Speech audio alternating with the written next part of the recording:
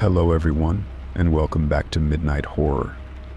I know many of you use these videos to fall asleep, so before you drift off, I'd love it if you could leave a comment letting me know where you're listening from around the world. Also, don't forget to like and subscribe if you're enjoying the episodes. Story 1. Renting the old, quaint house for the summer felt like stepping into a different world. Nestled in the countryside, it was everything I'd hoped for, a perfect escape from the chaos of city life. The house had charm, with its ivy-covered walls, creaky wooden floors, and the scent of blooming flowers drifting through the open windows.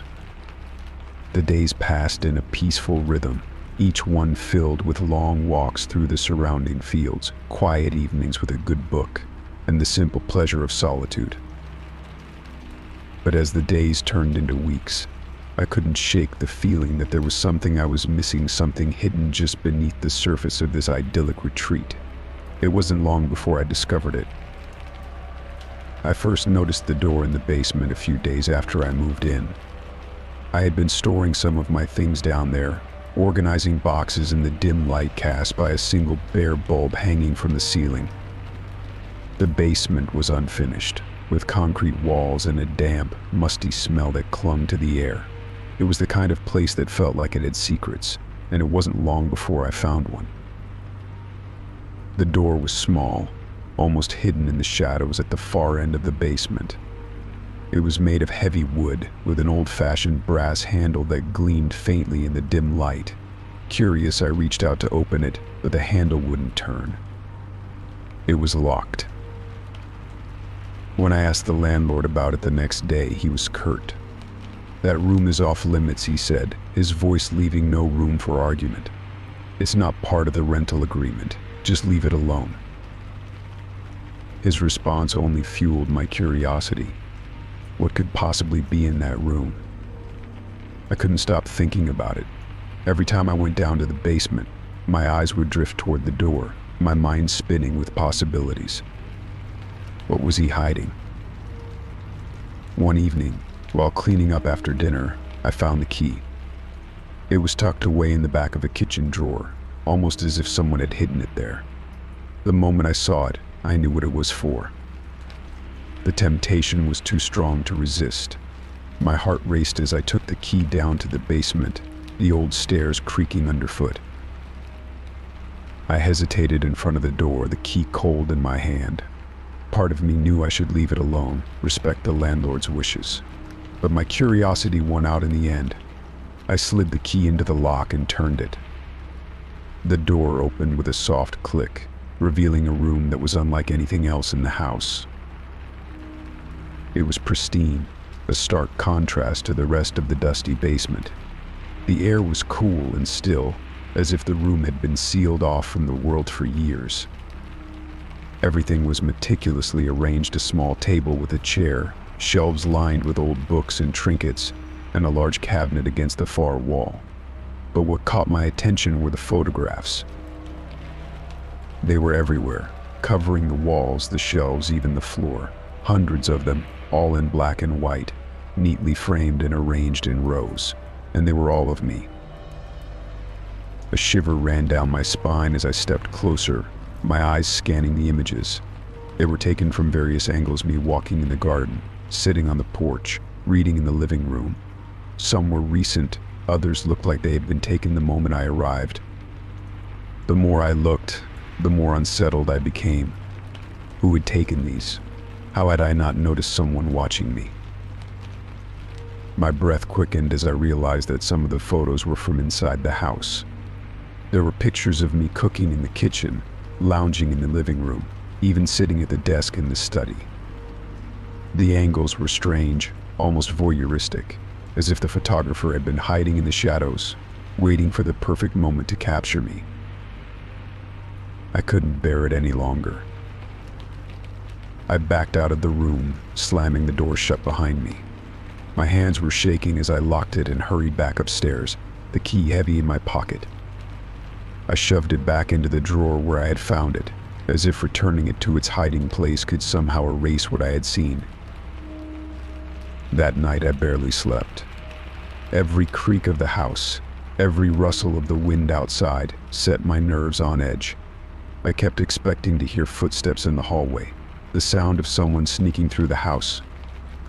But the night passed in silence, the house as still as ever. The next morning I tried to convince myself that it had all been a mistake, a misunderstanding. Perhaps the photos had been left by a previous tenant, someone who had an unusual hobby. Maybe the landlord didn't even know about them. But deep down I knew that wasn't true. When I finally worked up the courage to return to the basement, the door to the locked room was just as I had left it. I stood there for a long moment, my hand on the key, debating whether or not to go back inside. Part of me wanted to leave it alone, to pretend I had never found it, but I had to know. I opened the door, and my breath caught in my throat. The room was exactly the same, except for one horrifying detail. The photographs had been replaced. The new ones were in color, the images sharp and clear, and they were all of me, asleep in my bed. My heart pounded in my chest as I looked at the photos, each one taken from a different angle, as if someone had been standing right next to me while I slept. The sheets were the same, the position of my body identical to how I remembered lying the night before. The realization hit me like a cold wave. Someone had been in my room while I slept. I stumbled back, nearly tripping over the threshold as I fled the room. The key slipped from my fingers, clattering to the floor, but I didn't care. I bolted up the stairs, my mind racing with fear. I had to get out of there. Within the hour, I had packed my things and was in my car, speeding away from the house as fast as I could. I didn't tell the landlord why I was leaving early, didn't even bother to ask for a refund. All I knew was that I couldn't stay there another night. As I drove away, I glanced in the rearview mirror, half expecting to see someone standing in the window, watching me leave. But the house remained still and silent, its secrets hidden behind its quaint exterior. I never found out who took those photos or why they were there. But the memory of that room and the feeling of being watched stayed with me long after I left. I learned a valuable lesson that some doors are better left locked. Story 2. At work, everything was routine. I'd been with the company for a few years, settling into the predictable rhythm of my daily tasks. My desk, nestled in a quiet corner of the office, had become a second home, with photos of family and a few plants to liven up the space. I'd never had any reason to feel uneasy there until the notes started appearing. It was a Monday morning when I found the first one. I arrived at my desk, set my coffee down, and opened my drawer to grab a pen. Inside was a small folded piece of paper. My name was scrawled on the front in neat handwriting. At first I thought it was a harmless joke, maybe a leftover from a team building exercise I'd forgotten about. But as I unfolded the note, a chill ran down my spine. The message inside was brief but unsettling. I know what you did last summer. My mind raced. What could this mean? I hadn't done anything out of the ordinary the previous summer, no secrets, no scandals. Just a normal vacation with friends. I laughed it off, chalking it up to a prank by a coworker with a strange sense of humor. I crumpled up the note and tossed it in the trash, determined to forget about it. But the notes kept coming. Every few days I'd find a new one waiting for me. They appeared in my desk drawer, slipped between papers, or even tucked under my keyboard. Each note was more personal, containing details that no one else should know. My childhood fears, my anxieties, even things I had never spoken aloud to anyone.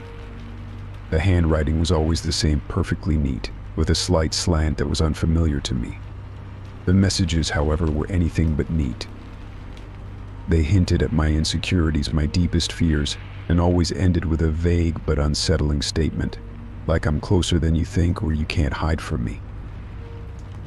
By the third note, I started to grow paranoid. I began looking around the office, trying to catch a glimpse of someone watching me or sneaking away from my desk. but nothing seemed out of the ordinary. Everyone went about their business as usual, oblivious to the turmoil churning inside me. I confided in a close friend at work, Sarah, hoping she might have some insight. She listened intently, her brow furrowed in concern. "Are you sure it's not just someone playing a prank on you?" she asked, trying to reassure me. But the look in her eyes told me she was just as unnerved as I was. "Maybe you should talk to HR," she suggested. So I did. I went to HR, feeling a bit foolish but needing to do something to regain control over the situation. The HR manager, a stern woman named Mrs. Dempsey, listened to my concerns with a stony expression. She assured me that they would look into it and asked if I had any idea who might be responsible. But I didn't. I had no enemies at work, no one who would go to such lengths to unnerve me. Days passed after my meeting with HR, and I heard nothing. No updates, no explanations. I began to feel like I was losing my grip on reality. Every time I opened my desk drawer, my heart would race, expecting another note. But for a while, there were none. Just as I started to convince myself that it was over, that maybe HR had quietly dealt with the issue, the notes returned. This time they were worse. The messages were no longer just cryptic, they were disturbing. One note simply read, "I know you're scared," and another, "You're not safe here." The last straw came one Friday afternoon. It had been a long week, and I was exhausted. As I sat at my desk trying to focus on finishing a report, I opened my drawer to grab a file and found another note. My breath caught in my throat as I read it. "I'm watching you right now." The words sent a jolt of fear through me. I felt a sudden, intense pressure on my chest, like a weight pressing down. My hands trembled as I clutched the note, my mind racing. The room felt suffocating, and the air was thick with tension. I felt it, a gaze on me, heavy and invasive. My heart pounded in my chest as I slowly turned around, expecting to find someone standing there, staring at me. But the office was empty. The cubicles were deserted, the usual hum of conversations and ringing phones replaced by an eerie silence. It was late in the afternoon, and most of my colleagues had already left for the weekend. The lights overhead flickered slightly, casting long shadows across the room. I stood up, my legs shaky, and walked around my desk, scanning every corner of the office. I checked behind partitions, peered into empty conference rooms, even looked out the windows, but there was no one. The feeling of being watched lingered, gnawing at me, but I couldn't find a single soul.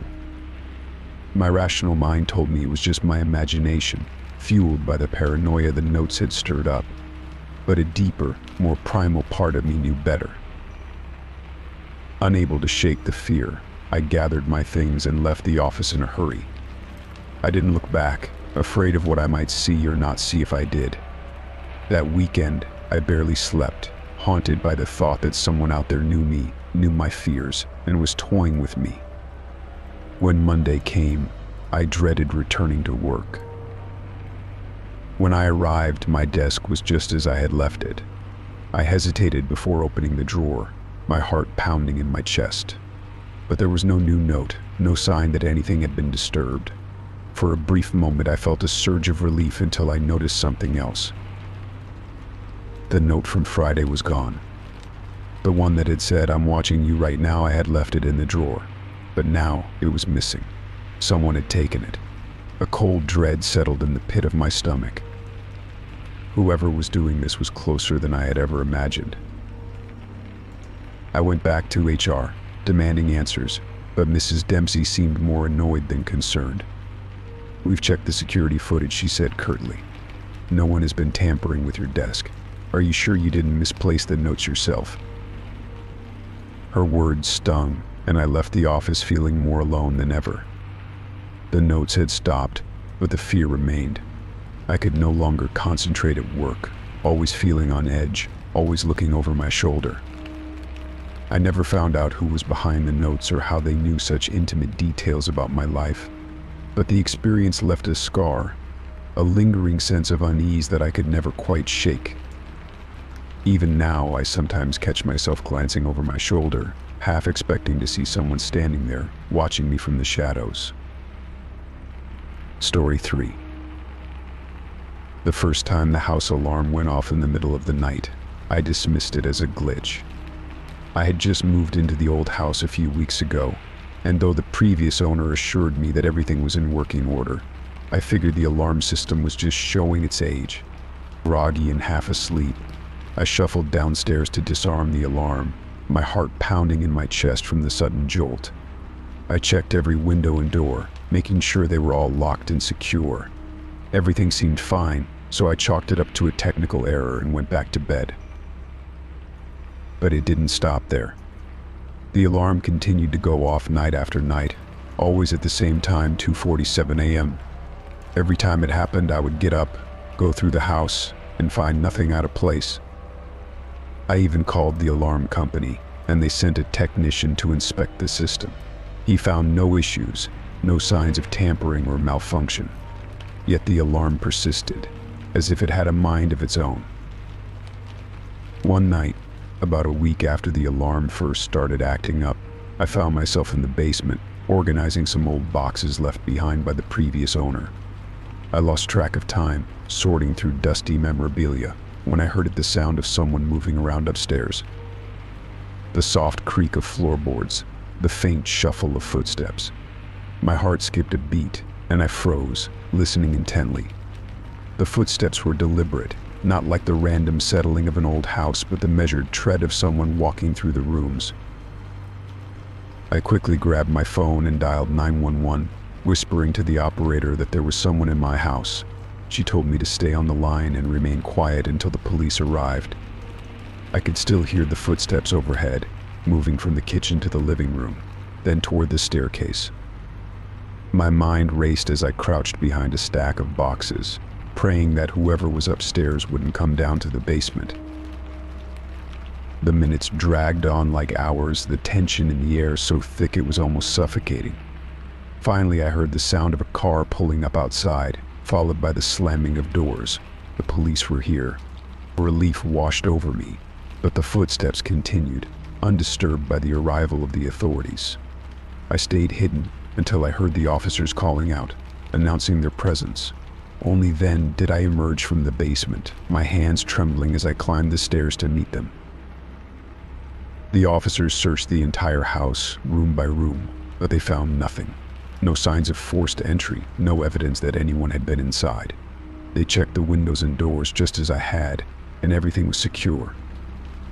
They even reviewed the security footage from the cameras I had installed around the house. But the footage showed nothing, no one entering or leaving, no shadowy figures creeping through the halls. It was as if the sounds I had heard were all in my head. But I knew they weren't. I had heard those footsteps, felt the presence of someone or something moving through my home. The officers tried to reassure me, suggesting that perhaps it was just the house settling, or maybe an animal outside that I had mistaken for an intruder. But I could see the doubt in their eyes. They thought I was overreacting, that maybe I was just spooked from living alone in an unfamiliar place. After the police left, I tried to shake off the unease, telling myself that maybe they were right. Maybe I was just hearing things. But deep down, I knew better. There was something wrong with the house, something I couldn't explain. The alarm kept going off, always at 2:47 a.m., and every time it did, I felt that same cold dread wash over me. A few nights later, I decided to stay up and watch the security footage in real time, determined to catch whatever was triggering the alarm. I sat in front of the monitor, the house dark and silent around me, the only light coming from the screen. 2:47 a.m. came and went, and for a moment I thought maybe the disturbances had stopped. But then, the alarm blared, shattering the silence. I quickly rewound the footage, my eyes scanning the screen for any sign of movement. There was nothing, no intruder, no animal, nothing that could have set off the alarm. But as I listened closely, I heard something that sent a chill down my spine. Faint, almost imperceptible, there were footsteps, muffled, distant, but unmistakably human. They were there, on the recording, Yet when I played it back for anyone else, they heard nothing. It was as if the sounds were meant for me alone. The days that followed were a blur of anxiety and sleepless nights. I became obsessed with the alarm and the footsteps, spending hours watching the footage, trying to catch even the smallest anomaly. But no matter how many times I watched, the result was always the same: nothing visible. Only those faint, ghostly footsteps echoing through the house. I started to avoid going to bed, dreading the moment when the alarm would go off again. I'd lie awake, listening, waiting for the footsteps to start. Sometimes, I thought I could hear whispers too, just on the edge of hearing, as if someone were trying to speak to me from the other side of the walls. But the words were always just out of reach, leaving me with nothing but a growing sense of unease. Eventually, I couldn't take it anymore. I packed a bag and left the house, staying with a friend while I tried to figure out what to do. I couldn't live like that, constantly on edge, feeling like I was being watched, haunted by something I couldn't see. I called in another technician, another round of police, but nothing helped. The alarm continued to malfunction, the footsteps continued to echo in the recordings, and I knew that whatever was in the house, it wasn't going to leave me alone. The final night I spent in that house, the alarm went off at 2:47 a.m. as usual. But this time, when I listened to the recording, the footsteps were louder, clearer, as if they were right beside me. And this time I heard something else, too, a low, guttural whisper, just one word, but it was enough to send me fleeing into the night. Leave. Story 4. It had been an ordinary night out with friends, dinner at our favorite restaurant followed by drinks at a local bar. The laughter, the stories, the easy camaraderie, all of it had made the evening one of those perfect nights that left you smiling long after it was over. But that happiness shattered the moment I reached for my wallet the next morning and found it missing. At first, I thought I had simply misplaced it. I retraced my steps, searching through my apartment, checking every pocket, every corner, every possible place it could have fallen. I even called the restaurant and the bar, hoping that someone had found it and turned it in. But it was nowhere to be found. As the day wore on, the sinking realization that my wallet was gone for good settled in. I had no choice but to report it stolen. I canceled my credit cards, filed a police report, and began the tedious process of replacing my ID and other important documents. The inconvenience was bad enough, but what truly bothered me was the thought of someone out there having access to my personal information, someone who could be using it for who knows what purpose. A few days later, as I was heading out for work, I noticed an envelope slipped under my front door. It was unmarked, no return address, just a plain white envelope with my name scrawled across the front in messy handwriting. Puzzled, I picked it up and opened it. Inside was my wallet. For a moment, relief washed over me until I opened it and saw that it had been emptied of all its contents.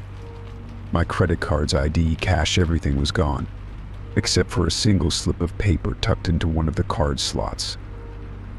I pulled it out, and my heart skipped a beat as I read the message written on it in large, bold letters: "I know where you live." A cold shiver ran down my spine, and my hand shook as I held the note. The words were simple but filled with a menacing certainty that made my blood run cold. Someone had gone through the trouble of stealing my wallet, removing all its contents, and then returning it to me with this chilling message. Whoever it was, they knew where I lived. They had been to my home, close enough to slip the envelope under my door without me noticing. Fear gripped me as I stared at the note, my mind racing with questions. Who had done this? Why would they return the wallet? What did they want? But no matter how hard I tried to piece it together, I couldn't make sense of it. All I knew was that I was no longer safe in my own home. The next few days were a blur of paranoia and anxiety. I couldn't shake the feeling that I was being watched, that someone was lurking in the shadows, waiting for the right moment to strike. Every creak of the floorboards, every rustle of leaves outside, made my heart pound. I barely slept, jumping at every little sound, convinced that someone was trying to break in.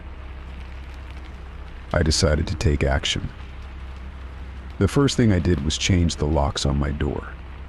The idea that someone might have a key to my apartment filled me with dread, so I had a locksmith come out immediately. I watched as he installed the new locks, double-checking to make sure everything was secure, but even that didn't fully ease my fears. Next, I moved some of my belongings to a friend's place. I didn't have the time or resources to relocate entirely, but I thought if I could make it look like I wasn't staying there full-time, it might deter whoever was watching me. I packed up some clothes, important documents, and anything of value, and spent a few nights crashing on my friend's couch. But the fear followed me. I couldn't escape the feeling that I was being watched, even when I was away from home. I also installed a security system with cameras, motion detectors, and alarms. The company assured me that my apartment was now one of the safest in the city, but I couldn't shake the feeling of unease. Every time I entered my apartment, I checked the footage from the cameras, hoping to catch a glimpse of whoever had left that note. But nothing ever showed up. It was as if the person had simply vanished, leaving me in a state of perpetual dread. The days turned into weeks, and gradually the intensity of my fear began to subside, though it never completely disappeared. I started to regain some sense of normalcy, though I remained hyper-vigilant. I avoided going out late at night, kept my curtains drawn, and checked the locks multiple times before going to bed. But the memory of that note haunted me, a constant reminder that someone out there had invaded my life in the most personal way possible. I became obsessed with trying to figure out who had done it. I went over every detail of that night out with friends, trying to remember if anyone had been acting strangely or if I had seen anyone following me. But nothing stood out. I even considered the possibility that it was some kind of sick joke, but the note didn't feel like a prank, it felt like a threat, one that I couldn't ignore. Months passed, and while the fear no longer consumed me, it had left its mark. I was more cautious, more aware of my surroundings, and less trusting of others. The feeling of being watched never completely left me, lurking in the back of my mind like a shadow. I knew I had to move on, but part of me would always be looking over my shoulder, wondering if that anonymous threat would ever come to pass. In the end, I never found out who took my wallet or why they returned it with that ominous note. The mystery remained unsolved, a lingering question with no answer. But the experience changed me. It made me realize how vulnerable we can be, how easily our sense of security can be shattered by a single, anonymous act. And it taught me to be more careful, to never take my safety for granted, because once you've been marked, the fear of what might happen next never truly goes away. Story 5.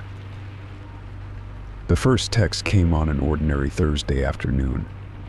I was sitting at my desk finishing up some emails when my phone buzzed. I glanced at the screen and saw a message from an unknown number. I almost ignored it, thinking it was another spam message, but something made me pause. I opened it, expecting the usual nonsense, but what I read made my skin crawl. "Nice blue shirt today. You look good in that color." I frowned, looking down at my blue shirt. It wasn't an unusual outfit choice, and it could have been a coincidence, but something about the message felt off. How did this person know what I was wearing?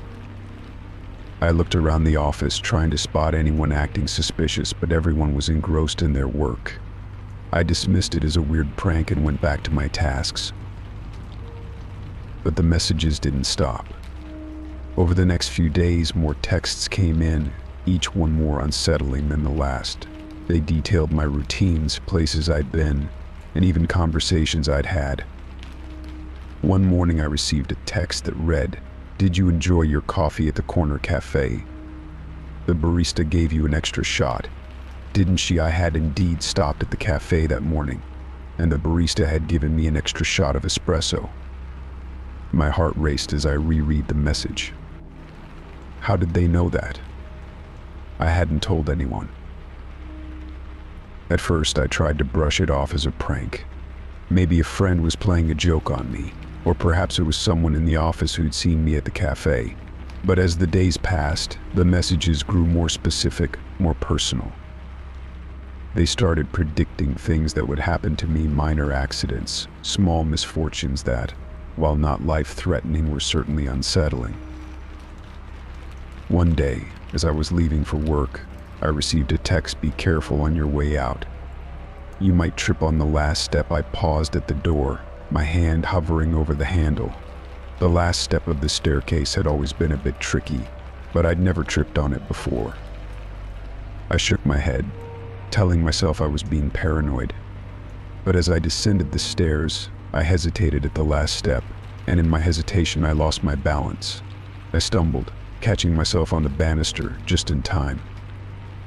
My heart pounded in my chest as I reached the bottom, the words of the text echoing in my mind.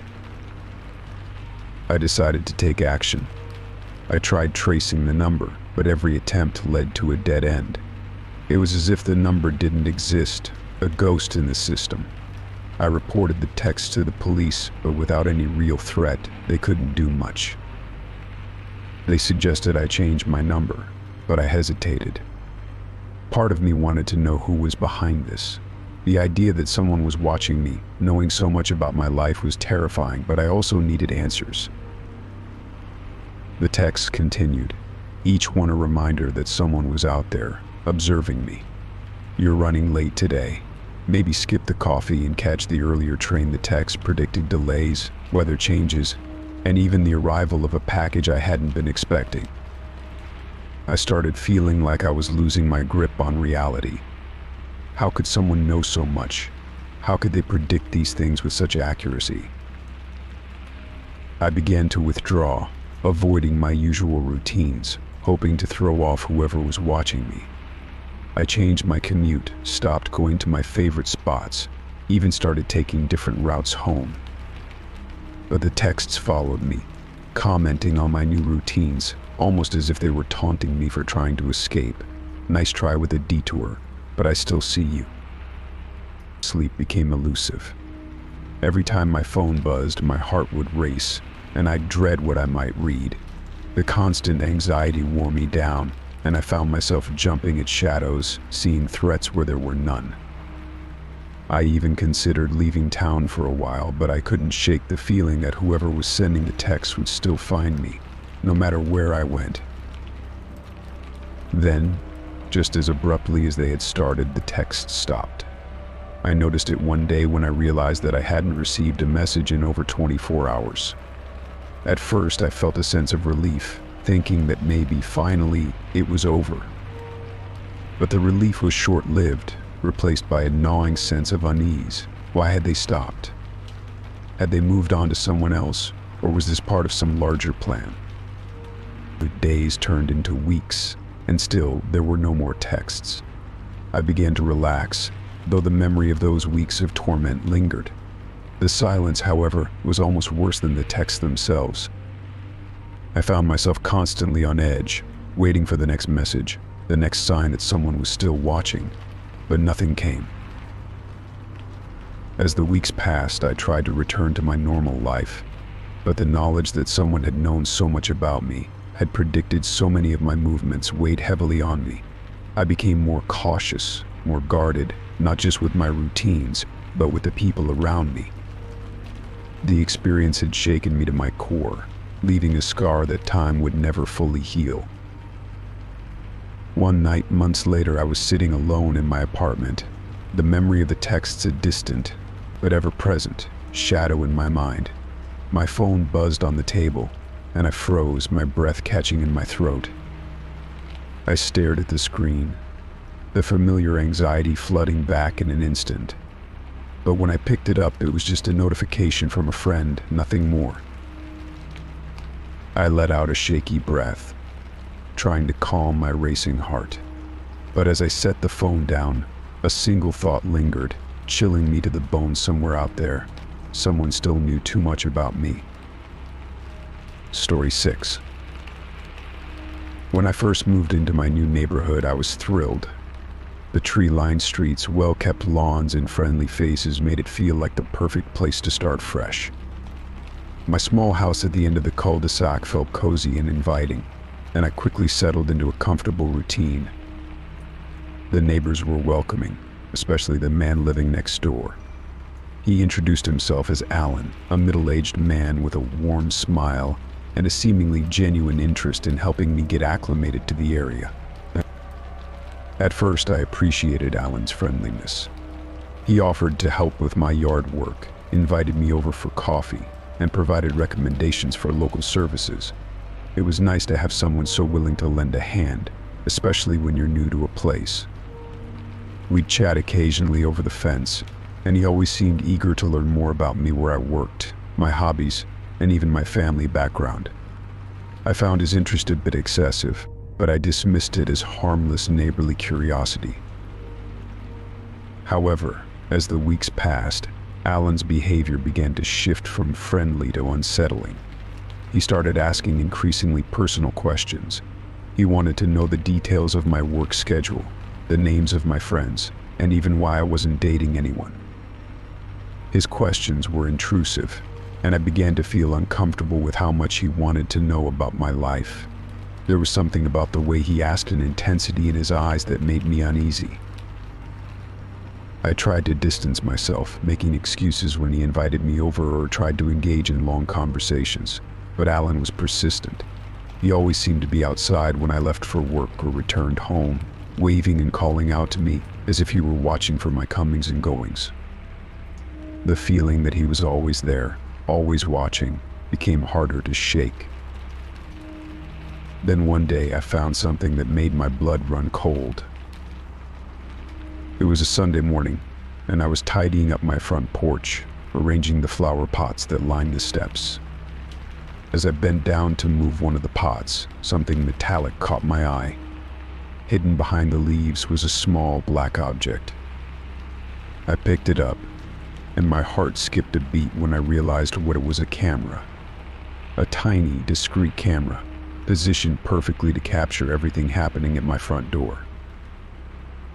My hands trembled as I held the camera, a sickening feeling of violation washing over me. Someone had been watching me, recording my every move as I entered and left my home. The sense of safety I had once felt in my own space was shattered in an instant.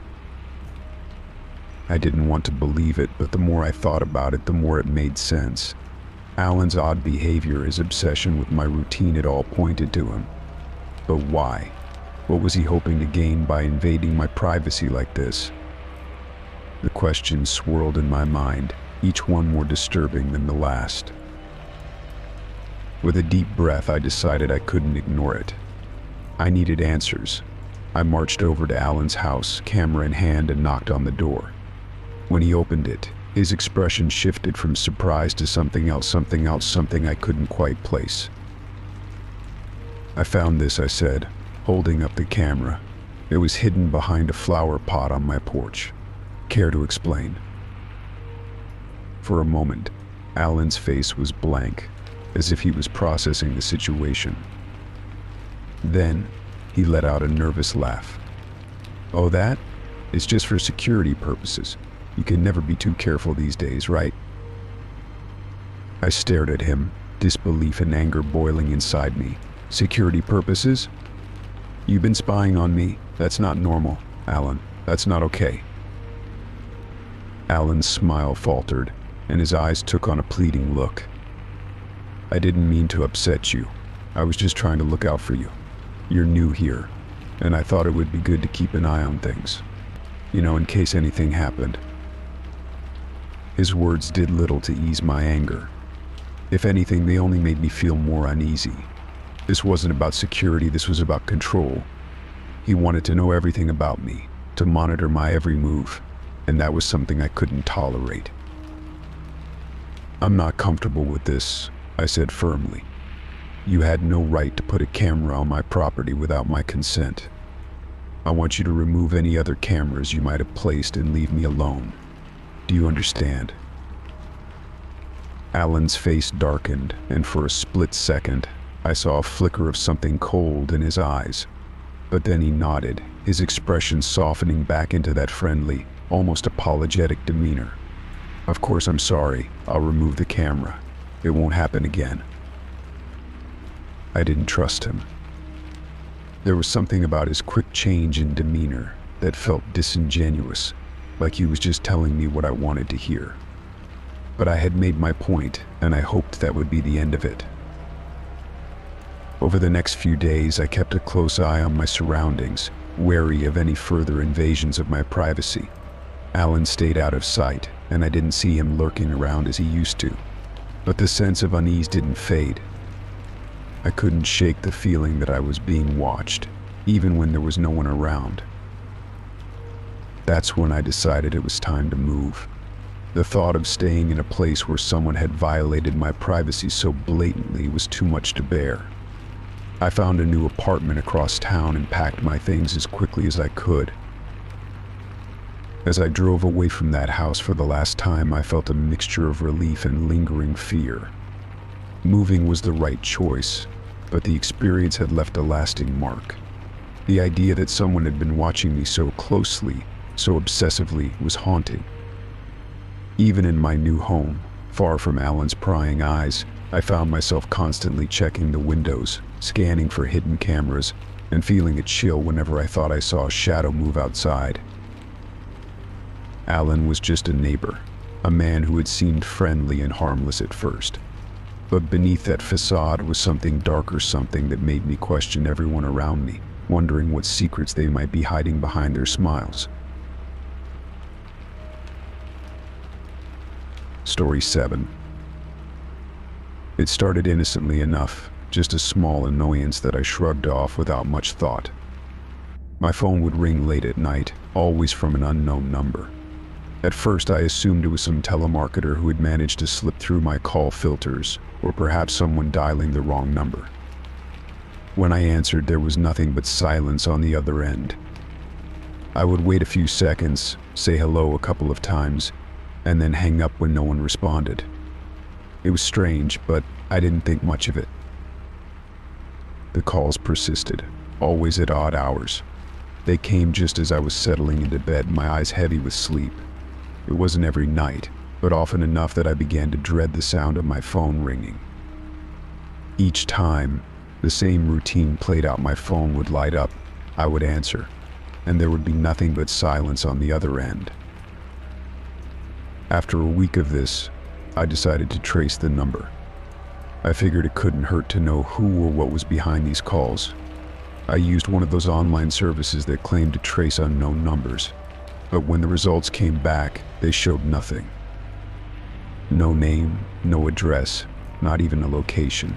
It was as if the number didn't exist. That should have been my first clue that something was wrong, but I dismissed it as just another glitch in the system. The next night, the calls continued, but something had changed. Instead of the usual silence, I started hearing strange noises like breathing or faint whispers just before the line went dead. The first time it happened, I felt a chill run down my spine. The breathing was slow, deliberate, like someone was listening closely, waiting for something. I pulled the phone away from my ear, staring at the screen as if it would somehow reveal the identity of the caller. But it was just the same unknown number. I couldn't shake the feeling that someone was watching me, even though I was alone in my apartment. I began to check the locks on my doors and windows every night, making sure they were secure. I even started keeping a small lamp on beside my bed, the soft glow comforting me in the darkness. But the calls continued, relentless and unsettling. A few days later, I told my friend Kate about what was happening. We were sitting in a coffee shop, the bustle of the city around us providing a stark contrast to the eerie silence of those late-night calls. "That's creepy," she said, her eyes wide. "Have you thought about changing your number?" "I have, but something's stopping me," I admitted. stirring my coffee absent-mindedly. It's like, I need to know who's behind these calls. It's getting under my skin. Kate gave me a concerned look. You should be careful. It might be some kind of prank, but it could also be something more serious. I nodded, but I wasn't sure what to do. I couldn't just ignore the calls, not when they were beginning to feel so personal. There was a growing unease in the pit of my stomach, a sense that something was very wrong. That night, I sat on the edge of my bed, my phone in hand, waiting. The clock ticked past midnight, and just as I was about to give up and go to sleep, it rang. My heart jumped in my chest as I saw the familiar unknown number flash on the screen. I hesitated for a moment before answering. "Hello," I said, my voice trembling slightly. For a few seconds, there was nothing, just the familiar silence. Then I heard it. The breathing. Slow, steady, and unnervingly close. It sent shivers down my spine, my body tensing as I strained to hear anything else. "Who is this?" I demanded, trying to keep my voice steady. "Why are you calling me?" The breathing continued, unchanging, as if my questions had no effect. I was about to hang up when I heard something else, a faint whisper, too quiet to make out. I pressed the phone closer to my ear, my heart pounding. "What did you say?" I whispered, fear and frustration mixing in my voice. There was a pause, and then the whisper came again, louder this time, clear enough for me to understand. It was my name. "Mika." The voice was low, almost a hiss, and it sounded so familiar, but I couldn't place it. My blood ran cold, and I dropped the phone as if it had burned me. The call ended abruptly, the screen going dark as the phone landed on the bed. I sat there, frozen in place, trying to process what had just happened. How did they know my name? I felt exposed, vulnerable, like someone had reached into my life and pulled out something deeply personal. I didn't sleep that night. Every creak of the floorboards, every rustle of the wind outside set my nerves on edge. I kept the lamp on, the light doing little to chase away the fear that had taken root in my mind. I tried to tell myself it was just a cruel prank, that someone was messing with me. But deep down, I knew there was more to it than that. The next day, I went to the police. I told them about the calls, the strange noises, and the voice that whispered my name. The officer I spoke to was polite but dismissive. He suggested that it was probably a prank or a glitch, and that I should block the number and change my phone number if it continued. But I couldn't shake the feeling that this was something more than a simple prank. I'd blocked the number as the officer suggested, but a part of me dreaded the silence that might follow. As unsettling as the calls were, the idea of not knowing who was behind them or why they were calling was somehow worse. That night, my phone didn't ring. I sat in bed, staring at the screen, half expecting it to light up with that unknown number, but it remained dark. I should have felt relieved, but instead I was on edge, as if waiting for something to happen. Just as I was starting to drift off to sleep, my phone buzzed with a text message. My heart skipped a beat as I reached for it, my fingers trembling. The message was from an unknown number, but this time, it wasn't the same one as before. The message was short, just 2 words: "Miss me." My breath caught in my throat as I stared at the screen. The message felt like a taunt, a reminder that whoever was behind the calls wasn't finished with me yet. I quickly blocked the number, but it did little to ease my fear. I spent the next few nights on high alert, jumping at every little sound, unable to relax. The calls had stopped, but the unease lingered, a constant presence in the back of my mind. I began to wonder if I would ever feel safe again. A week passed with no further contact. I started to think that maybe it was over, that whoever had been tormenting me had moved on. But the sense of dread never fully left. I kept my phone close, waiting for the next call or message, knowing that it could come at any time. And then, just as I was beginning to let my guard down, my phone rang again. I looked at the screen, my stomach twisting in knots. The number was unknown, but different from the previous ones. With a deep breath, I answered the call. There was silence on the other end, and for a moment I thought it was just another dead line. But then, I heard my name, whispered in that same familiar voice. Mika. I hung up immediately, my heart racing. Whoever it was, they weren't done with me yet. I knew then that this wasn't just a random prank. Someone was watching me, someone who knew my name, my habits, my life. And they weren't going to stop. The calls continued, each one more terrifying than the last. I stopped answering, but they kept coming, relentless and unnerving. The whispers became more frequent, the breathing more labored, as if whoever was on the other end was getting closer and closer. I changed my number, but it didn't help. The calls still found me, no matter what I did. I couldn't escape the feeling that I was being hunted, that someone was out there, watching and waiting. I don't know who they are or what they want, but I know one thing for sure: they're not going to stop. Not until they get what they're after. And that's the most terrifying part of all. Story 8. It started on a rainy Tuesday afternoon. I had just gotten home from work, soaked from the downpour, when I noticed a package sitting on my doorstep. There was no return address, no tracking information, just my name scrawled in a hurried, almost illegible script. Puzzled, I brought it inside and placed it on the kitchen table. The cardboard was damp from the rain, and I hesitated for a moment before deciding to open it. Inside, nestled among crumpled newspaper, was a doll. It was unlike any doll I had seen before. Its eyes were wide and unblinking, with a fixed, eerie smile that sent a shiver down my spine. The clothes it wore were old-fashioned, a frilly dress that seemed out of place in time. The entire thing gave off an unsettling vibe, but what caught my attention most was the note that accompanied it. "I've been waiting for you." Those 5 words, written in the same hurried script as my name on the box, made my stomach churn. The message was simple but deeply unnerving.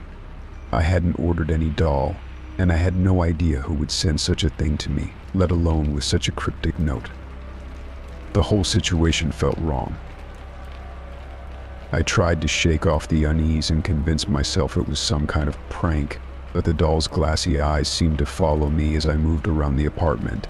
Unable to bear its presence any longer, I decided to throw it away. I wrapped it in the box it came in and walked it down to the dumpster behind my building. The rain had stopped, but the clouds still hung low, making the alley feel dark and foreboding. I returned to my apartment, relieved to be rid of the doll. But that night, as I was getting ready for bed, I noticed something out of place. There, sitting on my dresser, was the doll. My heart skipped a beat. I was certain I had thrown it away. Panic gripped me as I approached it cautiously, as if it might suddenly move.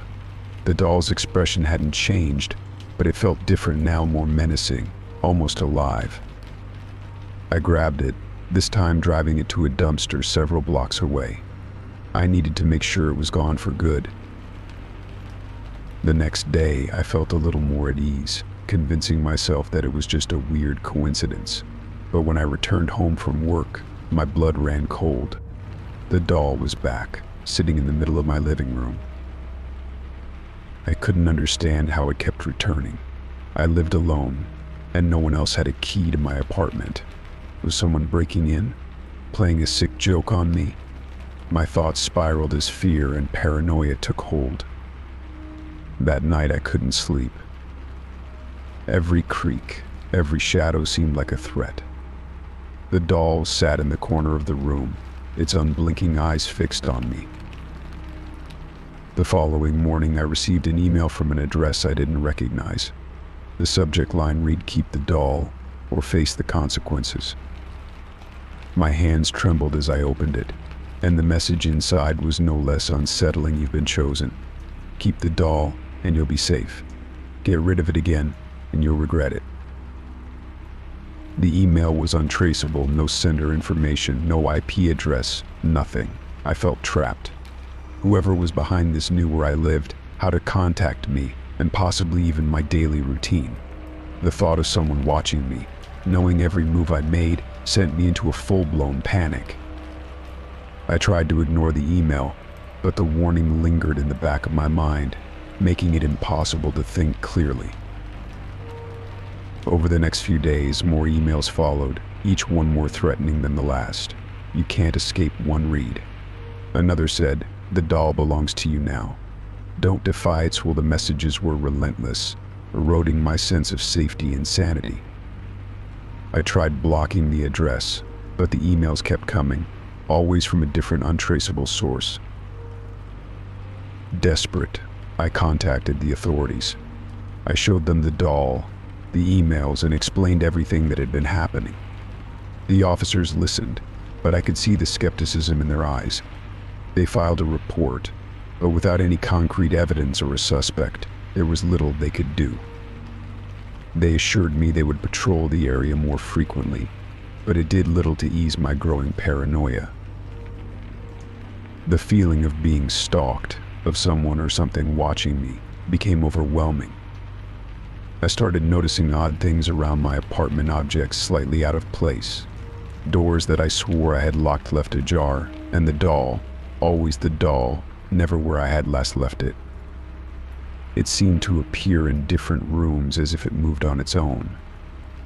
Sleep became a distant memory. I was constantly on edge, jumping at every sound, every unexpected movement. The doll's presence was oppressive, its eyes following me no matter where I went. The emails had stopped, but their message was clear: the doll was mine, and there was nothing I could do about it.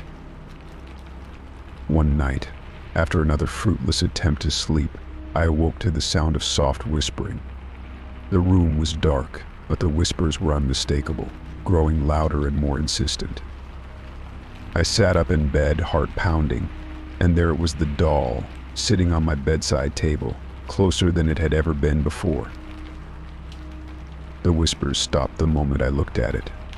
In the silence that followed, I realized that I couldn't live like this anymore. Whether it was a curse, a prank, or my own mind playing tricks on me, I had to get rid of the doll for good. I couldn't let it control my life any longer. The next morning, I packed a bag and left my apartment, driving out of town to a remote area. I brought the doll with me, making sure it was securely wrapped and hidden in the trunk. I found an old, abandoned quarry, far from any roads or homes, and buried the doll deep within the earth, covering it with heavy rocks and debris. I hoped that by leaving it in such an isolated place, I could finally break free of whatever hold it had over me. I returned home feeling a mix of relief and fear. The doll was gone, but the memories lingered. For weeks, I couldn't shake the sensation that I was being watched, that at any moment, I might find the doll waiting for me again. But as time passed, the feeling slowly began to fade. Eventually, I moved to a new apartment, hoping to leave the whole experience behind. But every now and then, I still catch myself glancing over my shoulder, expecting to see those unblinking eyes staring back at me. Story 9. It all started with the lock on my apartment's front door. For months it had been working fine, a simple twist of the key securing my home. But then, almost imperceptibly at first, it began to malfunction. I'd come home to find the door ajar, despite my clear memory of locking it before I left. At first I thought it might just be a fluke, perhaps a misalignment or a minor glitch. However, as days passed, the problem became more pronounced. The door would randomly unlock itself, leaving me with an unsettling feeling each time I walked into my apartment. Determined to solve the issue, I decided to replace the lock. I purchased a new, high-quality deadbolt from a reputable store, convinced that this would put an end to my troubles. Installing the new lock was straightforward, and I felt a sense of accomplishment once it was in place. The lock clicked smoothly and securely, and I was confident that my apartment was once again safe. But as the days went by, the problem persisted. The new lock seemed to work fine at first, but soon enough, I began noticing the same issue. The door would be open when I returned home, despite my best efforts to ensure it was properly secured. I tried to reassure myself that it was just a coincidence or perhaps my own paranoia, but the nagging feeling that something was wrong grew stronger. One night, as I slept soundly, I was jolted awake by a strange noise. My mind raced, trying to place the sound that had disturbed my sleep. It was a low, repetitive creaking like a door moving on its hinges. My heart began to pound as I sat up in bed, listening intently. The sound was faint but unmistakable. I got up cautiously and walked toward the living room. When I reached the hallway, my breath caught in my throat. The front door was wide open, the darkness of the corridor outside starkly contrasting with the dim light of my apartment. I could hardly believe what I was seeing. I rushed over to close the door, my hands shaking as I locked it securely. Panic surged through me as I took in the scene before me. The living room was a mess. Cushions were thrown off the couch, books were scattered across the floor, and drawers had been pulled open, their contents strewn about. It was as if someone had been rifling through my belongings, searching for something. My pulse raced as I scanned the apartment for any sign of an intruder. Everything else seemed to be in place, but the disarray was unsettling. I spent the rest of the night on edge, jumping at every creak and groan of the building. In the morning, I decided to talk to my neighbors, hoping someone might have seen something unusual. I went door to door, describing the situation and asking if they had noticed anything out of the ordinary. Most of them looked at me with concern but shook their heads, indicating that they hadn't seen or heard anything unusual.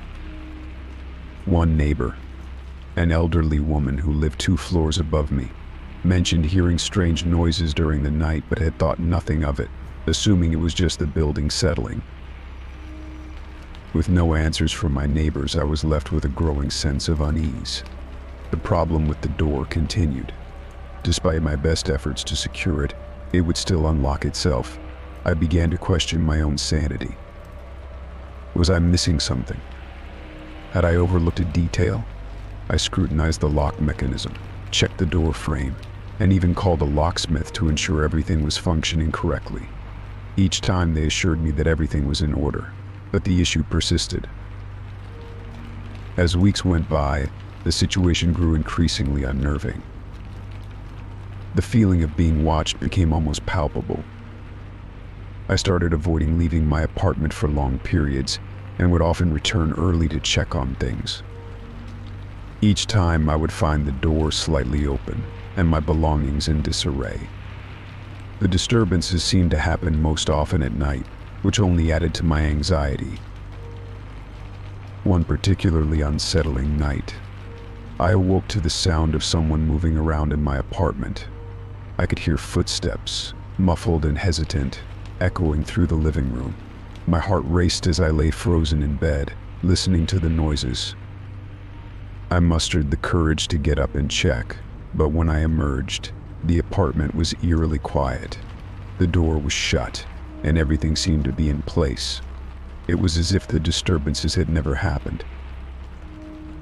I began to feel a growing sense of paranoia.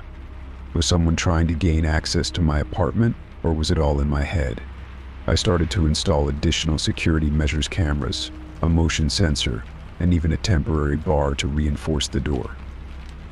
Despite these precautions, the problem remained. The door would still unlock itself, and my belongings would still be scattered, though nothing was ever stolen. In the end, I decided to move out, unable to bear the constant anxiety and the creeping sense that someone or something was trying to invade my space. My new apartment, with its solid locks and quiet corridors, felt like a sanctuary. The sense of security returned, but I couldn't shake the memory of those unsettling nights. The door, which had once been a simple barrier, had become a symbol of something far more sinister. And though I tried to put it behind me, the echoes of those disturbed nights lingered in the back of my mind, a haunting reminder of the fear that had taken root in my old apartment. Story 10. It started with the little things. I didn't think much of it at first. Who does? It's easy to misplace a set of keys or the remote control. Everyone has those moments of forgetfulness, right? You put something down, get distracted, and then spend half an hour retracing your steps, trying to remember where you left it. But then it kept happening. One evening, I came home from work, tossed my keys onto the kitchen counter, and went about my usual routine, changing out of my work clothes, checking the mail, and settling in to watch some TV. But when I went to grab the remote, it wasn't on the coffee table where I always left it. I checked the couch cushions, the floor, even the kitchen counter where I had just been. It was gone. Frustrated, I searched the entire living room, growing more agitated by the minute. I could have sworn I left the remote right there, in its usual spot, but after nearly an hour of looking, I gave up. The next morning, there it was, sitting neatly on the coffee table, exactly where I'd been sure it wasn't the night before. A sense of unease settled in my chest, but I pushed it aside. I had probably just overlooked it, too tired to notice in the dim light. But that explanation didn't sit right with me. Still, I forced myself to move on. Then it happened again. And again. My keys, the remote, a pair of reading glasses, a book when been in the middle of all of them disappeared, only to reappear later in the most obvious of places, right where I'd already searched. It was maddening. Every time, I felt a little more like I was losing my mind. I started questioning my own memory, wondering if I was really as forgetful as it seemed. But the part that gnawed at me most was the growing feeling that this wasn't just forgetfulness. It was deliberate. It felt as though something was moving my things on purpose, playing with me. The thought made my skin crawl, but I tried to shake it off. What else could it be? I lived alone, after all. Then one day I reached into a kitchen drawer for a pen and found something else instead. A folded piece of paper tucked neatly beneath the silverware tray. My heart skipped a beat as I unfolded it, dreading what I might find. The note was handwritten, in a neat, almost elegant script you'll never find what you're looking for. I stared at the words, my mind reeling. My breath caught in my throat, and a cold sweat broke out on my forehead. This wasn't some prank. This was real. Someone had been in my house. Someone had written this and left it for me to find. The implications hit me all at once. I wasn't just misplacing things. Someone had been moving them, watching me search, and leaving this note to taunt me.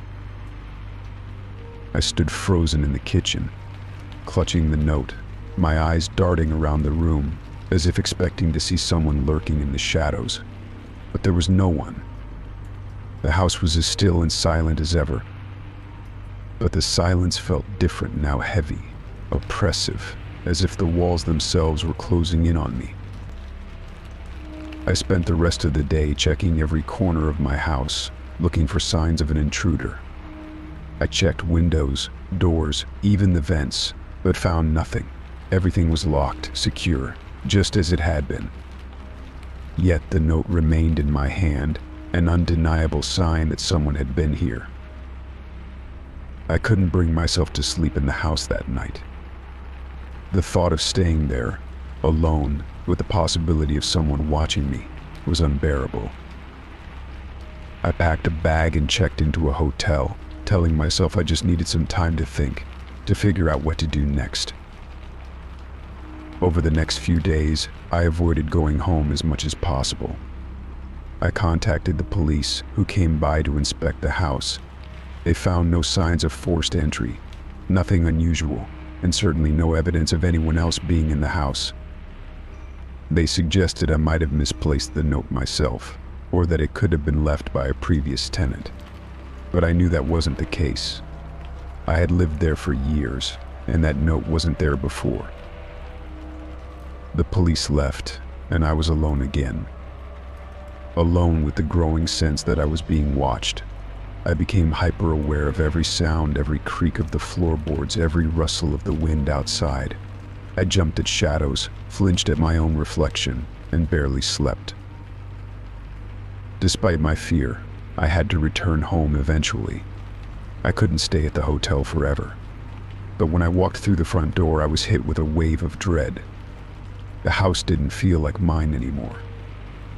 It felt like a stranger's, like it belonged to someone or something else. I tried to go back to my normal routine, but nothing felt normal. I couldn't shake the feeling of being watched, the sense that my every move was being observed. The missing items continued to vanish and reappear, always in places I was sure I hadn't left them. It was driving me to the brink of madness. Then one evening, after yet another fruitless search for my missing keys, I found another note. This one was in the same drawer, folded neatly like the first. My hands trembled as I opened it, my heart pounding in my chest. "Stop looking." I dropped the note as if it had burned me, my pulse racing. The message was clear. Whoever or whatever was doing this didn't want me to figure it out. I didn't know what would happen if I did, but I was certain I didn't want to find out. I packed my bags that night. I left the house, unable to live in this suffocating atmosphere any longer. As I drove away, I glanced in the rearview mirror and thought I saw a shadow moving in one of the upstairs windows. But I didn't stop. I didn't look back. I don't know what was in that house, and I don't want to know. I've moved far away, started fresh, and I've done my best to forget what happened. But sometimes late at night, when the house is quiet, I still feel like I'm being watched. And I can't help but wonder if whatever was in that house followed me, waiting for the right moment to strike again. Story 11. The crisp morning air invigorated me as I set out on my usual jogging route, the rhythmic pounding of my feet on the pavement a comforting routine. It was a beautiful morning, the kind that promised a day full of possibility. The neighborhood was just beginning to stir, with a few early risers tending to their gardens or walking their dogs. I was lost in the simplicity of the moment when I first noticed him. He was a man in a hooded jacket, standing at the edge of the park. At first, I dismissed him as just another passerby, but there was something unsettling about the way he stood there, unmoving and silent. His hood was pulled low over his face, casting his features in shadow. I couldn't shake the feeling that he was watching me, but when I glanced back, he simply remained still, his gaze hidden. The next day, the same man appeared again, this time standing near the corner of my usual route. His presence was more pronounced this time, his form stark against the early morning light. He was in the same hooded jacket, and though I couldn't see his face, I could feel his eyes on me. I quickened my pace, trying to push the uneasy feeling away. Maybe it was just my imagination, or perhaps a coincidence. But the pattern was unmistakable each day. He appeared in a different spot along my route, always at the periphery of my vision, always watching. I began to feel a creeping sense of paranoia. Was he following me? Or was I simply becoming overly sensitive to his presence? The fact that he never approached or said anything only added to the eerie feeling. He was like a shadow, always there but never quite engaging. The more I tried to ignore him, the more his presence seemed to loom over my runs. One morning, as I pushed through my routine, I saw him again, but this time he was in my neighborhood. I had ventured miles from my usual jogging route, taking a different path through unfamiliar streets, hoping to shake off the feeling of being followed. And yet there he was, standing on the sidewalk just ahead of me, his hood pulled low and his posture as unnerving as ever. Panic surged through me. My heart raced as I considered the implications. How had he found me here? Did he follow me? Or was it all just an unsettling coincidence? My mind raced through possibilities, but none of them offered any comfort. I reached for my phone, dialing the police as I continued jogging, trying to maintain a steady pace despite the growing anxiety. When I reported the man, I described him as best as I could: a man in a hooded jacket, standing still and watching from a distance. The dispatcher assured me that they would send someone to check the area. I finished my run with a sense of dread, my thoughts consumed by the encounter. When the police arrived, they questioned me further and took down my description, but their search turned up nothing. They couldn't find anyone fitting the description, and the feeling of being followed seemed to dissolve into the morning mist. Relieved but unsettled, I decided to change my jogging route, hoping to escape the shadow that had begun to haunt my mornings. I found a new path through a different park, surrounded by trees and less frequented by others. For a while, I felt a sense of reprieve. The man didn't appear, and I began to relax, thinking that perhaps the change had been effective. But the feeling of unease never left me. The constant awareness that someone might be watching me, the paranoia that had seeped into my routines, persisted. Every rustle of the trees, every distant figure that moved just out of my sight, made me jump.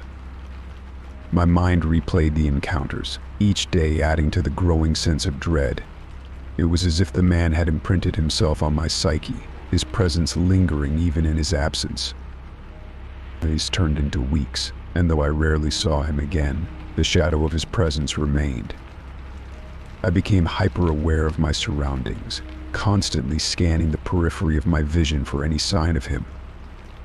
It was exhausting, this constant state of alertness, and it began to affect other areas of my life. I found myself avoiding places where I might be alone, always on the lookout for the hooded figure that had come to symbolize my fear.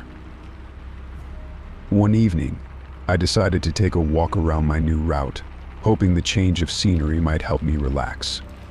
As I rounded a corner, I saw a familiar figure in the distance. My heart sank as I recognized the hooded jacket. My pace quickened, my breath coming in shallow gasps. I couldn't tell if it was the same man, but the sight was enough to send me into a spiral of anxiety. I went home and debated whether or not to report it again. Part of me felt it was pointless after all. The police had already told me they couldn't find anyone fitting the description. But the fear that had taken root in my mind was too strong to ignore. I decided to call them once more, hoping that this time they might take my concerns more seriously. The police came again, but the man was gone by the time they arrived. They reassured me that they would keep an eye out, but offered no concrete answers or solutions. As I watched them drive away, I felt a deep sense of frustration and helplessness. The hooded man had become more than just an unsettling figure. He had become a symbol of my own vulnerability, a reminder of how powerless I felt in the face of my fears. I continued my new jogging route, but the feeling of being followed remained an unwelcome companion. I tried to push through the anxiety, to reclaim my mornings and my sense of safety, but the shadow of that man lingered in the back of my mind. Despite the changes, the unease never completely faded. Each step I took was a reminder of the silent observer who had once haunted my runs and the lingering impact he had left on my life. Story 12. I woke up to an unsettling sight. My front door was slightly ajar. The morning light filtered through the gap, casting long shadows across the hallway.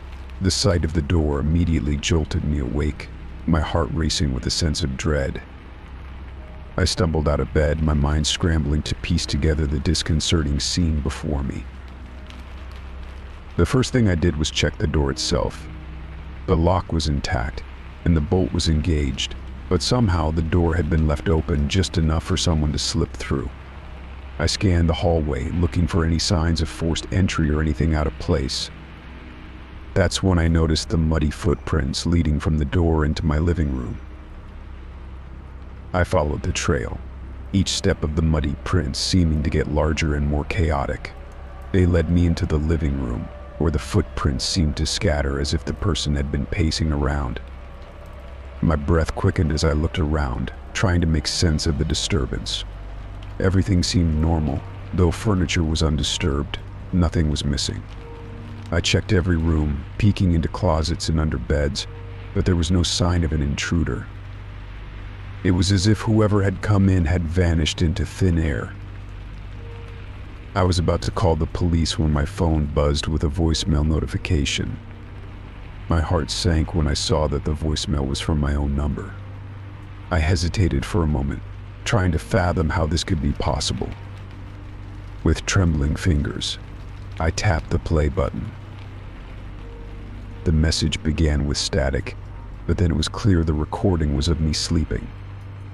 I could hear the rhythmic sound of my breathing, the occasional rustle of the bedsheets, and even the faint, almost imperceptible sounds of my muffled snores. The realization hit me like a physical blow. Someone had been in my home recording me while I slept.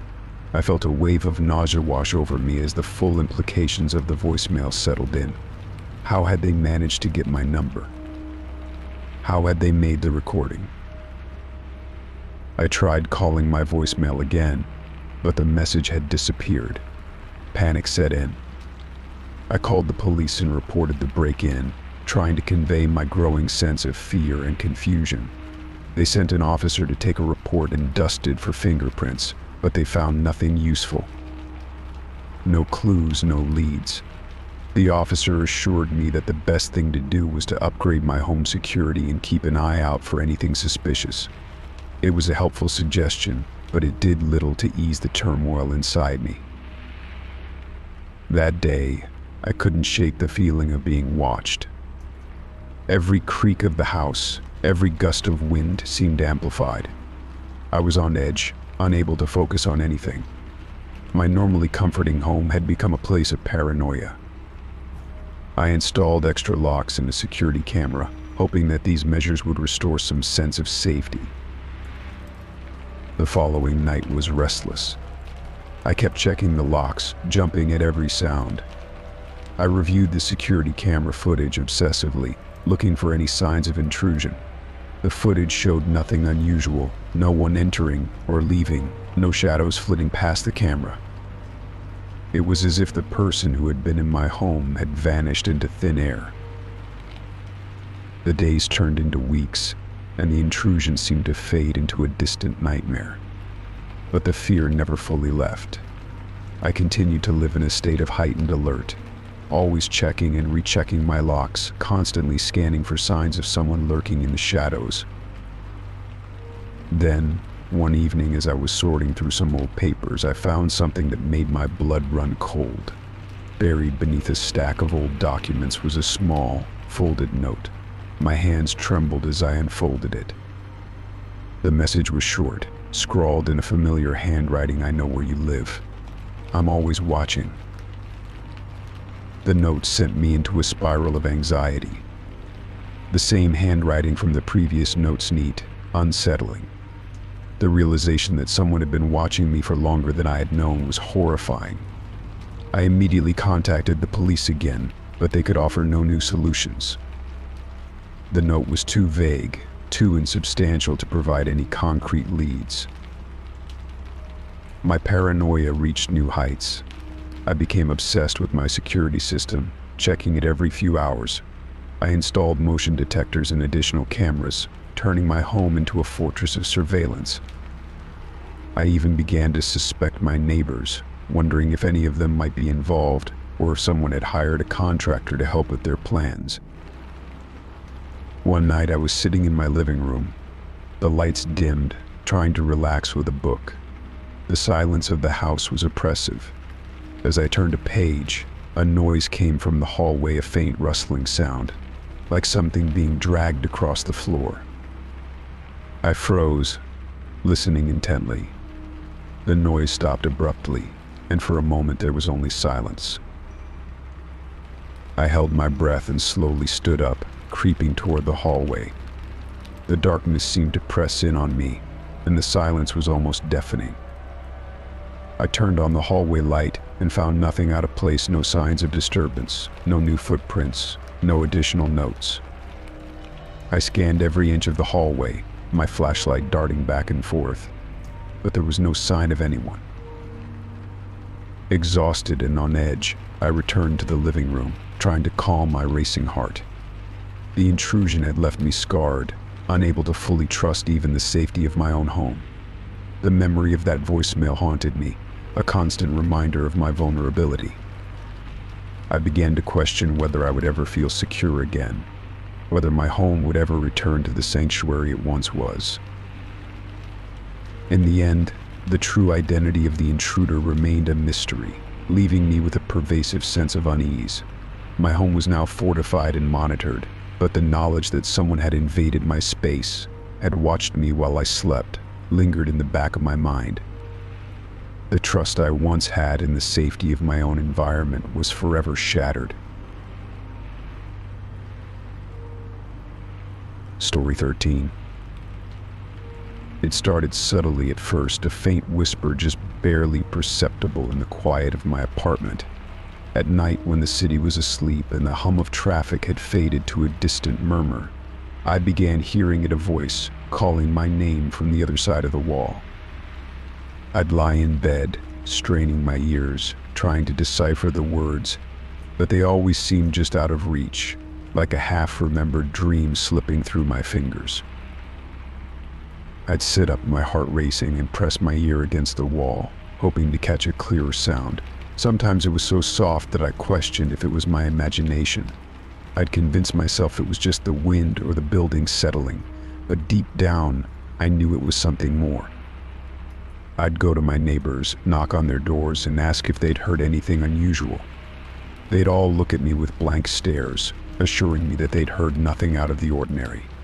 They seemed unfazed, as though the walls were thick enough to keep out all but the loudest of sounds. The voice continued to grow more insistent, more desperate. It started as a soft murmur, but soon became a repetitive, pleading call.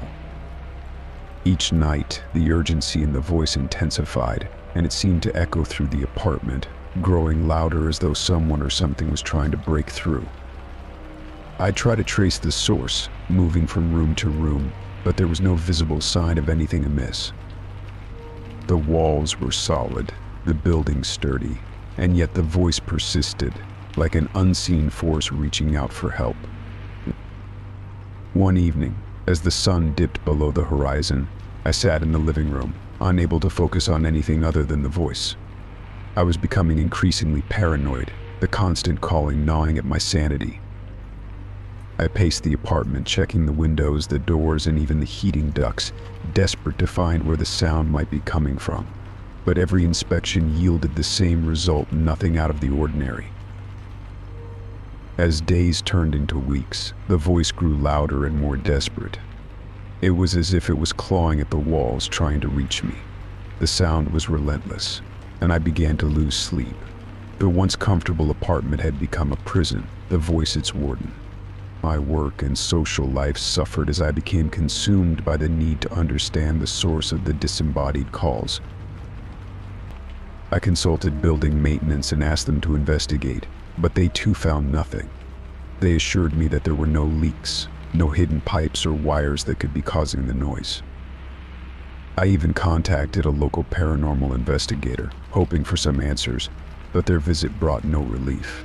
They performed a brief inspection and found nothing unusual, dismissing my concerns as the result of stress or imagination. One night, as I sat in the darkness of my living room, the voice reached a crescendo of desperation. It was as though the caller was right next to me, screaming for help through the walls. The intensity was overwhelming, and I felt my sanity fraying at the edges. I had no choice but to confront it directly. I grabbed a flashlight and a hammer and began to tap at the wall, hoping to find a hidden space or a conduit that might explain the source of the sound. The voice, however, seemed to respond to my efforts.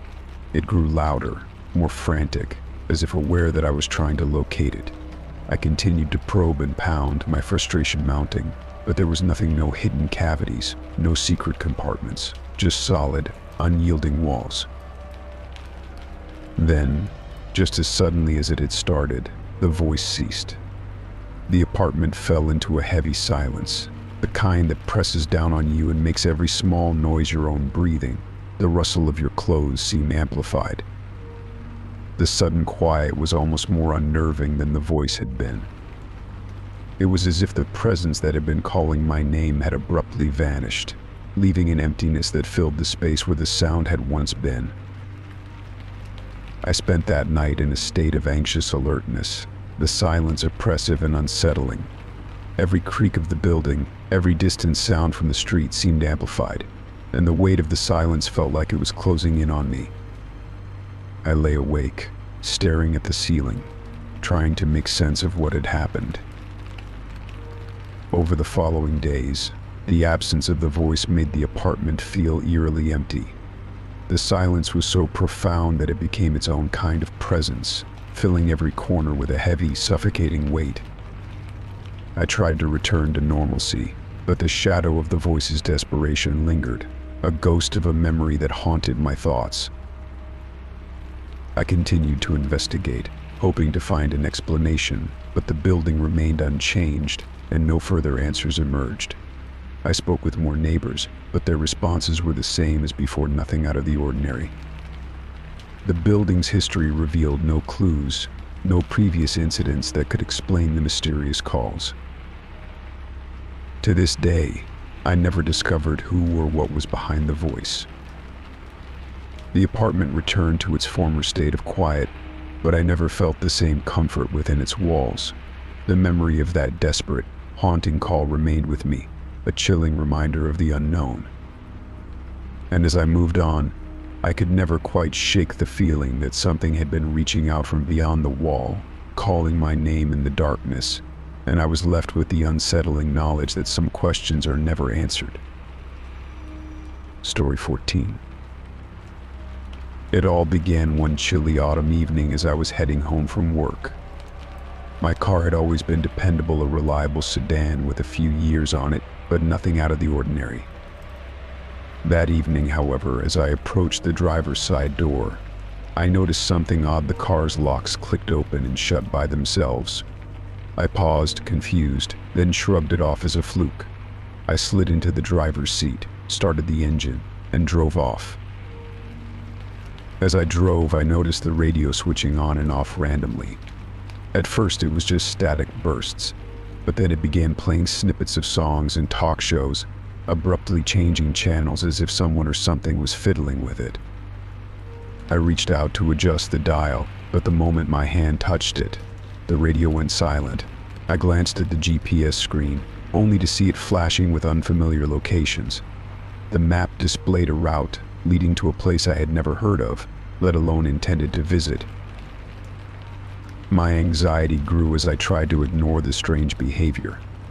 When I got home, I was relieved to park and shut off the engine. However, as I prepared to leave for work the next day, the car greeted me with more of the same oddities.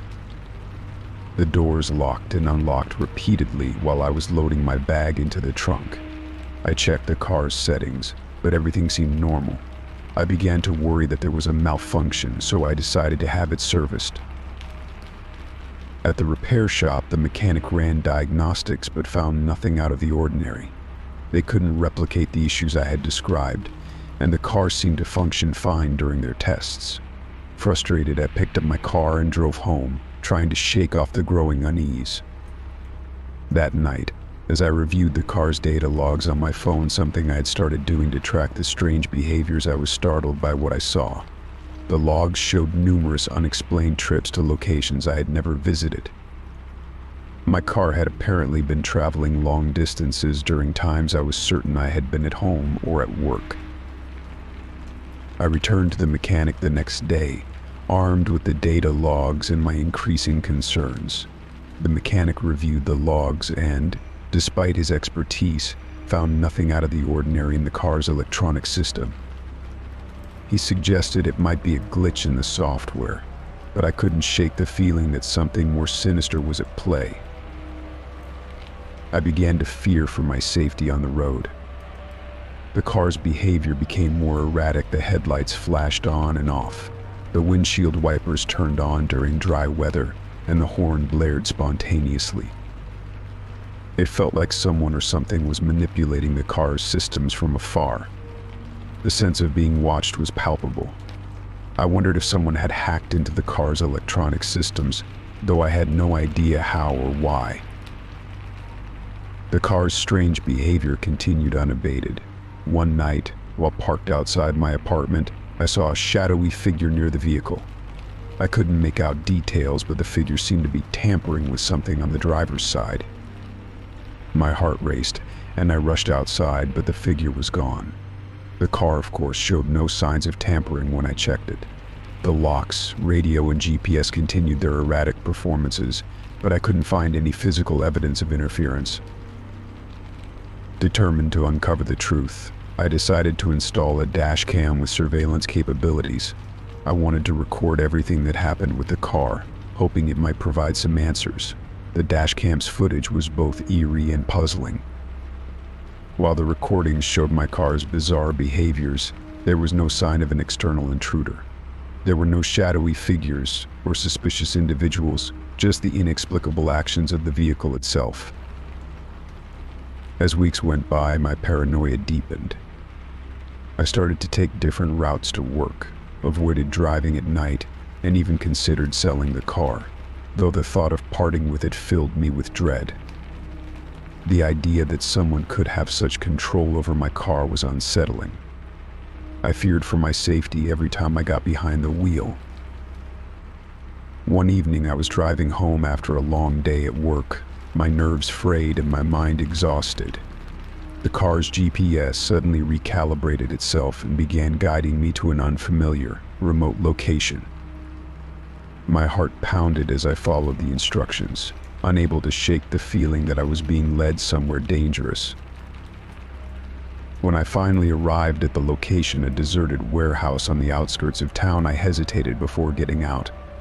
The place was eerily silent, its dark, foreboding structure illuminated only by the dim glow of streetlights.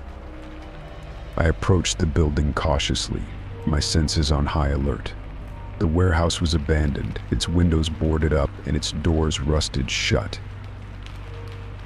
Just as I was about to turn back, I heard a faint noise behind me, a sound like a door creaking open. I spun around, but there was nothing there.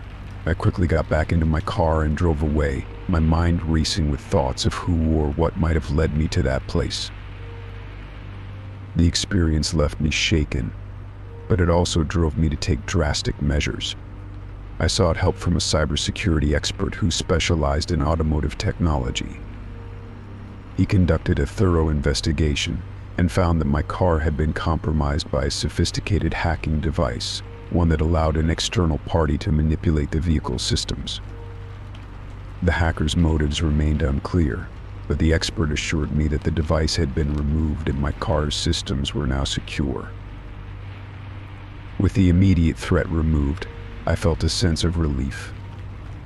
I still didn't fully understand why I had been targeted or who had done it, but the knowledge that my car was no longer being tampered with eased my fears. I continued to drive with caution, always wary of any strange behavior, but the experience had taught me to be more vigilant about my personal safety and the security of my possessions. In the end, the mystery of the phantom car remained unsolved, but I had learned an important lesson. Sometimes the greatest dangers come from the places we least expect, and vigilance is the key to staying one step ahead. Story 15.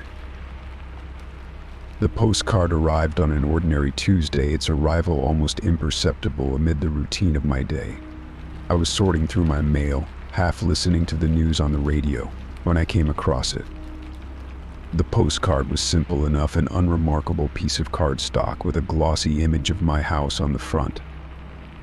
The image was taken from a distance, capturing the front facade and the neatly trimmed lawn, but what struck me was the message scrawled on the back in an uneven, almost shaky handwriting.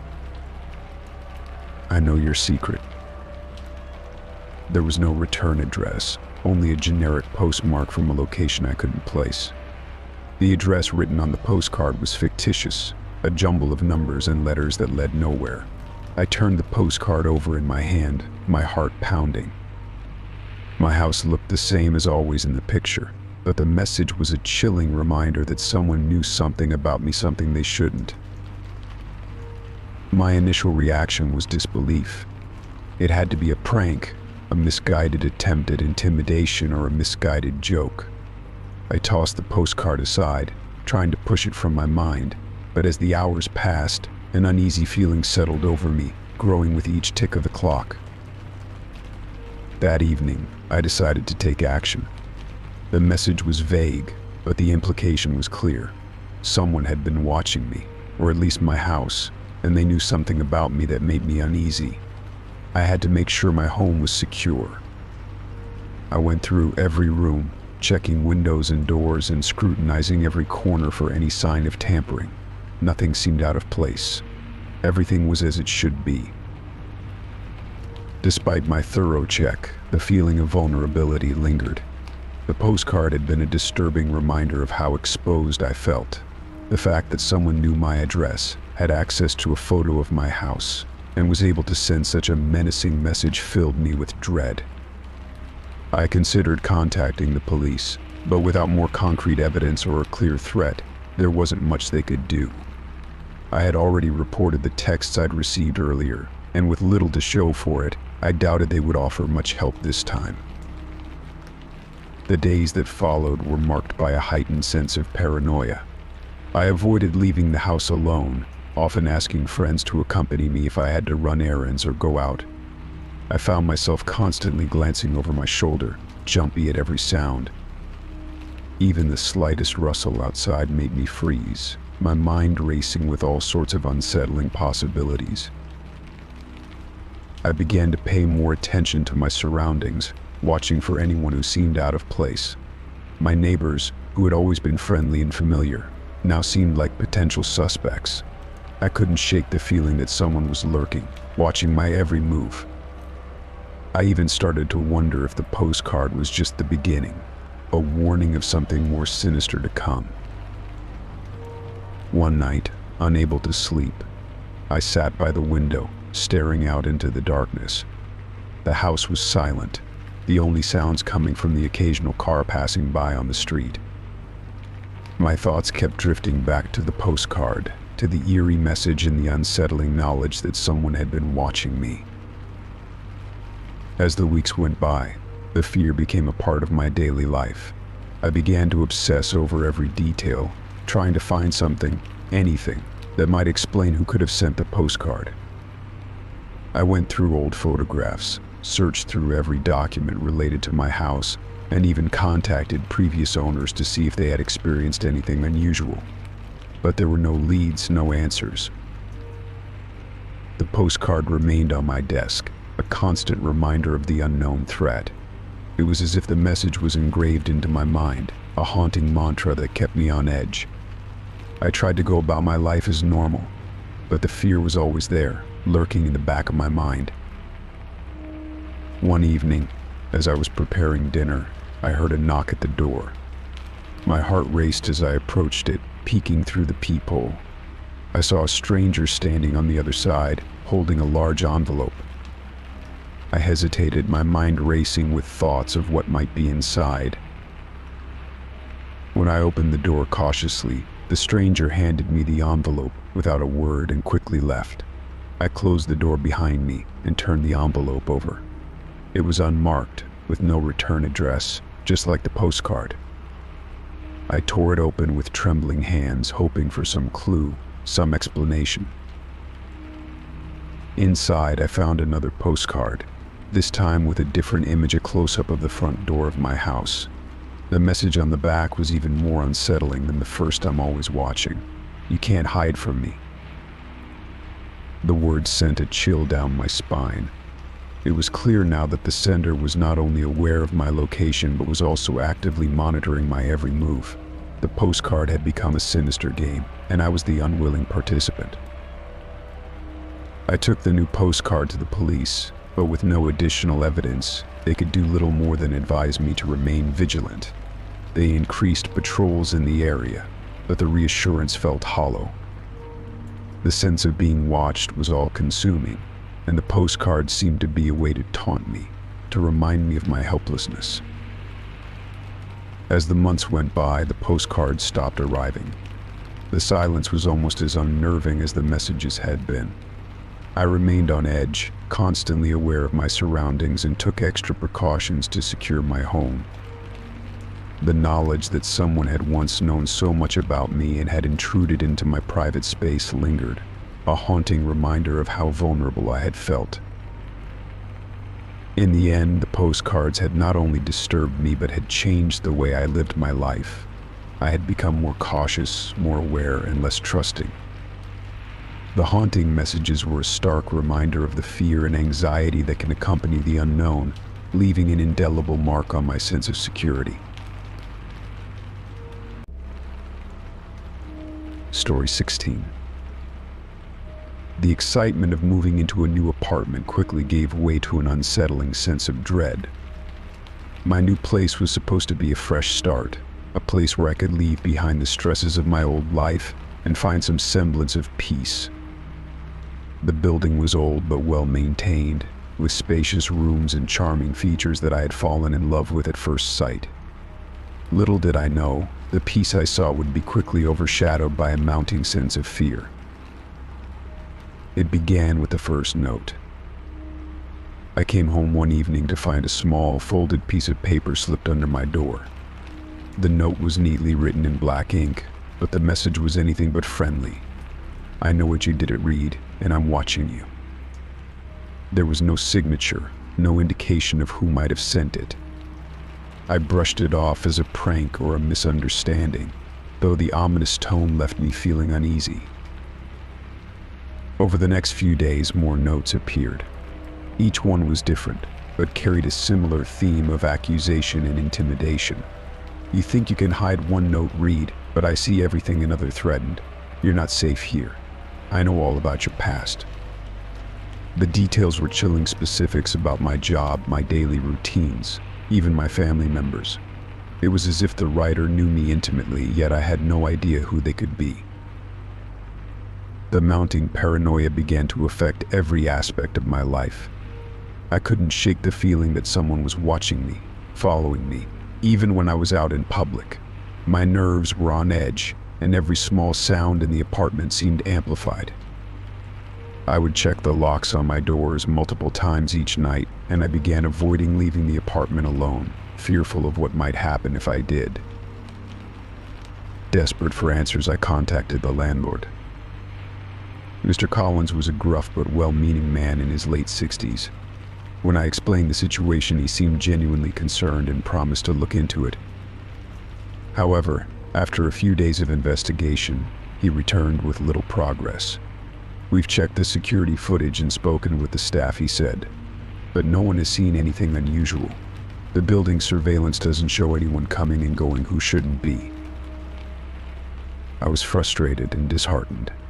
It felt as though I was fighting an invisible enemy, one who knew every detail of my life, but left no trace of their presence. With no leads and no way to identify the source of the notes, I decided I needed to take matters into my own hands. That weekend, I installed a comprehensive security system in the apartment. I invested in high-quality cameras for the exterior, motion detectors for the hallways, and a sophisticated alarm system that would alert me to any movement inside the apartment.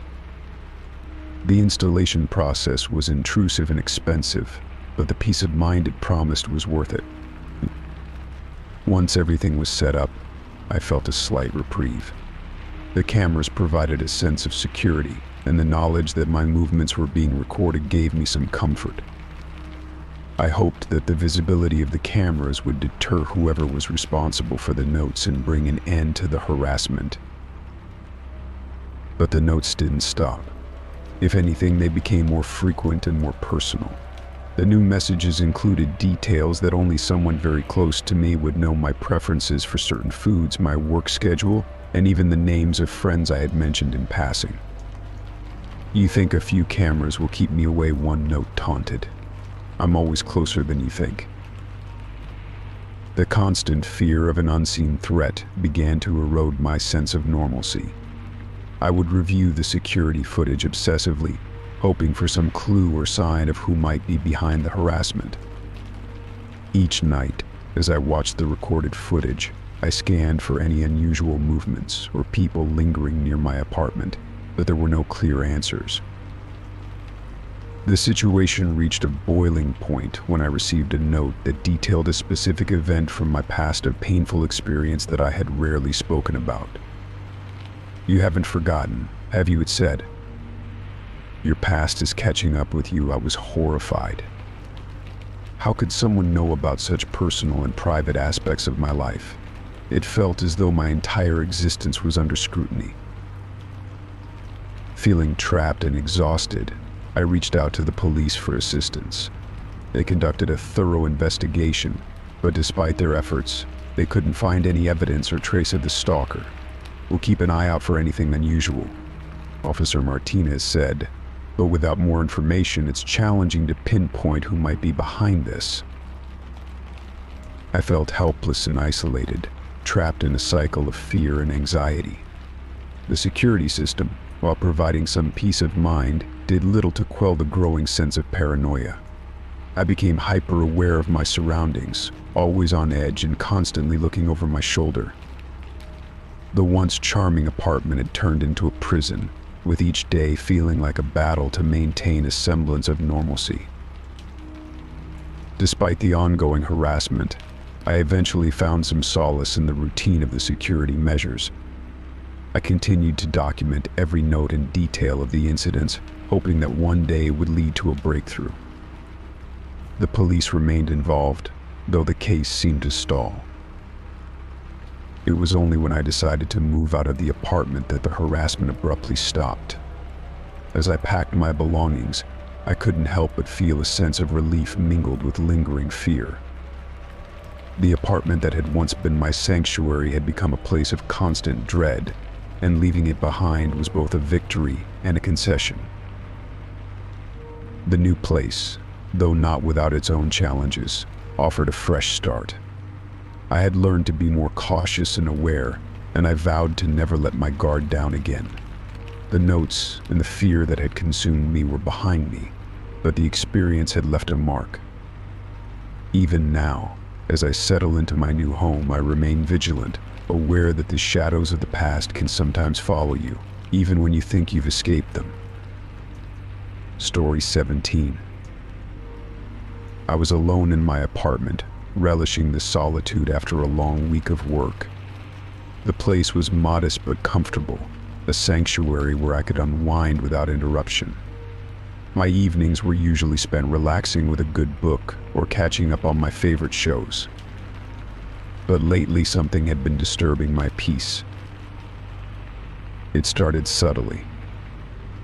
I began to feel a sense of unease whenever I was alone at night, an inexplicable feeling that I was being watched. At first I chalked it up to stress or maybe just my imagination playing tricks on me. But then, one evening I noticed a figure outside my window. I was in the living room, absorbed in a book, when I happened to glance up. There, just beyond the glass, was a dark silhouette. It was featureless, an indistinct shape that seemed to blend into the darkness outside. My heart skipped a beat as I squinted, trying to make out any details, but the figure remained a shadowy outline, unmoving. I stood up and moved closer to the window, my curiosity piqued despite the growing sense of dread. The figure didn't move, but I felt an intense gaze upon me. It was as if the person or whatever it was observing me with a chilling intensity. I tried to shake off the fear and considered calling the police, but when I looked back, the figure was gone. I checked the street outside, but there was no sign of anyone lingering. I assumed it was probably just someone passing by, a trick of the light or my own overactive imagination. Still, the incident left me unsettled. The next night, the same thing happened. I was sitting in the same spot, reading when I saw the silhouette again, watching me through the window. This time I felt a deep, unsettling chill. The figure was always in the same place, just beyond the reach of the streetlight, cloaked in darkness.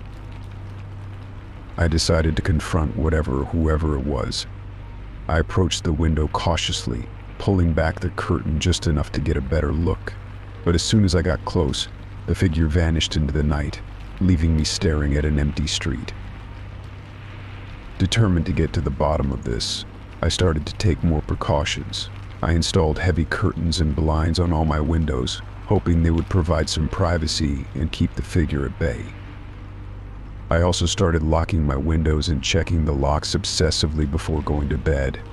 But even with these measures in place, the feeling of being watched didn't go away. I began to keep a small flashlight on my nightstand, just in case I needed to check outside in the middle of the night. I also started keeping my phone close, ready to call for help if necessary. But the figure never reappeared while I was actively looking for it. It was as if it knew exactly when to disappear. The anxiety began to take its toll on me. I found myself jumping at every sound, and I couldn't shake the feeling that someone was always lurking just out of sight. My sleep became fitful, plagued by dreams of dark silhouettes and shadowy figures. I started avoiding the living room at night, preferring to stay in the safety of my bedroom with the door locked. One evening, after a particularly long day, I was determined to relax. I prepared a nice dinner, set up a cozy spot on the couch, and tried to unwind. I was almost successful in forgetting the eerie feeling that had plagued me, until I happened to glance towards the window. There was again the silhouette, watching me from the darkness. This time, I felt a surge of frustration. I grabbed my flashlight and headed for the window. I yanked the curtains open and shone the light outside, but the figure was gone. My hands were trembling and I felt a mix of anger and fear. I stood there for a few minutes, hoping to catch a glimpse of whatever had been tormenting me, but there was nothing. I decided it was time to take more drastic measures. The next morning I contacted a local security company and had cameras installed around my apartment. I also requested a consultation with a security expert to ensure that my home was as secure as possible. They were very professional, offering advice on improving my security and ensuring that I felt safe in my own home. That night, I sat in the living room, the new security cameras blinking softly in the dim light. I tried to ignore the nervous anticipation building inside me. I had hoped that the presence of the cameras would dissuade whatever had been watching me, but I couldn't shake the sense of dread that still lingered. As the night wore on, I watched the live feed from the cameras on my laptop. The footage was clear and showed every angle of the perimeter around my apartment. I reviewed the footage periodically, looking for any sign of movement or disturbance. The cameras showed no unusual activity, and the streets outside remained empty. Despite the added security, I found it hard to relax. I kept the lights on, and the constant hum of the camera system provided a false sense of comfort. I eventually managed to fall asleep, though my dreams were filled with dark shapes and lurking shadows. The next morning I reviewed the footage again, looking for any sign of the figure. The cameras had captured everything from the previous night, but there was no trace of the silhouette I had seen. It was as if the figure had vanished completely, leaving no evidence of its presence. I felt a mix of relief and frustration. On one hand, I was grateful that the cameras hadn't captured anything alarming. On the other hand, I was troubled by the fact that I still felt watched, despite all the measures I had taken. The calls from my security company confirmed that the cameras were functioning correctly, and no unusual activity had been reported. They assured me that my apartment was secure, and that the feeling of being watched might be a result of heightened anxiety rather than an actual threat. I tried to take their advice to heart, but the sense of unease persisted. The figure had stopped appearing, but I remained on edge, constantly checking the cameras and peering out the windows. It was as if the sense of being watched had become a part of my everyday life, an invisible presence that I couldn't shake. Despite the absence of the figure, the experience had left a lasting impact on me. I became hyper-aware of my surroundings, always on the lookout for any sign of intrusion or threat. I continued to keep the cameras active and maintained a heightened sense of vigilance, even as the nights grew quieter. In the end, I learned to live with the lingering anxiety, adapting to a new normal, where the sense of being watched was a constant, if unwelcome, companion. The figure never returned, and I hoped it never would. But the feeling of being observed had changed me, leaving me more cautious and aware of the shadows that lurked just beyond the edges of my vision. Story 18. It was a crisp autumn morning when I first noticed the box on my doorstep. The day had started like any other, with the usual routine of grabbing coffee and heading to work. I almost overlooked the package, a small, unremarkable cardboard box with no return address or markings.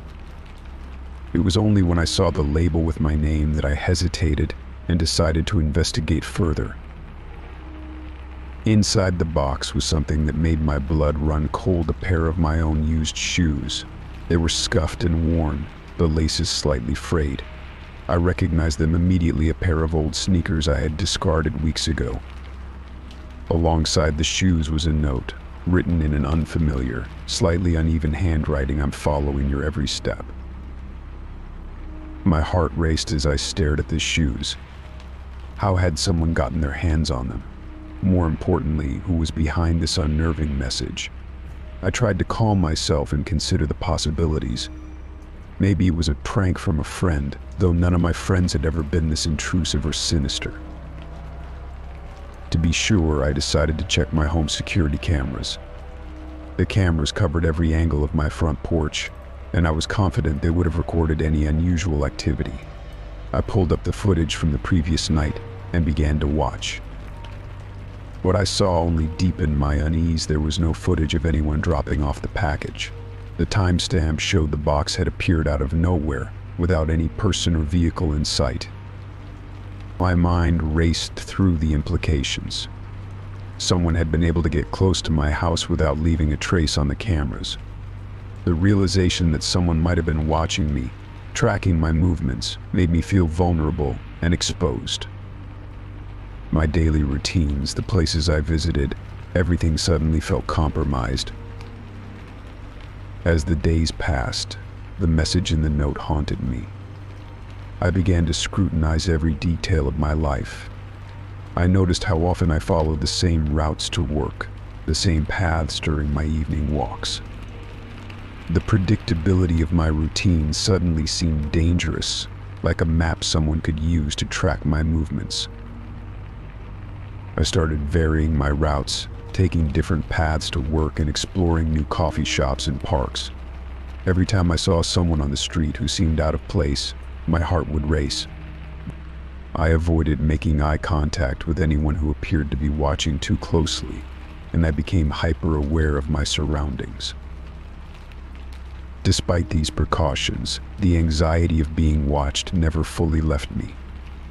Each time I returned home, I found myself checking the perimeter of my property, peering into the darkness for any sign of someone lurking nearby. The box and the note had left a lingering fear that gnawed at my sense of security.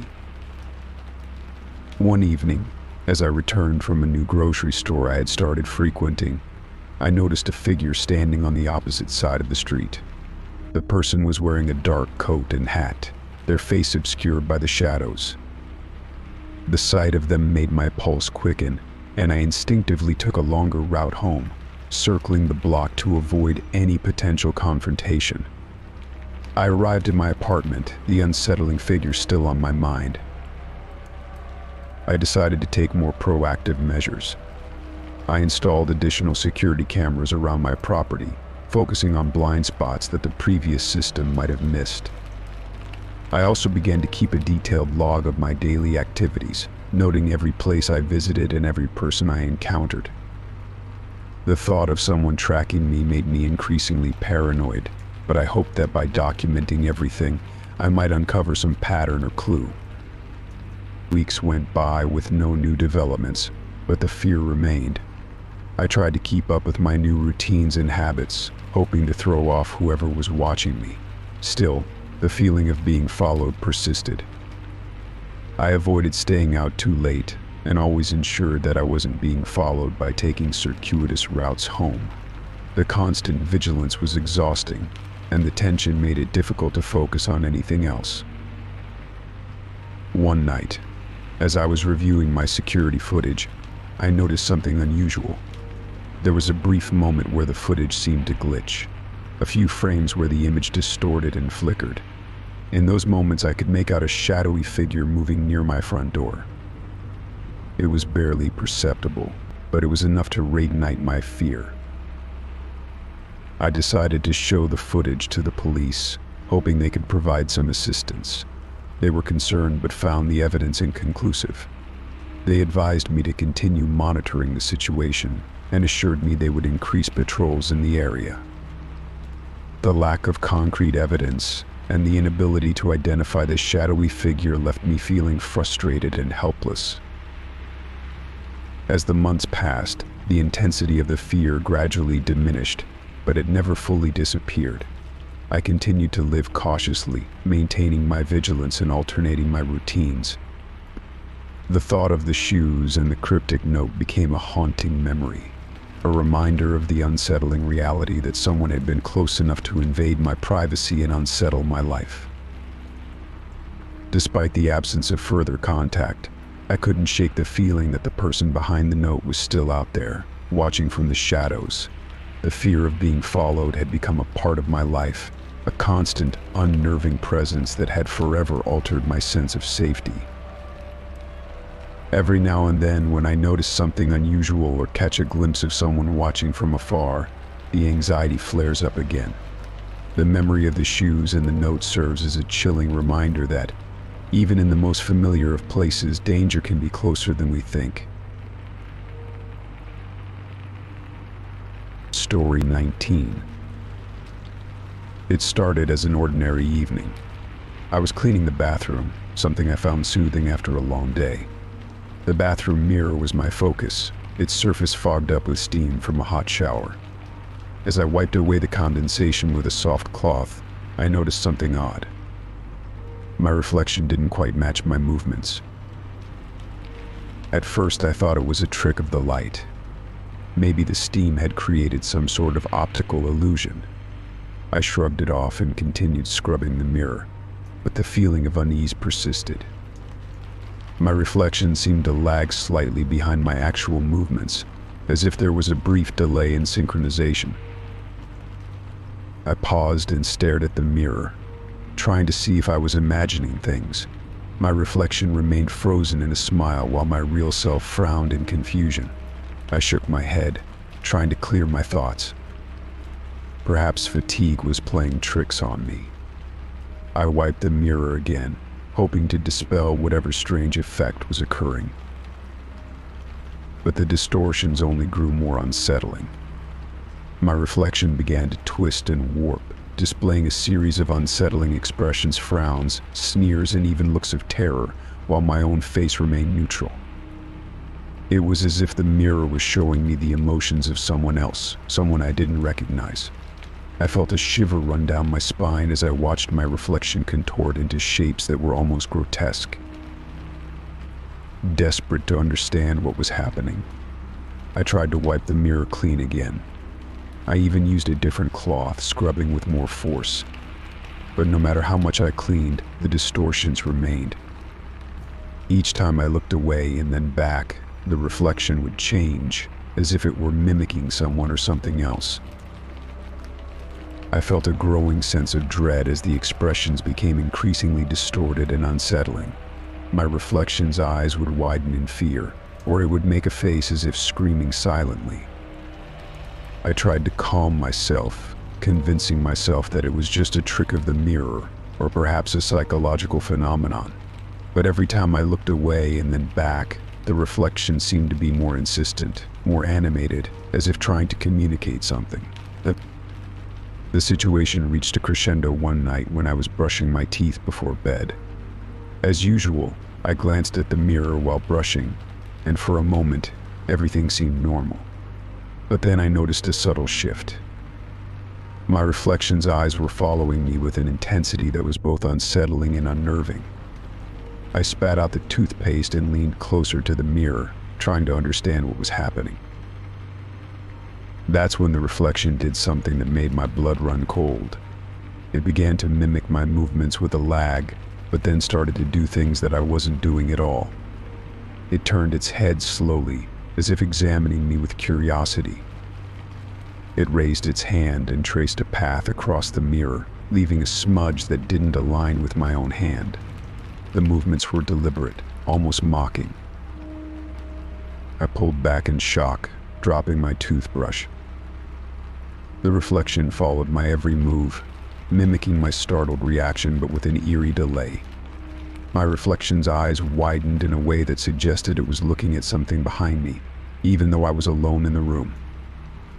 I felt a cold sweat break out on my forehead as I turned to see if anyone was there, but the room remained empty. Each subsequent night, the distortions grew more intense. My reflection seemed to take on a life of its own, showing me different scenes, sometimes even mirroring actions that I wasn't performing. Once it appeared as though my reflection was engaged in a silent conversation with an invisible entity, its lips moving in a way that suggested words without sound.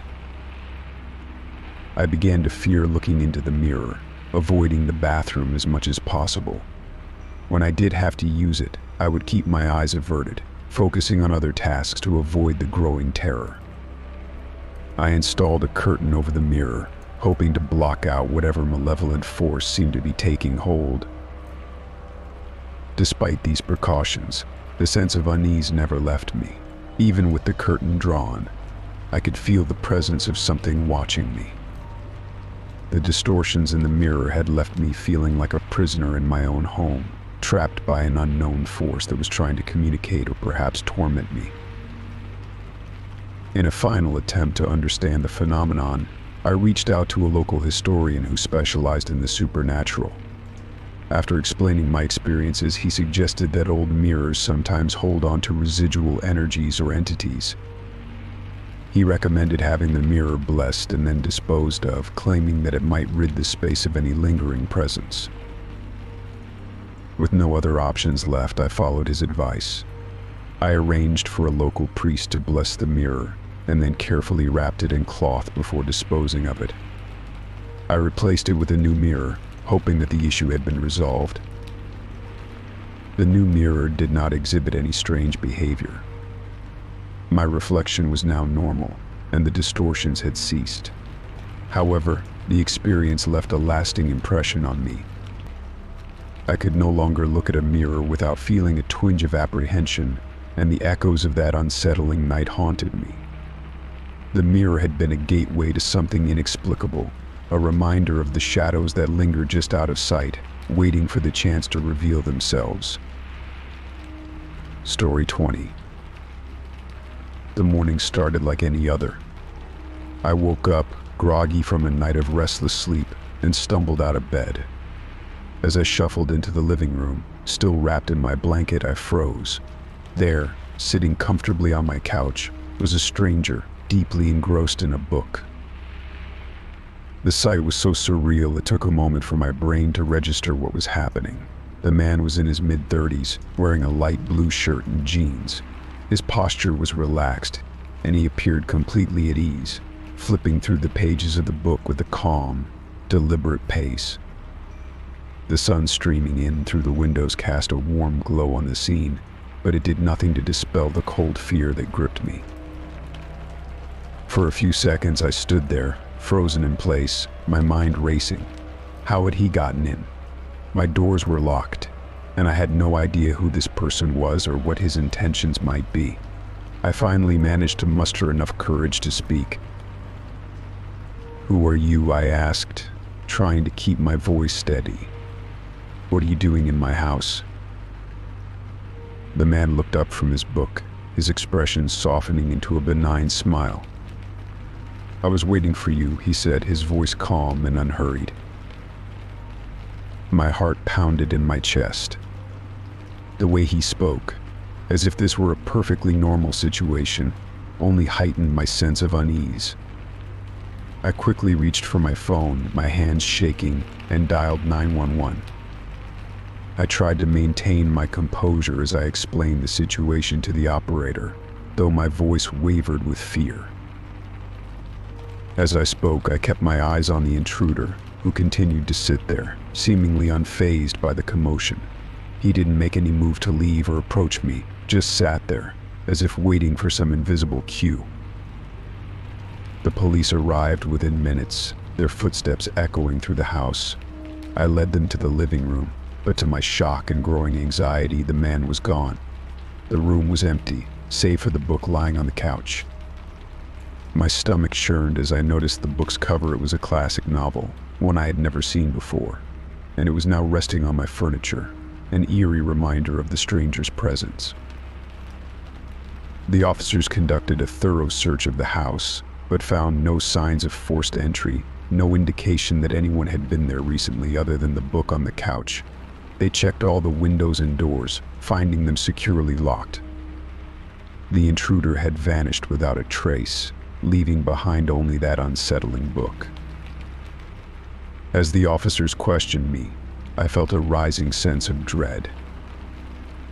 The thought that someone had been in my home while I was asleep, reading quietly in my living room, was deeply disturbing. They took a statement and promised to patrol the area more frequently, but their reassurances did little to ease my anxiety. I spent the rest of the day in a daze, my mind replaying the events over and over. I couldn't shake the feeling of violation, of having been watched while I slept. The house, once a place of comfort, now felt like a cage. Every creak of the floorboards, every gust of wind outside seemed amplified, as if mocking my sense of safety. As night fell, I found myself unable to relax. I checked all the doors and windows once more, making sure everything was securely locked. The book remained on the couch, its presence a constant reminder of the stranger's visit. I wanted to throw it away, but part of me was too afraid to touch it, as if handling it might invite something sinister into my life. I decided to stay awake, armed with a baseball bat and a heightened sense of vigilance. I sat in the living room, the book sitting innocuously on the couch, its presence almost taunting me. The house was silent, save for the occasional creak of the settling structure. Hours passed, and though I was exhausted, I couldn't bring myself to sleep. The fear of another unexpected visitor kept me on edge. Eventually, the exhaustion took its toll, and I succumbed to sleep in fits and starts, the baseball bat still clutched in my hand. I dreamed of shadowy figures and whispered voices, nightmares that left me drenched in sweat. The next day, I contacted a locksmith to change all the locks in my house. I wanted to ensure that no one could get in without my knowledge. I also invested in a security system with cameras, hoping to provide some measure of protection and peace of mind. The intrusion had shaken me to my core, and I was determined not to let it happen again. Days turned into weeks, and though the sense of vulnerability never fully left me, I gradually began to feel more secure. I tried to avoid thinking about that unsettling morning and the strange man who had appeared out of nowhere. I kept the book hidden away in a box, convinced that it held some dark significance that I wasn't ready to understand. Life began to return to normal, but the fear lingered. I avoided staying alone in the house for extended periods and became hyper-vigilant about security. I couldn't shake the feeling that someone or something was always watching, waiting for another opportunity to intrude. Though the police never found any leads or identified the man, I remained vigilant, hoping that the security measures I had put in place would keep me safe. The memory of that morning haunted me, a chilling reminder of how quickly a sense of security can be shattered and how easily someone can intrude upon the sanctuary of one's home. Story 21. The photo album had been a fixture on my bookshelf for as long as I could remember. It was a modest leather-bound volume, its once crisp edges softened by years of use. Inside were snapshots of my life, family gatherings, vacations, candid moments. Each photo was a fragment of my past, a tangible reminder of the people and experiences that had shaped me. I often flipped through it, finding comfort in the familiar faces and memories. One evening, as I was tidying up my living room, I noticed the album was missing. I searched the entire room, checking under cushions, behind furniture, and in every nook and cranny, but it was nowhere to be found. I shrugged it off, thinking perhaps I had misplaced it or left it in another room. Days went by and I started to worry that it might have been accidentally thrown out or misplaced during a cleaning spree. Then, almost as if by magic, the album reappeared. It was back on the shelf in its original spot, exactly where it had been before. I was relieved but puzzled. I hadn't found it, nor had I seen anyone else in the house who might have returned it. My curiosity was piqued, and I picked it up, expecting to see the familiar faces from my past.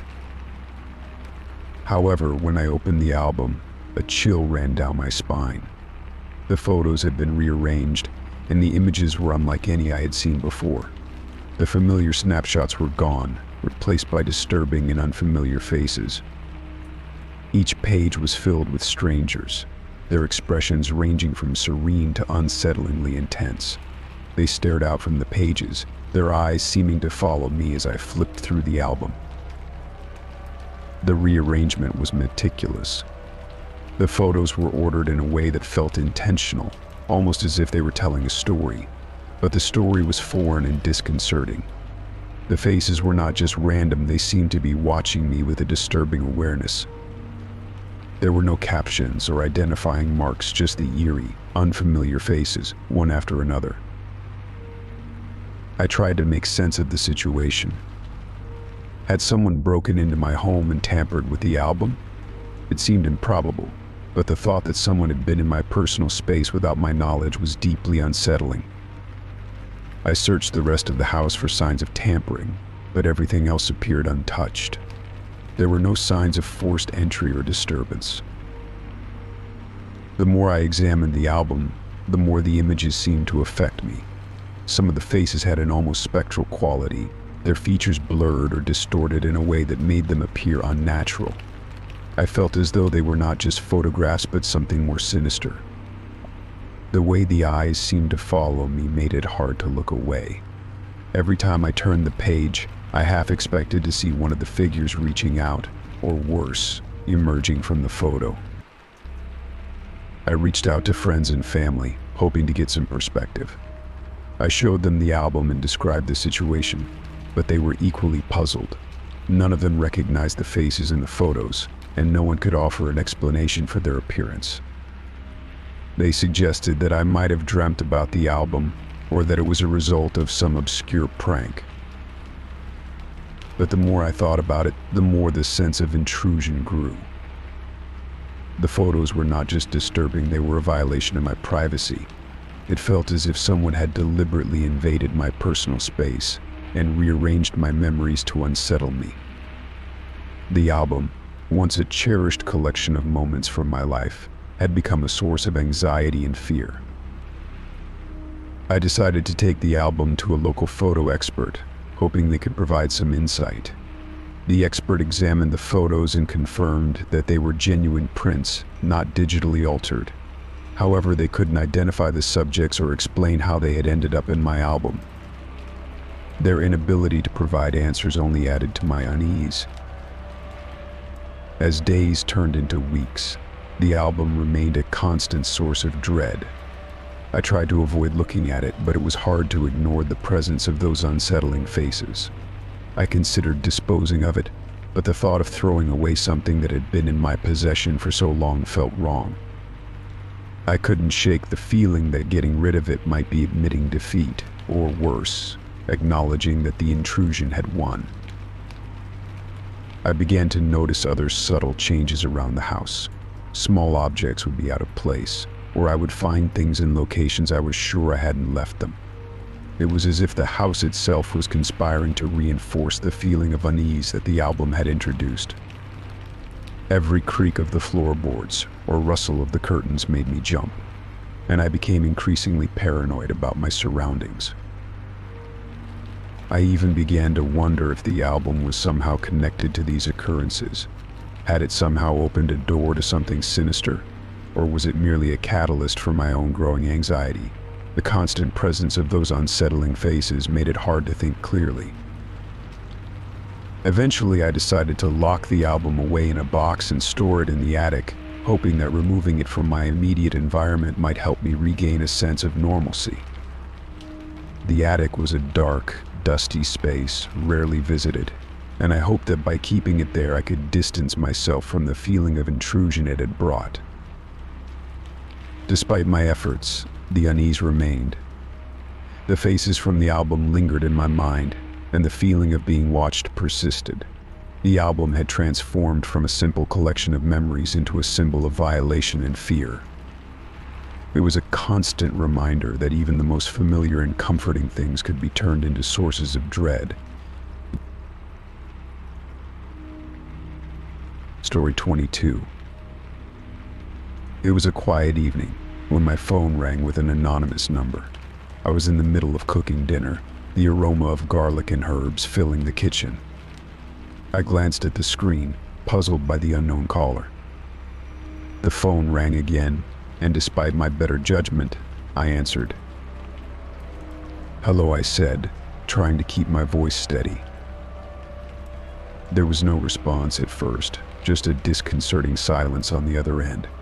Then, I heard it heavy breathing, labored and uneven, like someone struggling to catch their breath. The sound was unnervingly close, and it sent a shiver down my spine. I waited, expecting the caller to speak, but instead there was a series of strange noises, muffled thumps, indistinct murmurs, and a low, unsettling hum. "Hello," I repeated, more urgently this time. But there was no reply. The call ended abruptly, leaving me with a lingering sense of dread. I tried to shake it off, convincing myself it was a wrong number or a prank. Over the next few days, the calls didn't stop. They came at all hours, early in the morning, late at night, and even during work hours.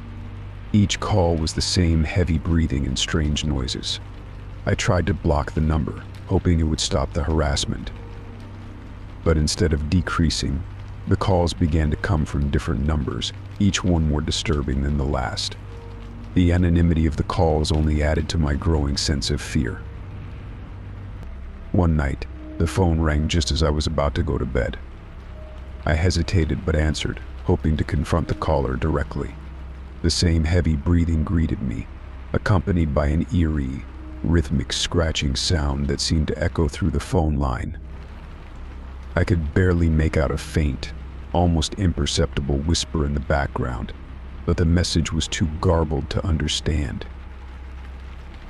By now, the calls were affecting my sleep and work. I found myself constantly checking my phone, anxious about the next call and unable to focus on anything else. My stress levels soared as I began to suspect that whoever was making these calls had sinister intentions. The constant barrage of calls became a relentless torment, leaving me feeling paranoid and isolated. Desperate for relief, I contacted my phone service provider and reported the issue. They assured me they would investigate and advised me to change my number, which seemed like a drastic but necessary step. I followed their advice and switched to a new number, hoping this would put an end to the disturbing calls. For a few days, there was peace. I started to relax, feeling a semblance of normalcy returning to my life. But then, the calls started up again. This time they came from yet another set of new numbers. The cycle seemed endless, and the fear that someone was deliberately targeting me became overwhelming. Realizing that my attempts to handle the situation on my own were futile, I decided to seek help from the authorities. I contacted the local police and explained the situation, including the heavy breathing and strange noises I had heard. as well as the persistent nature of the calls. I was met with a mix of sympathy and skepticism. The officer took my report and promised to investigate, but warned me that tracking anonymous calls could be challenging and time-consuming. Despite the police's assurances, the calls continued, now more sporadic but still unsettling. I began to feel as if I was trapped in a nightmare, unable to escape the eerie presence that seemed to be lurking just out of sight. The authorities' investigation did not yield any results, leaving me feeling helpless and frustrated. I felt like a pawn in a cruel game, with no idea of who was orchestrating it or why. The relentless calls began to take a toll on my mental health. I avoided answering the phone whenever possible, fearing the unsettling sounds and whispers that had come to define my experiences. I started isolating myself, avoiding social events and even keeping the lights on at all times, hoping that visibility might somehow offer protection. The constant anxiety made it difficult for me to concentrate on everyday tasks, and I became increasingly withdrawn and irritable. In an attempt to regain control, I started documenting each call meticulously. I noted the time, date, and any distinguishing features of the noises I heard. I hoped that this detailed record might provide the authorities with something useful. I also began exploring personal security measures, installing additional locks and a security camera at my home. I hoped that increased vigilance might help me feel safer, even if it didn't stop the calls. Despite my efforts, the calls continued intermittently, and the mystery of their origin remained unsolved. The weight of the unknown was the most disturbing part, as I could not figure out why I was being targeted or who was behind the harassment. The sense of violation and intrusion into my private space left me feeling perpetually on edge. Eventually, the calls began to taper off, though they never entirely ceased. I continued to receive the occasional call from unknown numbers, but the frequency diminished. I remained vigilant, always wary of the next call, but I also tried to reclaim some sense of normalcy in my life. The experience left a lasting impact on me. I became hyper-aware of my surroundings and more cautious about my privacy. The fear of being watched or followed became a constant undercurrent in my daily life. Despite the passage of time, the unsettling memory of those calls remained with me, a chilling reminder of the vulnerability we all face in an increasingly connected world. Story 23. It was a typical Wednesday evening, and I had just returned home from a long day at work. I was looking forward to a quiet night, so I tossed my keys on the kitchen counter and headed to my bedroom to change into something more comfortable. As I was undressing, I noticed something odd, an unfamiliar glint of metal catching the light from the corner of my eye. At first, I thought it was just a misplaced object or a trick of the light. But as I investigated further, I discovered a small, inconspicuous camera hidden behind a loose panel in the bedroom wall. It was tiny, barely noticeable, but it was there, positioned in a way that suggested it had been deliberately placed to monitor my movements. My blood ran cold as I realized what I had found. My heart raced as I pulled the camera out and examined it closely. It was a modern device with a lens so small that it could easily be overlooked.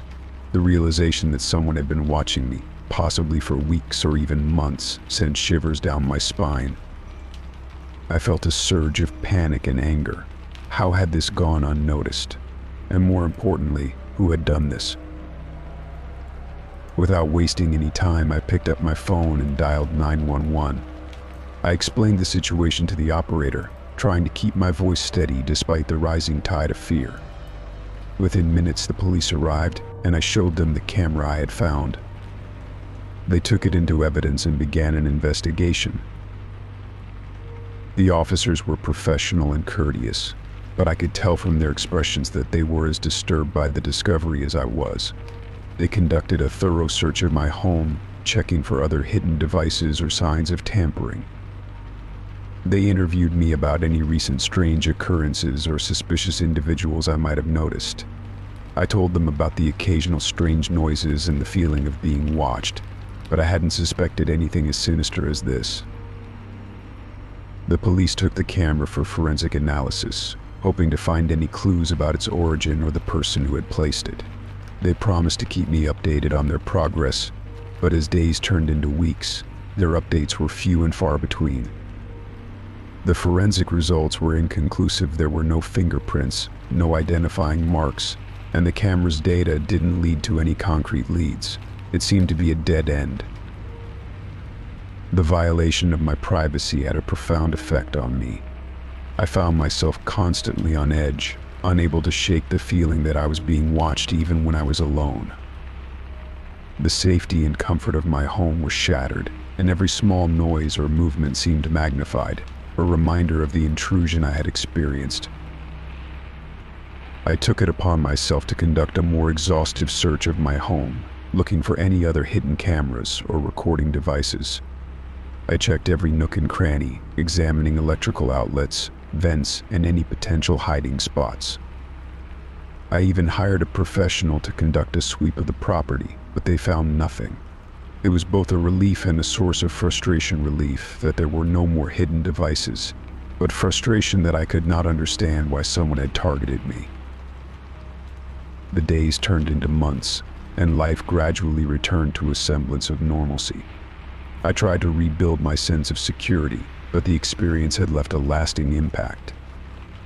I installed additional security measures, including surveillance cameras around the exterior of my home and motion detectors, hoping to regain some control over my environment. Despite these precautions, the psychological impact lingered. I became hyper-vigilant, constantly checking and rechecking locks and alarms. I avoided being alone in certain parts of my home, especially the bedroom where the camera had been found. Every unexpected sound or movement made my heart race, and I found it difficult to relax. I reached out to a counselor to help me process the trauma of the invasion. Through therapy, I began to understand the depth of my feelings and the ways in which the violation had affected my sense of safety and trust. It was a slow and difficult process, but I gradually began to feel more in control of my emotions. The mystery of the hidden camera remained unsolved, but I tried to focus on the things I could control. I kept in touch with the police, hoping for any updates, but none ever came. The investigation seemed to have gone cold, leaving me with unanswered questions and an unsettling sense of uncertainty. In time, I learned to live with the lingering unease, accepting that some answers might never come. I made efforts to reclaim my sense of safety, both physically and emotionally. I found solace in routines, in spending time with loved ones, and in rebuilding my trust in the security of my home. The hidden camera was a dark chapter in my life, a reminder of how fragile our sense of safety can be. But it also taught me about resilience and the importance of seeking help and support when faced with unsettling experiences. The shadow of that unknown observer may never fully disappear, but I learned to face it with strength and resolve, striving to live my life with the courage to move forward, despite the lingering echoes of fear. Story 24. It was a crisp October evening when I received an email that would change my sense of security forever. I had been home alone all day, catching up on work and enjoying the quiet. My only contact with the outside world was my laptop, which I used to keep in touch with friends, manage my schedule, and occasionally watch videos. But on that particular evening, an email arrived that sent a chill down my spine. The email was simple, devoid of any sender information or subject line. I almost deleted it out of habit, assuming it was just another spam message, but something about it made me pause. I hesitated for a moment before opening it. Inside was a video file attachment. Curiosity and a sense of foreboding combined as I clicked on the file and waited for it to load. The video began playing, and my blood ran cold. The footage showed various rooms of my house captured from angles I hadn't noticed. It was clear that the video had been taken from hidden cameras or other discreet locations. I saw my living room, my kitchen, even my bedroom, all displayed with unsettling clarity. The most disturbing part was seeing myself move about my day, oblivious to the fact that I was being watched.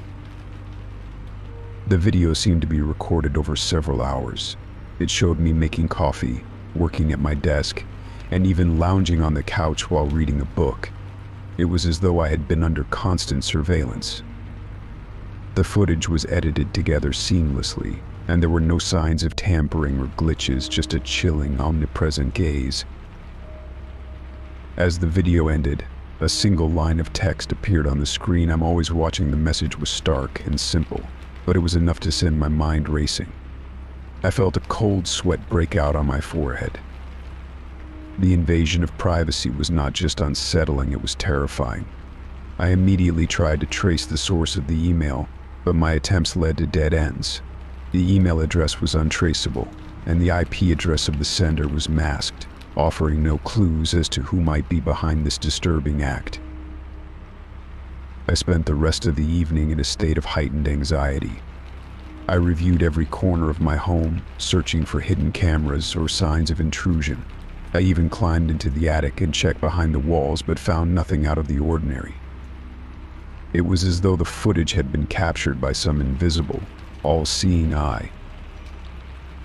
I called the police, hoping they might be able to help. They assured me they would investigate, but the lack of concrete evidence made it difficult for them to act swiftly. They suggested installing security cameras around my home and being vigilant, but their advice offered little solace. The feeling of being watched persisted, gnawing at my sense of safety. The next few days were a blur of paranoia and unease. I couldn't shake the feeling that someone was lurking just out of sight, observing my every move. I became hyper-vigilant, checking the locks on my doors and windows repeatedly and avoiding being alone in the house whenever possible. My home, once a sanctuary, now felt like a prison. I installed a series of security cameras both inside and outside my house. The installation was thorough, covering every angle, every potential entry point. I also upgraded my home security system and enlisted the help of a private investigator, hoping that a professional might be able to uncover something the police had missed. Despite these measures, I remained on edge. The sense of being followed extended beyond the walls of my home. I became increasingly wary of strangers, avoided dark alleys, and even changed my daily routines. I started carrying pepper spray and kept my phone within reach at all times, fearing that someone might be waiting for the right moment to confront me.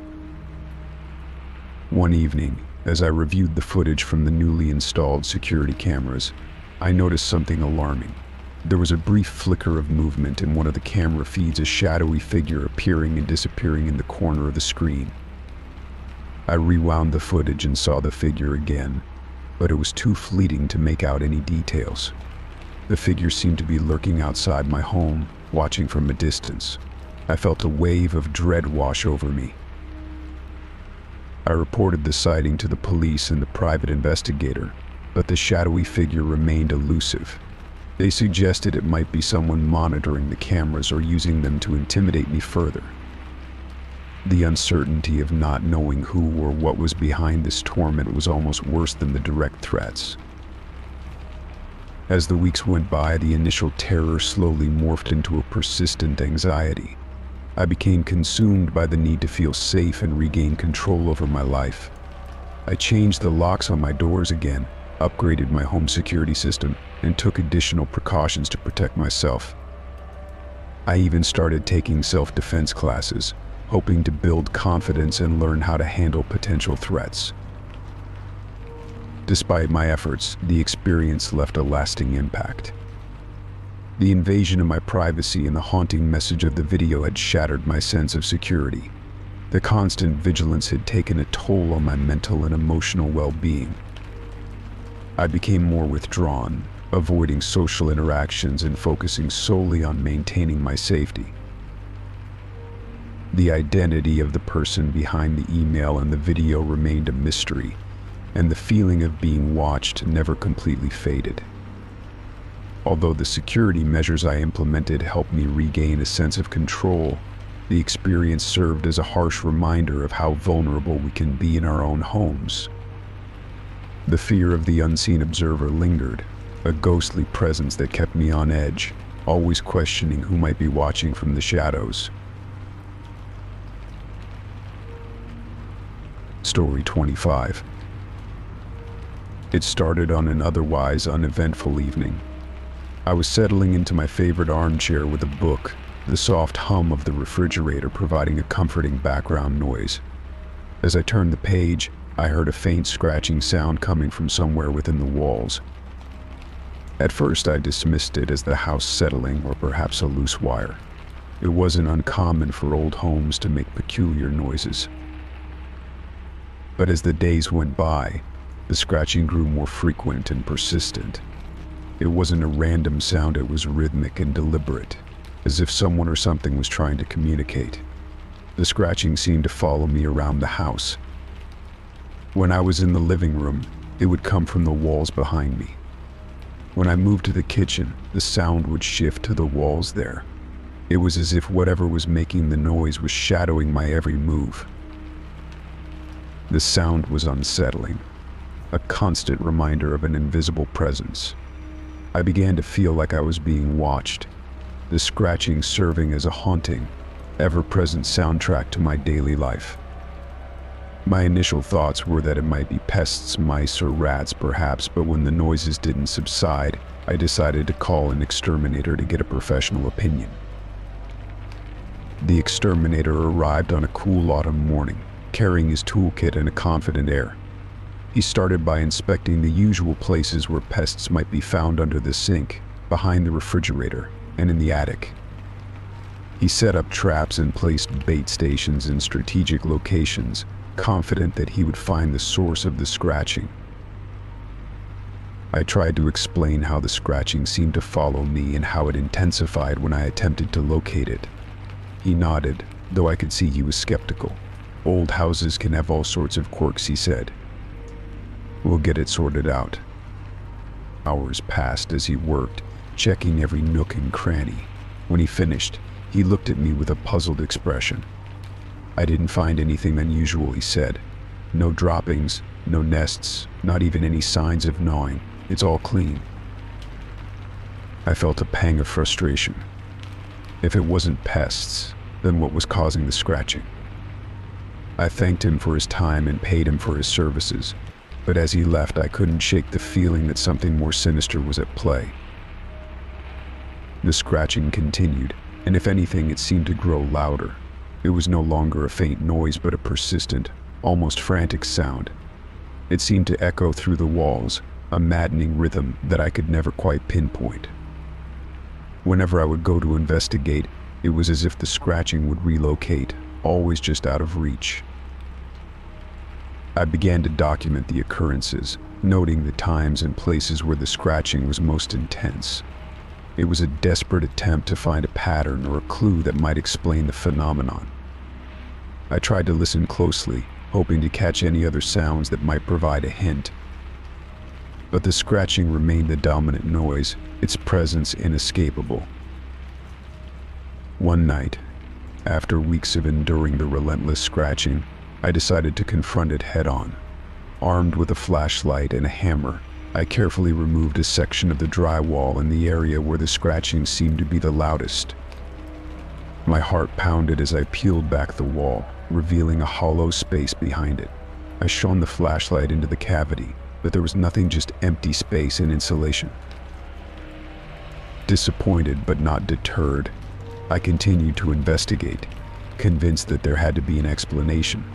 I looked for signs of a hidden room or an old conduit that might explain the noises, but the walls remained empty and silent once I finished my work. The scratching persisted, now more insistent and invasive. It seemed to come from the very heart of the house, a relentless reminder that something was wrong. I began to feel a creeping sense of dread, the scratching serving as a constant, oppressive presence. I tried to ignore it, but the noise became a part of my daily life, an inescapable soundtrack to my existence.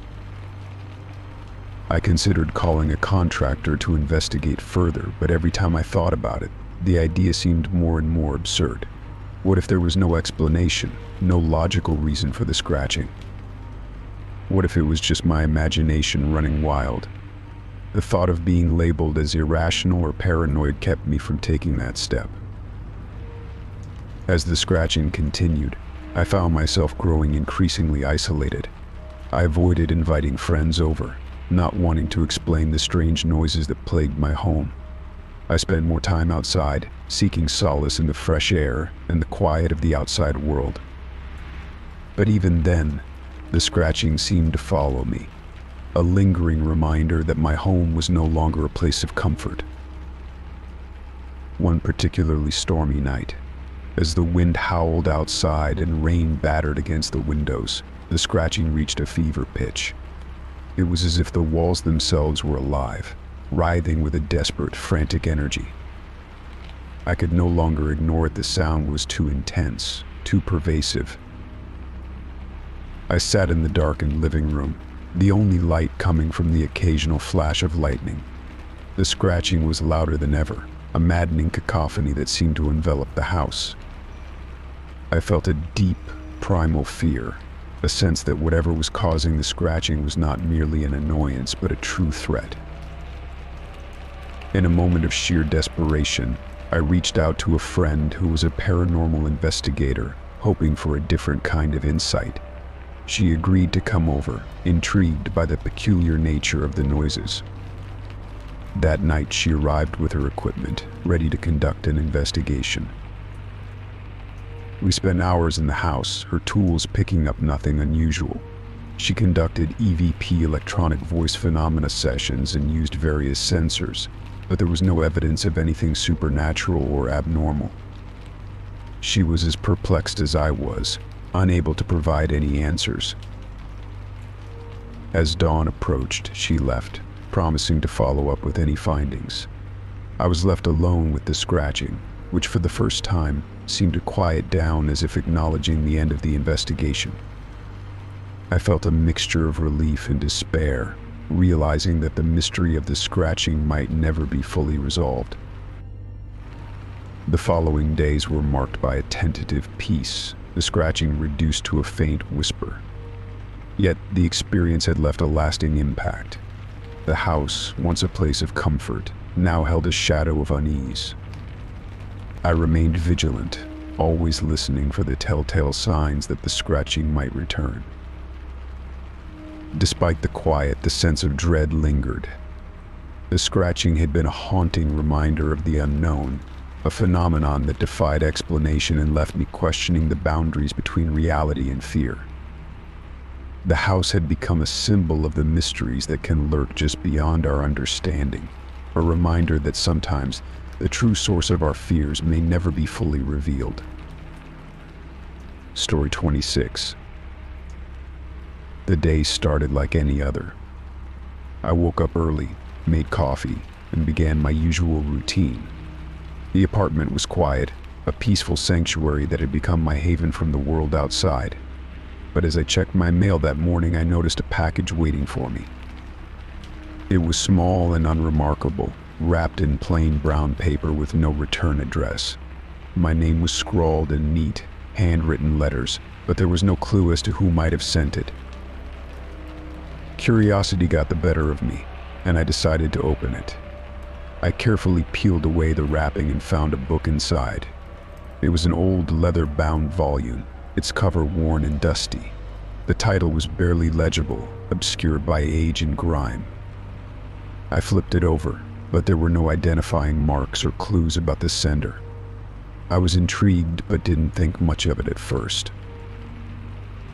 I set the book on my kitchen table and went about my day, my mind occasionally drifting back to the mysterious package. After finishing my work, I decided to sit down and examine the book more closely. As I opened it, I discovered a folded note tucked between the pages. My heart skipped a beat as I unfolded it, revealing a handwritten message. "You don't know me, but I know you." The note sent a shiver down my spine. It was unsettling, a cryptic statement that left me feeling exposed and vulnerable. Who could have sent this, and why? The fact that the sender was anonymous only added to my growing sense of unease. I took a deep breath and flipped through the pages of the book, hoping for some context or explanation. What I found inside was even more disturbing. The pages were filled with handwritten notes, observations, and comments about my life. There were details about my daily routine, my work schedule, and even my recent activities.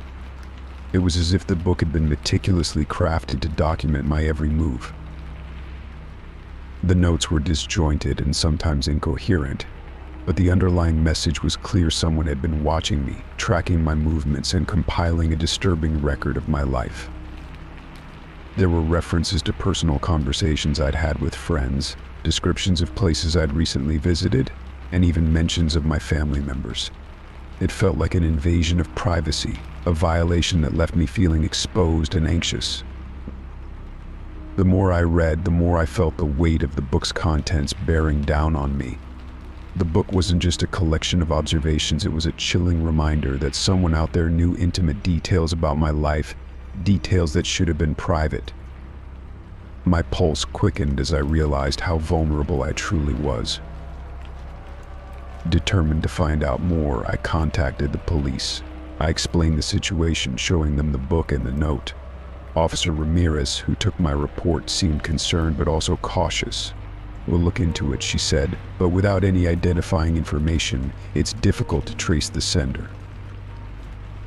I agreed, feeling a mix of frustration and helplessness. The police assured me they would investigate, but I knew from experience that cases like these often took time, and the chances of finding the perpetrator were slim. In the meantime, I needed to take precautions to protect myself. I started by installing additional security measures in my apartment. I upgraded my alarm system, adding motion detectors and cameras to cover every possible angle. I also changed the locks on my doors and windows, ensuring that no one could gain entry without my knowledge. Every sound, every movement outside my apartment became a source of anxiety. I felt like I was living in a constant state of alert, always on edge, waiting for the next unsettling event. I also took steps to modify my daily routine. I began varying my schedule, avoiding predictable patterns that might make it easier for someone to track my movements. I avoided discussing my plans or activities with anyone, even friends and family, for fear that someone might be listening in or monitoring my conversations. The fear of being watched became an all-consuming part of my life. Despite these efforts, the sense of being stalked never fully faded. The book had left an indelible mark on my psyche, and every day felt like a new test of my sanity. I couldn't shake the feeling that someone was always lurking just out of sight, watching and waiting. In the following weeks, I noticed an increase in the number of strange incidents. There were times when I thought I saw shadows moving outside my windows, or when I heard unfamiliar noises in the hallway. The paranoia began to affect my relationships, as I became increasingly isolated, unable to trust even those closest to me. The book and the note remained a constant reminder of the threat that loomed over me. I kept them locked away in a safe, but the fear they represented was ever present. The constant anxiety took a toll on my mental health, and I found myself grappling with sleepless nights and relentless worry. Eventually, the police provided an update. They had identified a few leads, but nothing conclusive. They advised me to continue with my security measures and to remain vigilant. Their assurances did little to ease my fears, but I took comfort in knowing that they were doing what they could to help. As time passed, the notes in the book remained a chilling reminder of the invasion of my privacy. Although the physical threats seemed to diminish, the psychological impact lingered. The apartment, once a place of refuge, had become a battleground for my peace of mind. Despite the ongoing fear, I tried to reclaim some semblance of normalcy. I resumed my social activities and attempted to rebuild my sense of security, though the shadow of the book still loomed large. The experience had left me more cautious and aware, forever changed by the unsettling reminder that there are people in the world who will go to great lengths to invade your privacy and control your life. The book and the notes served as a constant reminder of the fragility of security and the power of fear. Even as I moved forward and tried to put the experience behind me, the knowledge that someone had been watching, documenting, and intruding into my life would always remain a haunting memory. Story 27. It started with something small, a necklace I'd had since high school. I remembered taking it off and placing it on my dresser, but when I went to retrieve it the next day, it was gone. I searched the entire room, checking under furniture, behind dressers, and even inside drawers, but it was as if the necklace had vanished into thin air. At first, I thought I might have misplaced it, so I let it go, assuming it would turn up eventually. But then it happened again. This time, it was a pair of expensive earrings I'd recently bought. I had placed them in a jewelry box on my nightstand. A week later, they were nowhere to be found. I retraced my steps, checked every possible hiding place, and even asked friends if they had seen them, but no one had any idea where they might be. I couldn't shake the feeling that something was off, but I pushed the worry aside and decided it was just bad luck. When I replaced the missing items, I hoped that it was just a string of coincidences. I bought a new necklace and another pair of earrings, thinking that maybe I'd lost them during a hectic week or misplaced them while cleaning. But to my dismay, the new items disappeared just like the old ones. It was becoming a pattern, and the frequency of these losses started to worry me. The first few times I tried to convince myself that I was just being careless. Maybe I was forgetting where I'd put things or misplacing them in my cluttered apartment. But as the losses continued, the sense of unease grew. I began to feel like someone was deliberately taking my possessions, and the more items that went missing, the more paranoid I became. The situation escalated one evening when my laptop went missing. I had left it on the kitchen table while I went to take a shower. When I came back, it was gone. I searched the apartment thoroughly, checking every nook and cranny, but the laptop was nowhere to be found. I felt a pang of panic. It wasn't just a matter of replacing a piece of jewelry anymore. My laptop contained important work documents and personal files. I considered the possibility of a break-in, but found no signs of forced entry. The locks on the doors were intact, and nothing else in the apartment seemed disturbed. It was as if someone had taken only the items they wanted and left everything else untouched. I felt a growing sense of vulnerability, as if my home had become a target for someone who knew exactly what to take. I decided to install a few security cameras to keep an eye on things.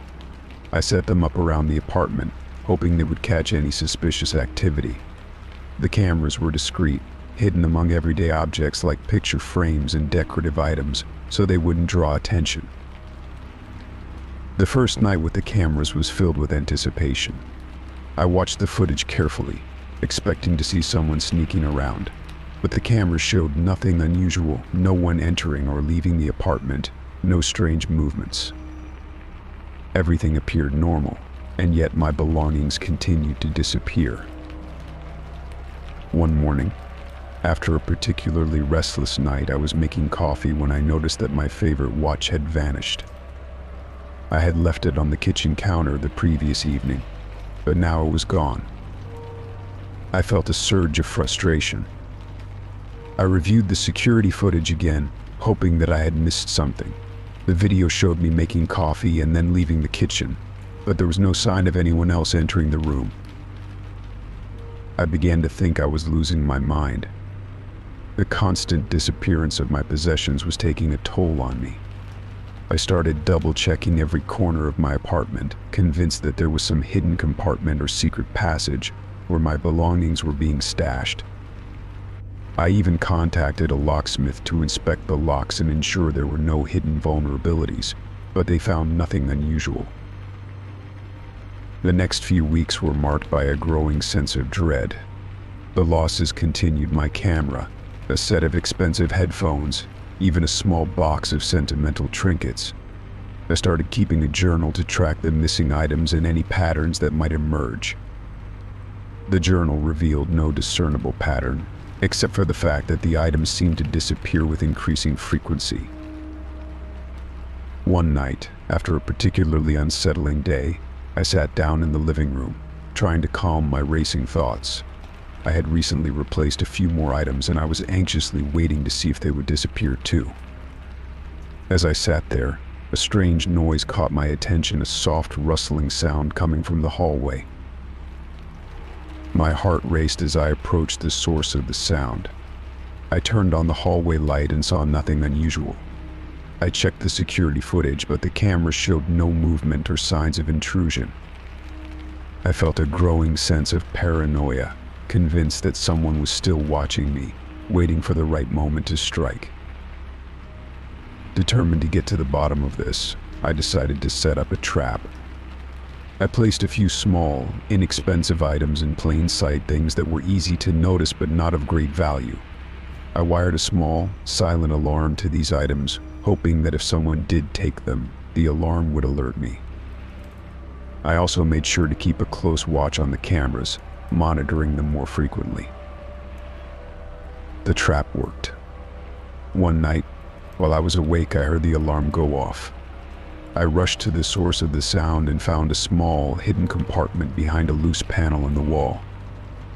Inside, there were several of my missing items, jewelry, electronics, and other belongings that had disappeared over the past few weeks.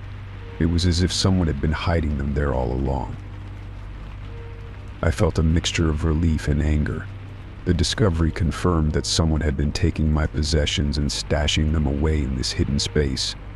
But the question remained, who was behind this?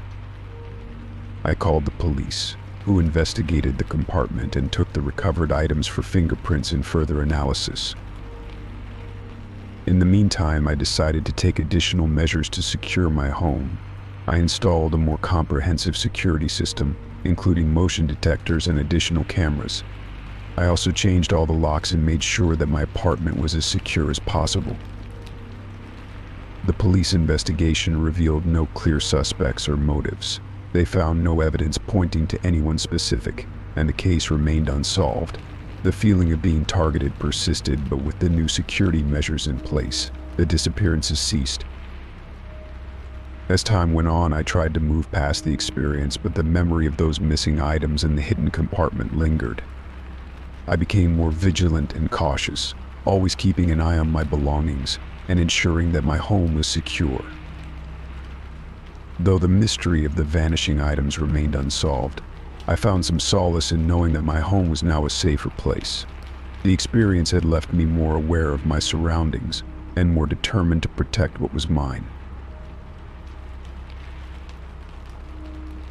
Story 28. It started on an overcast Tuesday, the kind of day where the sky seems permanently shrouded in gray and the world feels damp and cold. I had just returned home from work, eager to escape the dreary weather, when I noticed an unusual, rancid smell wafting through my apartment. It was a sickening, putrid odor that seemed to cling to the air and make my stomach churn. Initially, I thought it might be a temporary issue, perhaps related to the weather or something that had gone unnoticed. I began a thorough inspection, checking every corner of my small apartment. I looked for signs of mold, dead animals, or anything else that might cause such a foul stench. I examined the pipes under the sink, the space behind the refrigerator, and even the vents and air conditioning units. I moved furniture, poked around in the closets, and scrutinized every possible source of the odor. Despite my exhaustive search, I found nothing. The apartment was clean, with no signs of decay or damage. The smell was persistent, though, and seemed to grow stronger each time I was alone. My attempts to pinpoint its source proved fruitless, leaving me increasingly frustrated and unsettled. As the days went by, the odor continued to plague me. It would appear suddenly, filling the room with its revolting stench, only to fade away when I had company or when I was busy with other tasks. It was as if the smell had a will of its own, surfacing only when I was alone and vulnerable. The foul odor wasn't the only thing that disturbed me. Each time it became unbearable, an eerie feeling would accompany it, an unsettling sensation that something was lurking just out of sight, watching me from the shadows.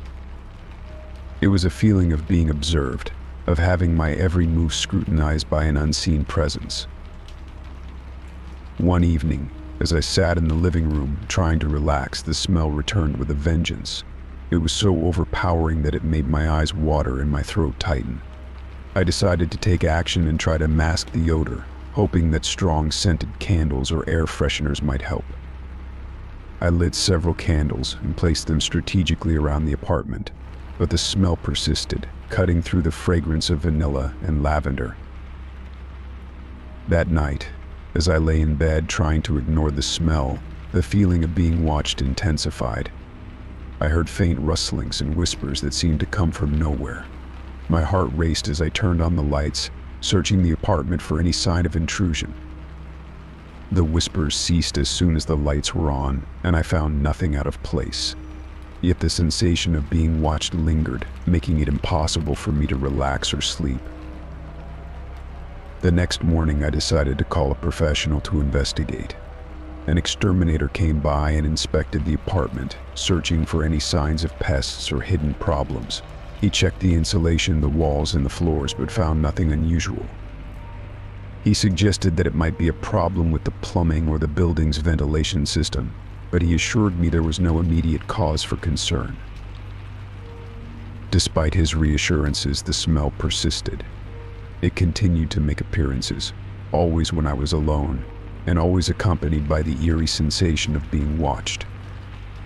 I began to feel like a prisoner in my own home, unable to escape the oppressive stench and the unsettling feeling of being observed.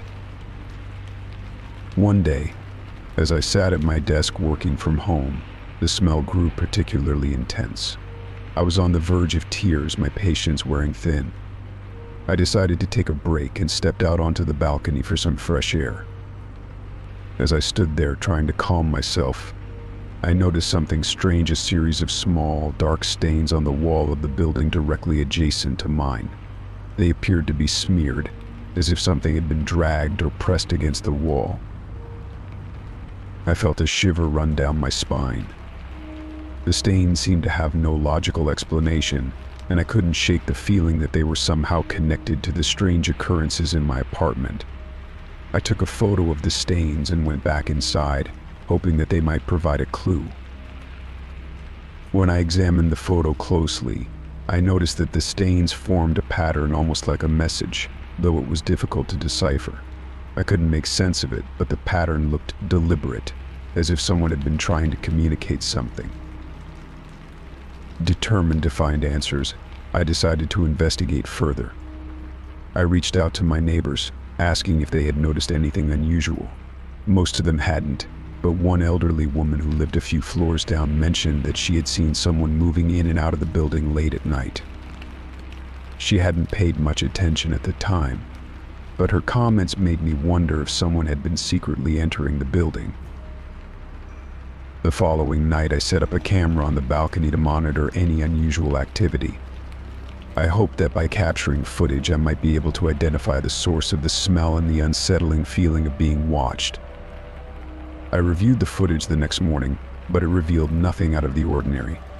No one had entered or exited the building in a suspicious manner.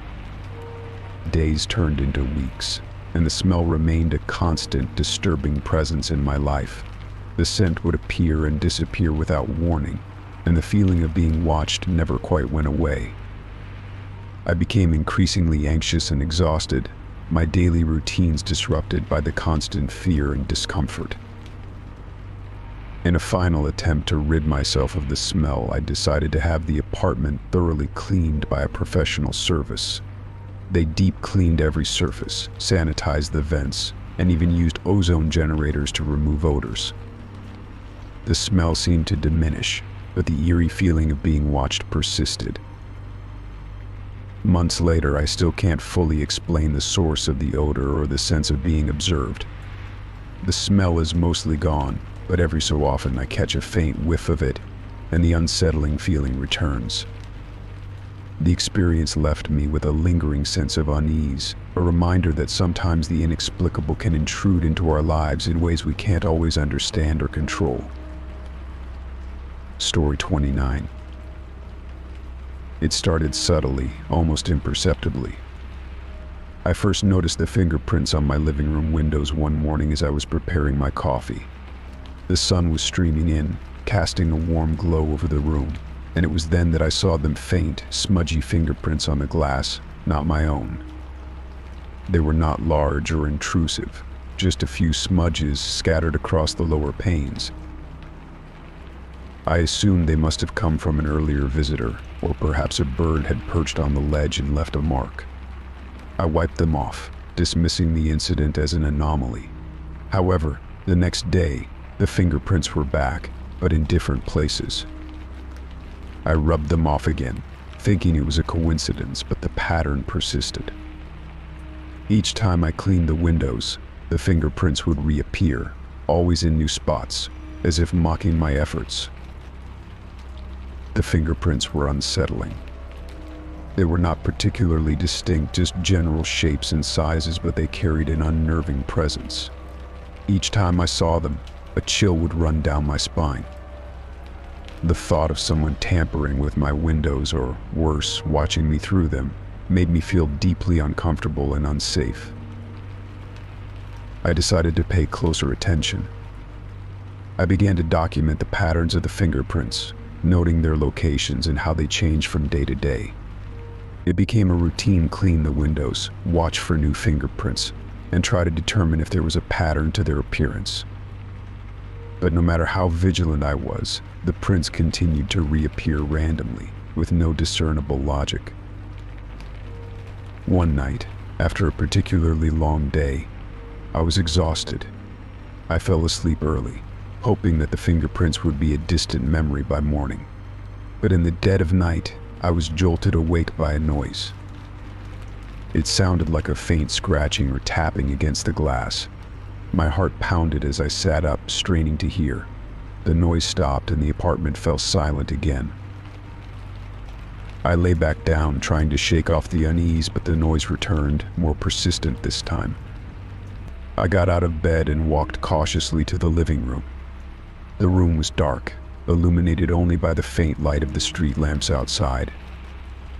I approached the windows, my breath fogging up the cold glass as I peered out into the night. There was no one in sight. The street was quiet, with no sign of activity. I checked the windows for any signs of tampering, but found nothing. The fingerprints had vanished, leaving only the clean glass behind. I returned to bed, though sleep was elusive. My mind raced with thoughts of intruders and eerie encounters. Over the following days, the frequency of the fingerprints increased. They seemed to appear almost overnight, as if someone was deliberately leaving them behind. I became more paranoid, double-checking the locks on my windows and doors. I even installed motion sensor lights around the perimeter of my apartment, hoping that they would deter any potential intruders. The paranoia began to affect my daily life. I avoided sitting near the windows, convinced that someone might be watching me. I would frequently look outside, scanning the area for any signs of movement, but found nothing. My friends noticed my increasing agitation and asked if everything was all right. I brushed off their concerns, trying to act normal while internally battling my growing fear. One evening, I was sitting at my desk, working late on a project. The room was dimly lit by my desk lamp, and I was focused on my work when I saw it again, a faint silhouette against the window. I froze, my eyes widening as I saw the outline of a handprint slowly forming on the glass. It was as if someone was pressing their hand against the window from the outside, leaving an imprint. I immediately jumped up, grabbed a flashlight, and raced to the window. As I approached, the silhouette faded, and the print disappeared, leaving no trace behind. My heart was racing, and my hands were trembling. I checked the window locks once again, ensuring they were securely fastened, but found no signs of forced entry. Desperate for answers, I reached out to a local security company. They installed additional cameras and a more sophisticated alarm system. The cameras provided a sense of security, but the fingerprints continued to appear. The security footage showed nothing unusual, no people, no suspicious activity. It was as if the fingerprints materialized out of nowhere, leaving me more frustrated and fearful than ever. The situation reached a breaking point one night when I returned home to find a message scrawled on the living room window. It was written in what appeared to be smudged dirt or grime, "Help Maine." My blood ran cold as I read the message, my mind racing with thoughts of someone being trapped or seeking assistance. I immediately called the police, but they found no evidence of an intruder or any unusual activity. The fingerprints and the message persisted, driving me to the brink of my sanity. The apartment that had once been a sanctuary now felt like a prison. I decided to move out, unable to bear the constant anxiety and the unsettling presence that seemed to haunt the windows. The new apartment, with its clean, untouched windows, brought a sense of relief, but the memory of the fingerprints and the cryptic message lingered in my mind. I had hoped that moving away would end the terror, but the experience left me with a profound sense of unease. The fingerprints had been more than just a nuisance. They were a reminder of the vulnerability we all face and the eerie things that sometimes lurk just beyond our understanding. Story 30. It was a chilly autumn afternoon when I decided to tackle the attic. The task was long overdue. Years of accumulated junk, forgotten boxes, and dusty memories awaited me. The house had been in my family for generations, and I was determined to clear out some of the clutter that had built up over the years. With a deep breath and a sturdy box cutter, I began the laborious process of sorting through the piles. Among the cobweb-covered boxes and stacks of old photographs, I discovered a small, unassuming leather-bound diary. It was wedged between a stack of old magazines and a box of my grandmother's costume jewelry. The diary's leather cover was worn and cracked, and it had a delicate brass latch that creaked as I opened it. I hesitated for a moment, feeling a shiver of curiosity mixed with unease. The diary had clearly seen better days, but something about it intrigued me. I flipped through the pages, revealing entries written in a meticulous, old-fashioned script. The handwriting was elegant, almost artistic, and the ink had faded to a deep sepia tone. The diary belonged to someone named Eleanor Martin. As I read through the entries, I realized that the diary was filled with personal reflections, everyday observations, and events from Eleanor's life.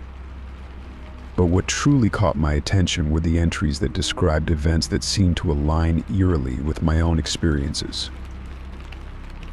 One entry, dated June 5th, 1985, read, "Today was a hot day. Little Sarah fell off her bike and scraped her knee. It's a good thing I was there to help her clean up." My heart raced as I recalled a day in my childhood when my younger sister Sarah had a similar accident. I remembered my own mother helping her clean up, but Eleanor's diary entry had been written years before I was even born. Another entry described a family gathering with an unsettling accuracy. "The Thompson family came over for dinner tonight. Little Michael made a fuss over the mashed potatoes, but after a few minutes he was fine. It was lovely to see everyone together." Michael was my cousin, and I remembered the exact dinner party Eleanor described. It was a memory that had always seemed ordinary, but now it felt oddly significant. The diary's entries became increasingly detailed about events that had happened in my life and my family's lives.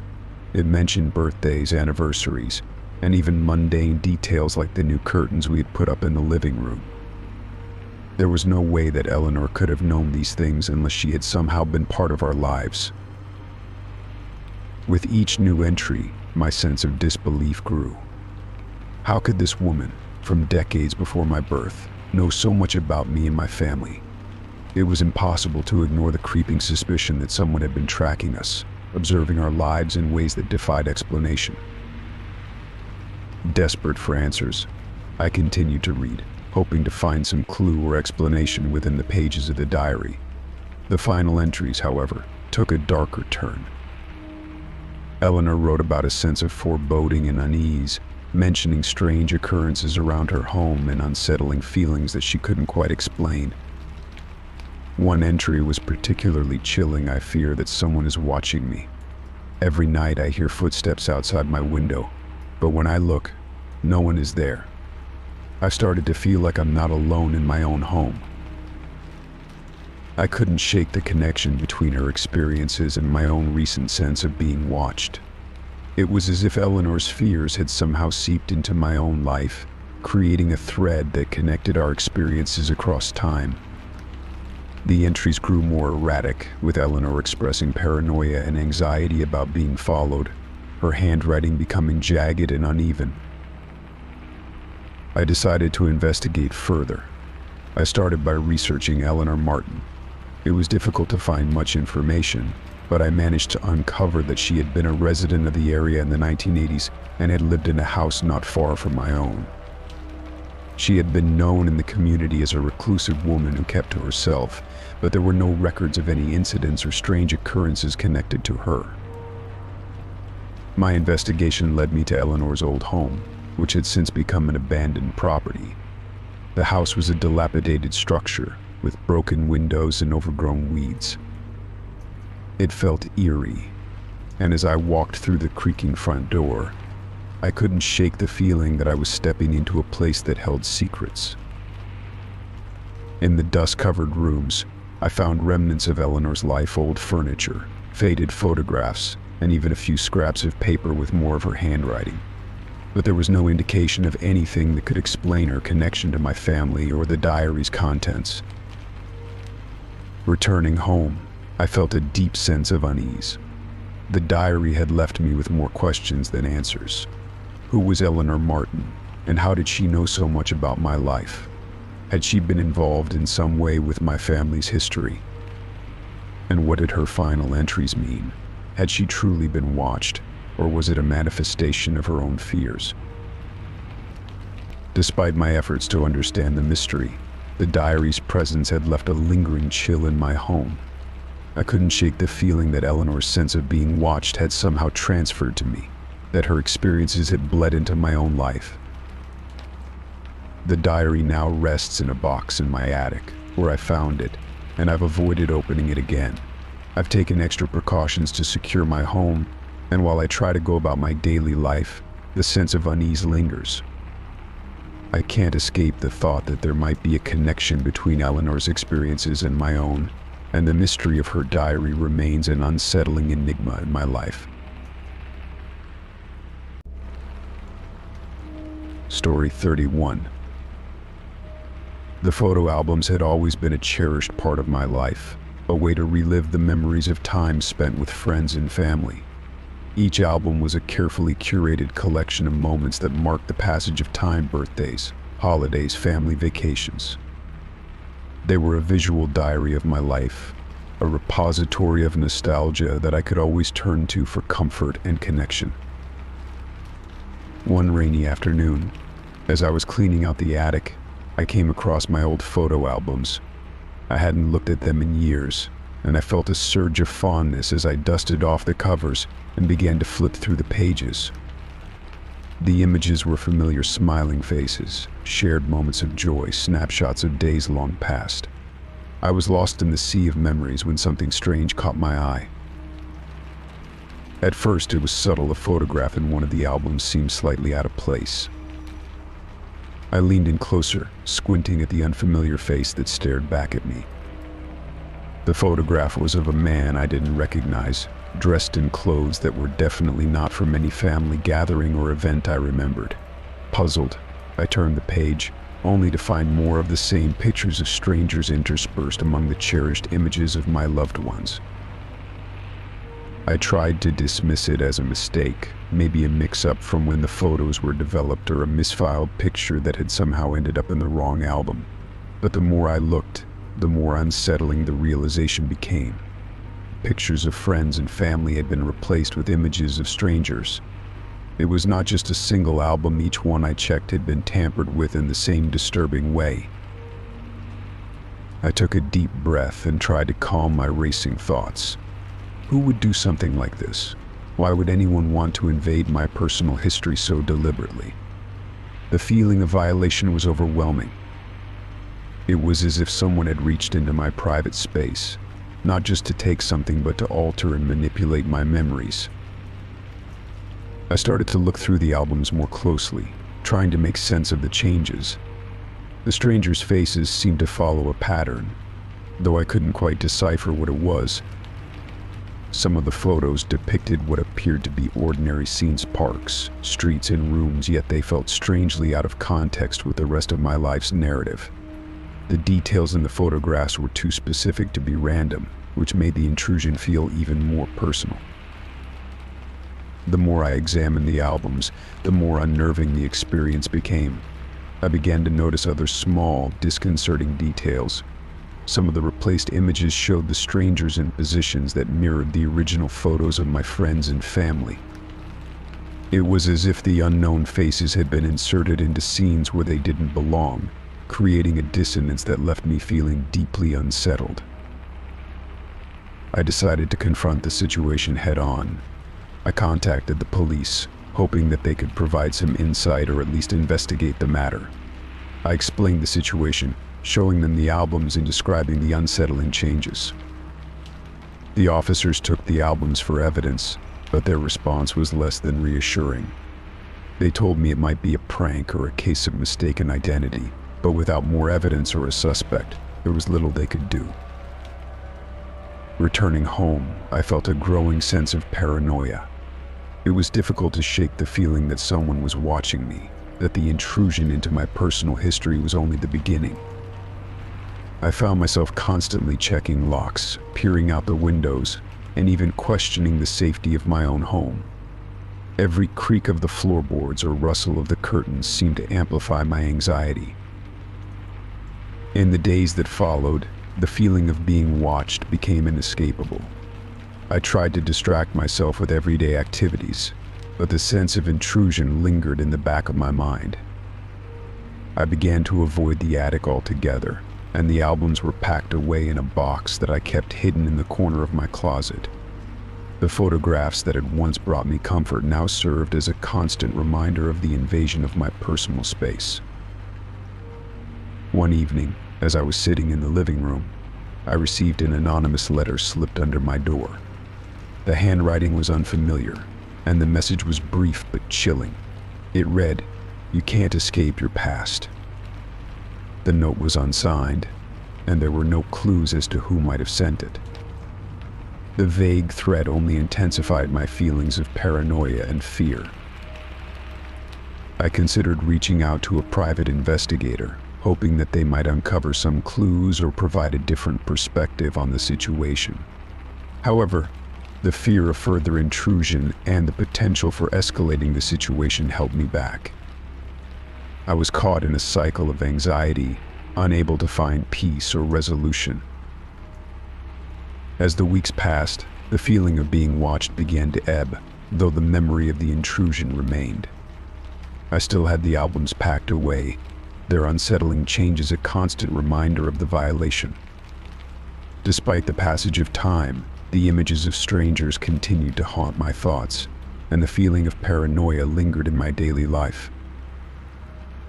In the end, the intrusion into my personal history had left an indelible mark on my psyche. The photo albums, once a source of comfort, had become symbols of an unsettling and unexplained violation. The faces of strangers, the anonymous note, and the pervasive feeling of being watched were reminders that even the most personal and cherished aspects of life could be disrupted by forces beyond our control. Story 32.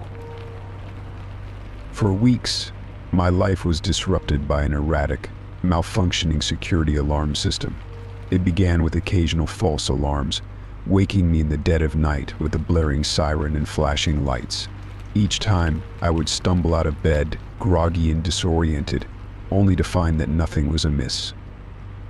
The house was always silent, the doors and windows secure, and the alarm system status indicator showed everything was normal.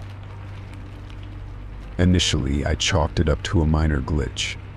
I checked the system's manual and ran diagnostic tests, but everything seemed to be functioning correctly. I contacted the alarm company's customer service, but their troubleshooting steps didn't resolve the issue. They assured me they would send a technician to inspect the system, but the appointments were always weeks out. Meanwhile, the false alarms persisted, growing more frequent and more disruptive. The alarms typically went off at odd hours, -2 a.m., 4 a.m., sometimes even in the middle of the day. The unpredictability made it difficult to adjust, and I found myself in a constant state of agitation. The sound of the alarm, piercing through the stillness of the night, left me with a lingering sense of dread, even after it had been silenced. Each time I would double-check the locks and windows, feeling as though my home was no longer a sanctuary.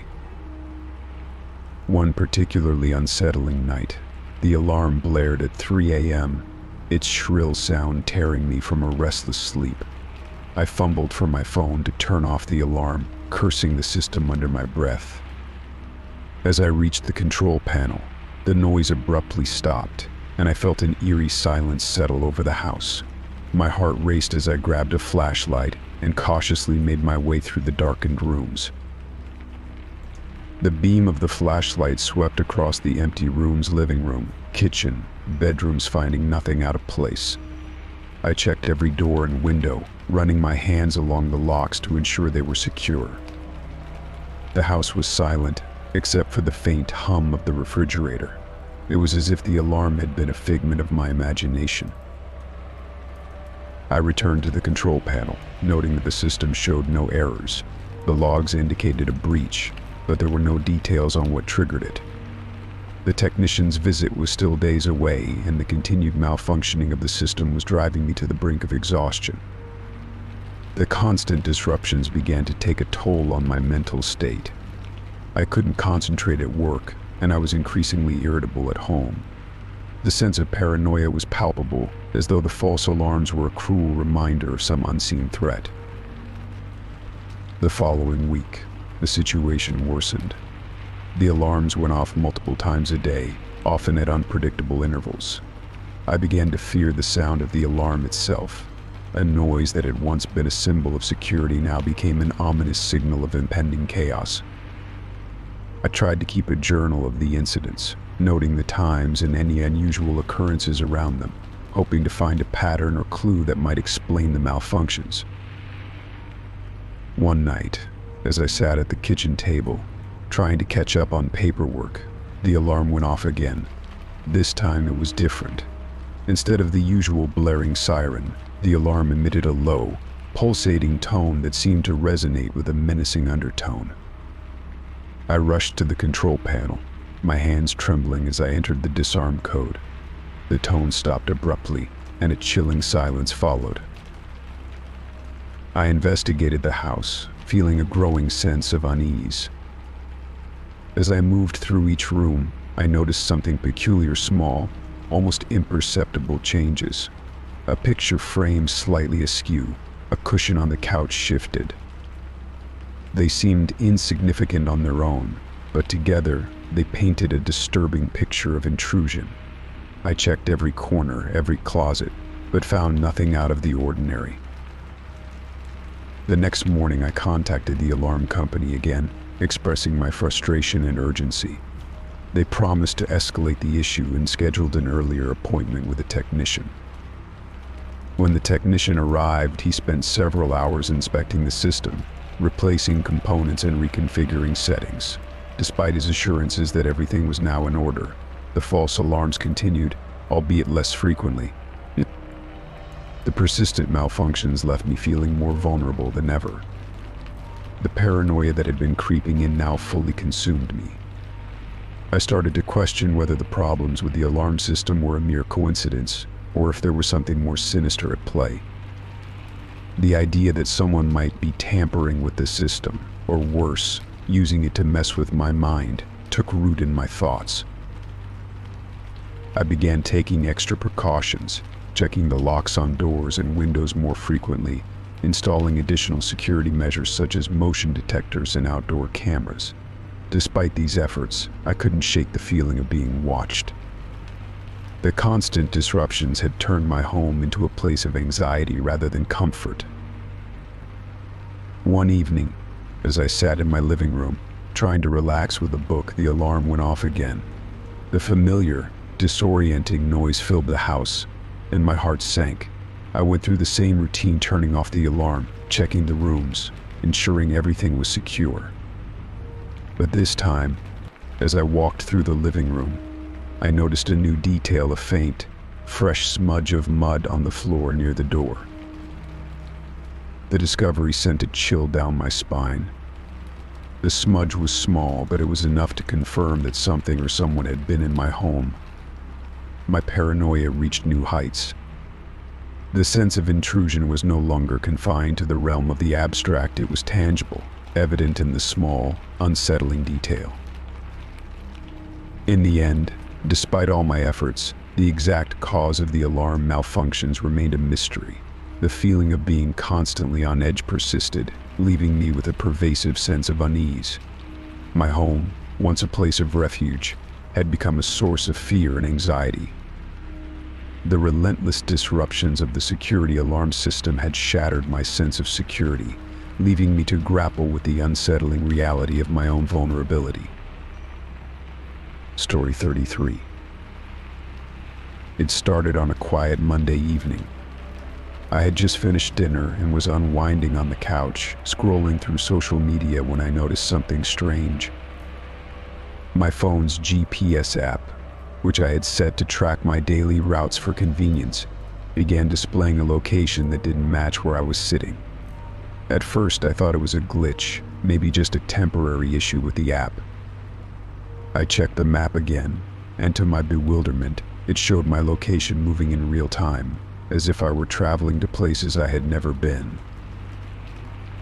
I tried to brush it off as a mere technical hiccup. I closed the app and reopened it, but the problem persisted. The GPS continued to show me moving along unfamiliar routes through neighborhoods I didn't recognize and past landmarks I had never seen. The more I watched, the more unsettled I became. The locations were eerily accurate, depicting precise streets and turns as though I were actually driving through them. It felt like someone was watching my every move, tracking my location with unnerving precision. I decided to investigate further. I went into the app's settings and performed a factory reset, hoping to clear any potential issues. I also rebooted my phone and updated the app, thinking that might fix the problem.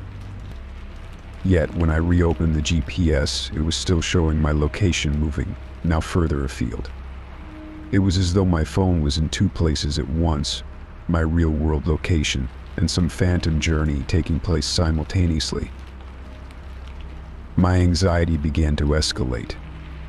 The idea that someone might be tracking me through my GPS was disconcerting. I considered the possibility of a hacked app or a malicious software issue.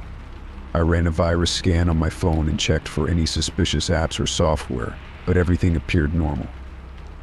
No unusual applications were installed, and my antivirus software found nothing amiss. Yet the GPS issue persisted. The following day, I reached out to the phone's customer support and explained the situation. The representative on the other end of the line was sympathetic, but seemed baffled by the problem. They suggested a series of troubleshooting steps, reinstalling the GPS app, clearing the app cache, and even performing a hard reset of the phone. I followed their instructions, but nothing seemed to resolve the issue. The GPS continued to track me through phantom locations, moving through places I had never been. My sense of privacy and safety was deeply affected. I began to question whether my phone was compromised in some way, or if someone had managed to gain unauthorized access to my location data. I started to feel paranoid, constantly checking my phone to see if the erratic GPS tracking had stopped. The sense of being watched or followed was unnerving, and I couldn't shake the feeling that I was being surveilled. To add to my growing anxiety, I began receiving strange notifications on my phone, unsolicited messages and alerts from unfamiliar sources. They appeared to be automated and vaguely threatening, with cryptic messages that hinted at knowledge of my daily routines and personal details. I reported these messages to my phone carrier and the authorities, but they were unable to trace the source or offer any concrete solutions. Desperate for answers, I sought advice from a cybersecurity expert. They conducted a thorough examination of my phone, looking for any signs of tampering or security breaches. The expert assured me that my device was secure and that there were no indications of hacking or malware. However, the GPS issue remained unresolved. The expert suggested that the problem could be due to a rare bug or an underlying issue with the app itself. The days dragged on, each one filled with a growing sense of unease. The phantom GPS tracking continued, showing me traveling to places I had never been, always with the same eerie accuracy. It felt as if someone was playing a cruel game, manipulating my sense of security and privacy. I began to avoid using my phone's GPS entirely, relying on traditional maps and landmarks to navigate. As weeks passed, the GPS issue began to wane, gradually returning to normal. The phantom tracking stopped and the app once again displayed accurate information about my real-world location. It was as though the problem had simply vanished, leaving me with more questions than answers. Even though the GPS issue was resolved, the experience left a lasting impact. I remained wary of potential privacy breaches and remained cautious about my phone's security. I became more vigilant about monitoring my digital footprint and took additional steps to safeguard my personal information. The phantom GPS had been a reminder of how vulnerable our digital lives can be and how crucial it is to stay vigilant in the face of technological uncertainties. Despite the resolution of the issue, I never fully recovered from the anxiety it caused. The sense of being watched and tracked lingered, casting a shadow over my sense of security. It was a chilling reminder of the fine line between the convenience of modern technology and the potential threats it can pose to our privacy. Story 34. It was a typical Thursday evening when I returned home from work, expecting nothing out of the ordinary. I had spent the day immersed in meetings and paperwork, and the thought of relaxing in my own space was a welcome relief. My home office, a cozy nook with warm lighting and a comfortable chair, was my sanctuary, a place where I could retreat and focus on my tasks without interruption. The office desk, a sturdy wooden piece with a polished finish, was my pride and joy. It housed all my important documents, office supplies, and personal mementos. For added security, I had installed a small lock on one of the desk drawers, where I kept sensitive documents and private notes. I trusted that this measure would safeguard my belongings from prying eyes, though in reality the risk seemed minimal. As I entered the office that evening, something felt off. The drawer that I had meticulously locked was slightly ajar. My heart skipped a beat. I approached the desk with trepidation, my mind racing with thoughts of possible intrusions. I pulled open the drawer fully, my anxiety growing as I took in the scene before me. Everything inside the drawer had been moved. My neatly organized folders were scattered haphazardly, and my personal notes, which I had carefully stacked, were now strewn about. Despite the disarray, nothing appeared to be missing. My sensitive documents were still there, untouched, but the sight of my private space being invaded made me feel a profound sense of violation. I immediately checked the rest of the office and the house for any signs of forced entry. I examined the window locks, door hinges, and the security system. Everything seemed intact, with no indications of tampering or break-ins. The lock on the drawer itself appeared to be functioning properly. It was as though someone had managed to access the drawer without leaving a trace. The unsettling feeling of being watched lingered as I struggled to make sense of the situation. My first instinct was to change the lock on the drawer. I quickly found a new lock and replaced the old one, hoping it would provide some measure of reassurance. I also began to keep a closer eye on my belongings, frequently checking the drawer and the surrounding area for any further signs of tampering. The following days were marked by a heightened sense of paranoia. I began to meticulously document the state of my office, taking note of the arrangement of items and ensuring everything was in its place. I also invested in a small camera system to monitor the room, hoping it might provide some insight into the strange occurrences.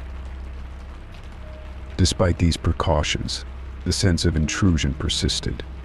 Every time I entered my office, I couldn't shake the feeling that someone had been there, rifling through my things.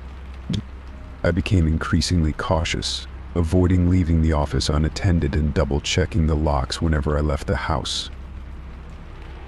One evening, while reviewing footage from the newly installed cameras, I noticed something that sent a shiver down my spine. There was a brief moment on the video where the camera's view shifted slightly, as if someone had tampered with it. The footage then showed a shadowy figure entering the room, but the figure remained obscured and indistinct. The figure seemed to approach the desk, but the camera's view was distorted and unclear. The sight of the shadowy figure was both eerie and perplexing. I replayed the footage several times, but the image remained too vague to identify any details.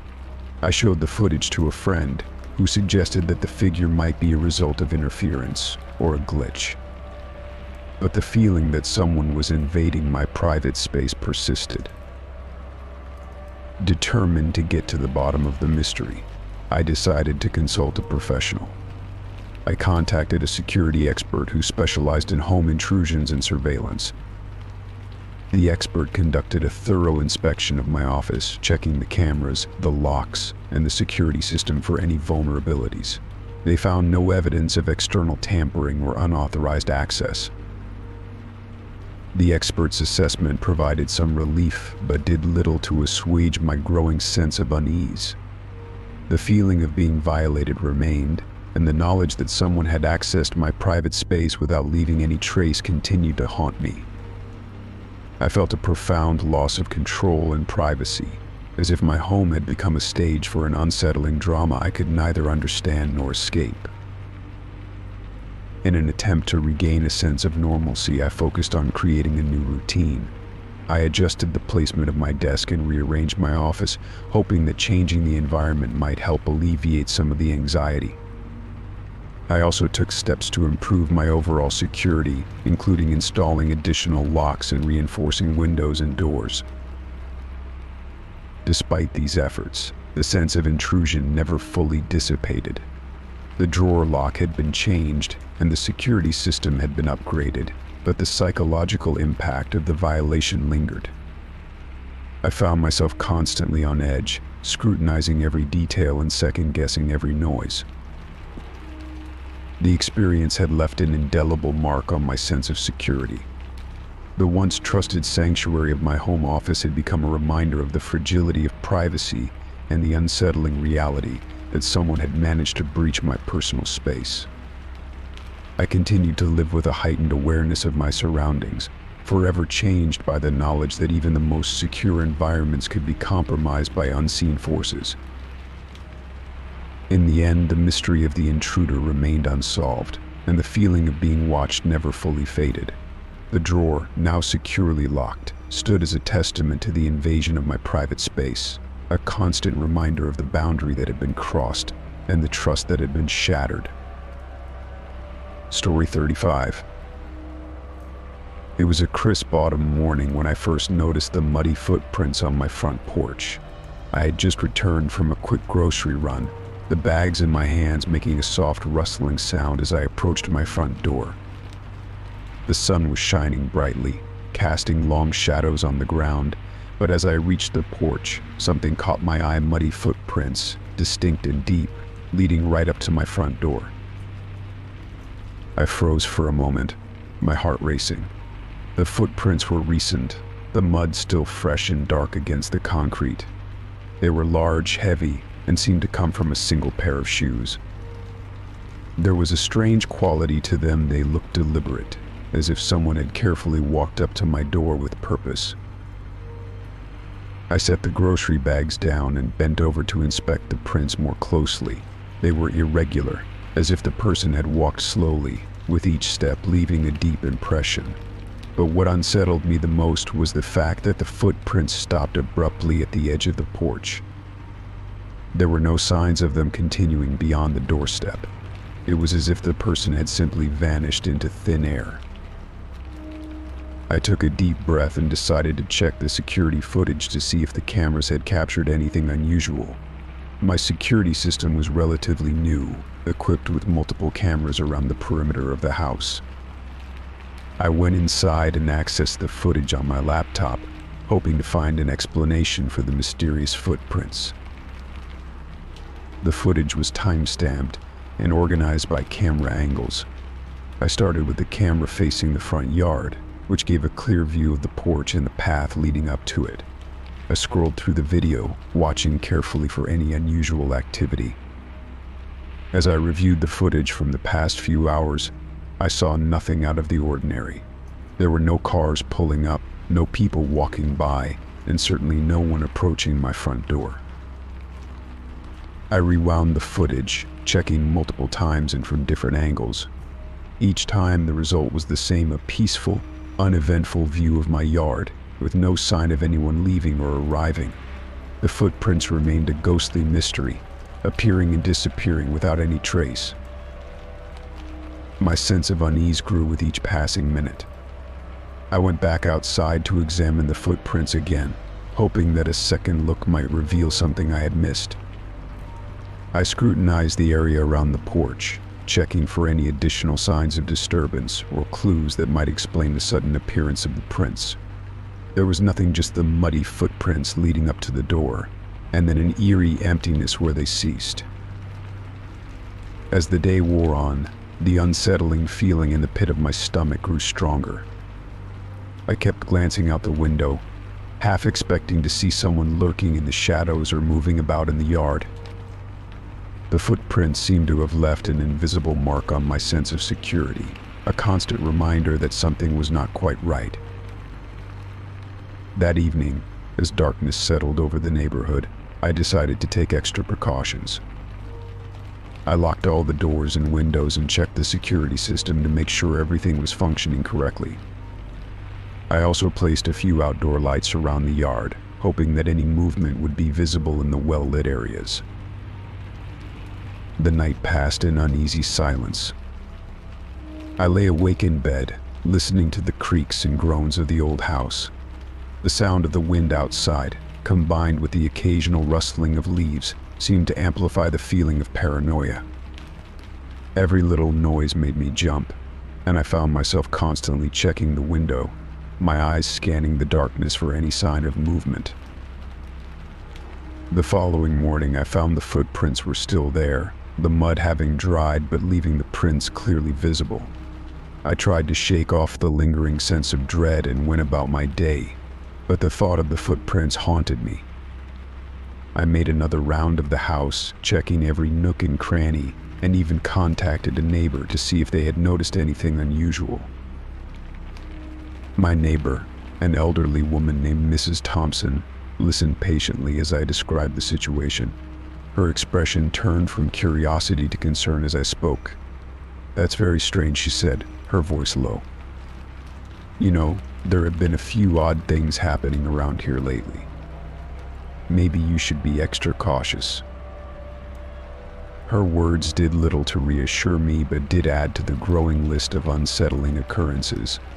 I decided to take further measures, installing additional security cameras and motion detectors around the property. I hoped that these precautions would provide some peace of mind and offer answers if the strange occurrences continued. The days turned into weeks, and the muddy footprints became a distant memory, overshadowed by a series of minor disturbances. My security system recorded the occasional false alarm branches swaying in the wind, small animals scurrying about, but there were no further unexplained incidents. The mystery of the footprints remained unsolved, and the unsettling presence I had felt lingered in my thoughts. I couldn't shake the feeling that someone had been close, that my privacy had been breached in a way that defied explanation. The incident had left a mark on my sense of safety, a reminder of how easily our sense of security can be shattered by the inexplicable. Though the footprints were never explained, the experience had taught me to be more vigilant and to trust my instincts. The house, once a haven, had become a reminder of the thin line between safety and vulnerability. And while I continued to live in the same home, the memory of the muddy footprints served as a haunting reminder of the mysteries that sometimes walk silently alongside us, just beyond the reach of understanding. Story 36. It began with a peculiar discovery, a small, folded note tucked beneath the leg of my living room couch. The note was simple, with a cryptic message that read, "You're not as alone as you think." I was perplexed, assuming it was a misplaced note from a previous tenant, or perhaps a prank. I tossed it aside, thinking little of it. But then it happened again. The second note was hidden between the pages of a book on my bookshelf. Its message was more disturbing. "I see you every day." It was unsigned, and the handwriting was unfamiliar. The discovery left me uneasy, but I tried to brush it off as a coincidence.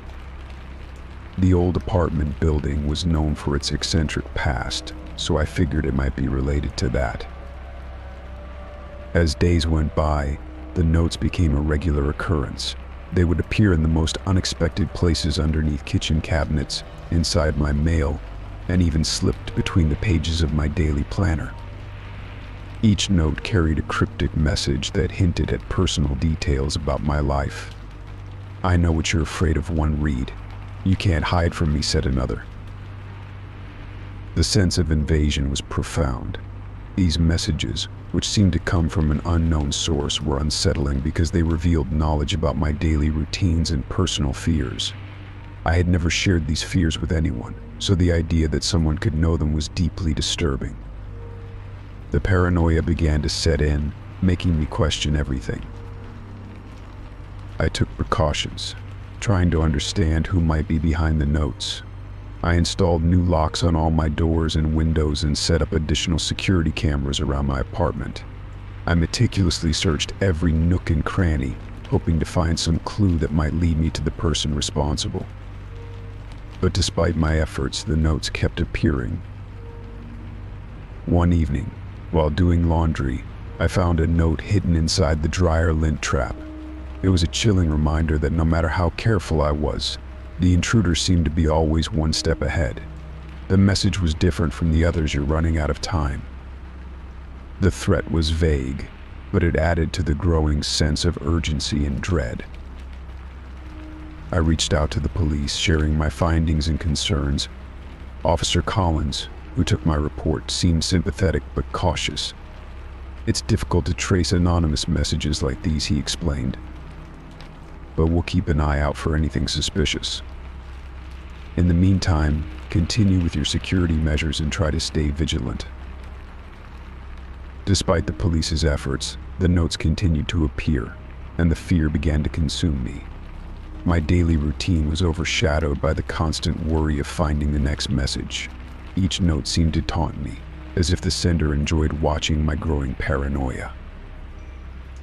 In an attempt to regain some control, I started documenting each note's discovery.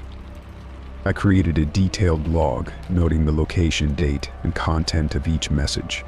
I hoped that by analyzing the patterns, I might find a clue about the sender's identity or motive. But the more I analyzed, the more it seemed that the notes were randomly placed, with no discernible pattern or logic. The situation began to affect my relationships. I grew increasingly isolated, reluctant to invite friends or family over for fear that they might be involved, or that their presence might somehow trigger another note. My social life dwindled, and I became consumed by the mystery of the hidden messages.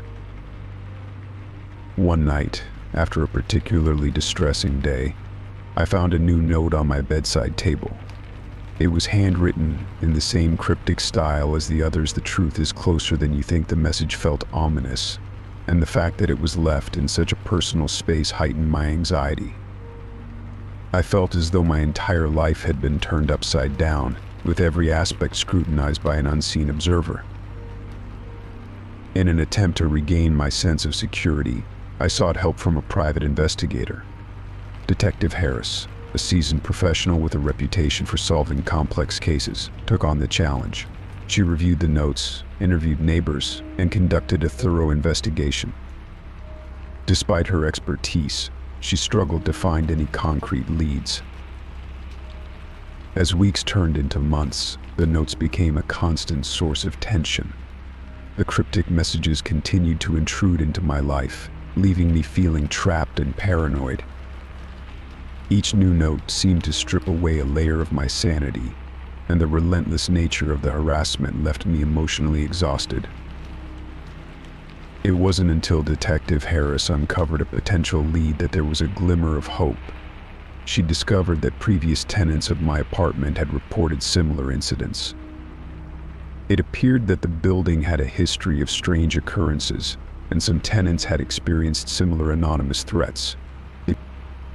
The realization that I wasn't the only one affected provided a small measure of relief.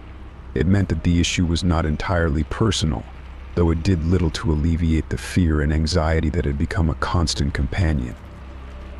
The knowledge that others had experienced similar disturbances suggested a pattern, but it also meant that the problem was deeply rooted in the building's history. With Detective Harris's help, I began to take additional measures to protect myself and seek a resolution.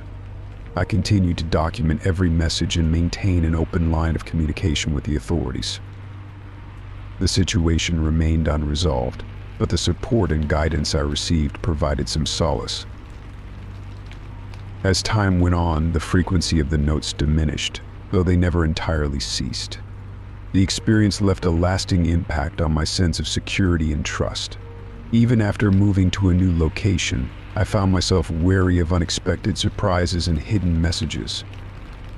The hidden notes had been a haunting reminder of the fragile line between safety and invasion, and they served as a constant reminder of the vigilance required to protect oneself from unseen threats. Story 37. It started on a quiet Tuesday evening. I was preparing for bed, a nightly ritual I found comforting. As I brushed my teeth, I glanced at the bathroom mirror and noticed something odd. The reflection seemed slightly off, darker around the edges, with a faint distortion that made the reflection appear warped. I dismissed it as a trick of the lighting, or maybe a bit of residue on the mirror, so I cleaned it thoroughly, adjusting the light fixtures to ensure even illumination. The next morning, the distortion was still there, though less noticeable. I thought it might be due to the old age of the mirror, or perhaps an issue with the glass itself.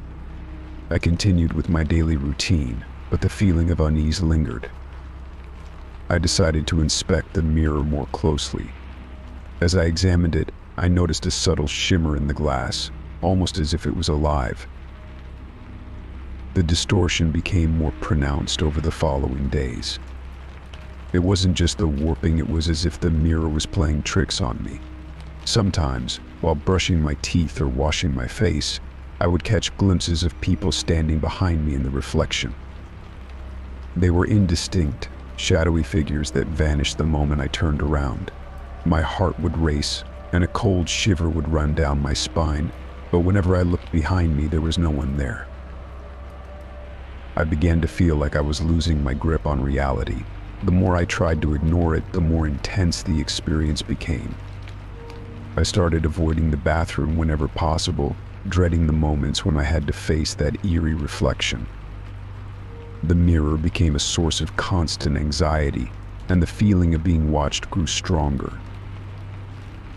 One night I was in the bathroom, trying to calm my racing thoughts. I was washing my hands when I caught sight of a figure standing behind me in the mirror. It was a tall, shadowy silhouette, and though I couldn't make out any distinct features, I could feel its presence intensely. I spun around, but the room was empty. My heart pounded as I turned back to the mirror, only to find the reflection normal, with no sign of the figure. Desperate for answers, I tried adjusting the lighting again.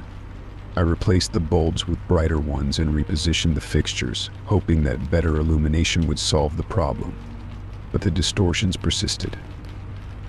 The mirror seemed to warp and bend light in strange ways, creating unsettling patterns and shapes that defied explanation. I decided to seek professional help. I contacted a local glass specialist who came to examine the mirror. He inspected it thoroughly but found no flaws or defects. He suggested that the issue might be related to the positioning of the mirror or the structure of the bathroom itself, but he couldn't offer any definitive answers. His professional opinion was that the mirror was fine, but he couldn't explain the distortions or the unsettling reflections. Feeling frustrated and confused, I turned to online forums and communities for advice. I described the strange occurrences and asked if anyone had experienced similar issues. To my surprise, I received several responses from people who had encountered similar phenomena. Some suggested that the mirror might be a portal or that it could be harboring some residual energy. Others recommended performing a cleansing ritual to rid the space of any negative influences. Skeptical but desperate, I decided to try some of the suggested rituals. I gathered sage and other cleansing herbs and performed a ritual in the bathroom, hoping to clear away any lingering energy that might be causing the disturbances. I also placed protective charms around the mirror, hoping that they would offer some measure of security and peace. Despite my efforts, the reflections continued to plague me.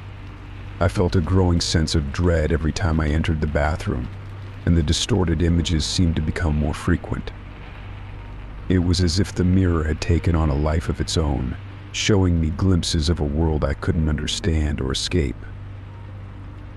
One particularly unsettling night, I was alone in the apartment when I decided to confront the mirror once and for all. I stood in front of it, staring at my reflection and trying to steady my nerves. I challenged whatever presence was behind the distortions, demanding that it reveal itself. As I did, the reflection in the mirror shifted and changed, showing fleeting images of figures and scenes that I couldn't comprehend. The air grew heavy, and a cold draft swept through the room. In that moment, I felt a deep sense of fear and vulnerability. The mirror seemed to be a window into something beyond my understanding, a gateway to a world where reality and illusion blurred together. I took a step back, my heart racing, and decided to cover the mirror with a heavy cloth. I needed to block out the reflections that had become a constant source of terror and confusion. The cloth obscured the mirror, and the bathroom finally felt less oppressive. I avoided looking at it, trying to focus on other aspects of my life. The distortions and shadowy figures were no longer visible, but the memory of those unsettling experiences remained. As time went on, I learned to live with the covered mirror, finding some measure of peace in the absence of its haunting reflections. I continued to seek answers, but the mirror remained an enigma, a reminder of the strange and inexplicable events that had transpired. The experience had left me more cautious and aware of the mysteries that might lie hidden in everyday objects.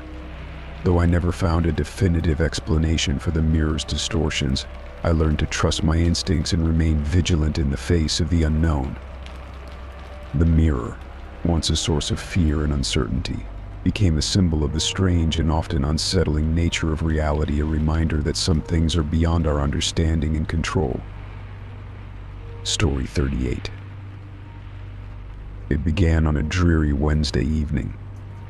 I was alone in my house, curled up with a book and a cup of tea when I first heard a faint, almost imperceptible voice calling my name. At first, I thought it was a figment of my imagination, a trick of the mind after a long day. But as I listened more closely, I realized it was real. The voice was soft, barely audible, and seemed to drift through the house like a whisper carried on a breeze. I set my book aside and listened carefully, trying to determine where the voice was coming from. It sounded distant, as if coming from another room, but there was no one else in the house. I called out, "Hello? Is someone there?" But the voice did not respond. The room fell silent, and I was left with a disconcerting sense of unease. Determined to investigate, I moved through the house, checking each room and calling out in an attempt to locate the source of the voice. As I moved from room to room, the voice seemed to follow me, growing louder and more insistent with each step. Yet, whenever I reached the room where I thought the voice was coming from, it would fade away, leaving me in eerie silence. I tried to reason with myself, thinking it might be a sound from outside a neighbor's voice, perhaps, or something carried in on the wind. But the voice sounded too close, too specific. It was as if someone was calling for me, deliberately and with a purpose. The voice continued its haunting pattern over the following days. Each night, as soon as I was alone in the house, it would begin again, soft, distant, and persistent. The sound was always the same, a gentle whisper calling my name, just barely audible. I would get up, search the house, and find nothing, only to return to my room feeling increasingly unsettled. I decided to install a few cameras around the house, hoping that capturing footage might provide some clue. I placed them strategically in the rooms where I'd heard the voice most often. When I reviewed the footage, I saw nothing out of the ordinary. There were no figures, no movement, just the stillness of my empty home. The voice grew more pronounced over time, almost as if it was trying to convey a sense of urgency. It would call my name in the middle of the night, disrupting my sleep and leaving me in a state of constant anxiety. I would wake up heart racing and find myself tiptoeing through the darkened house, trying to locate the source of the disembodied voice.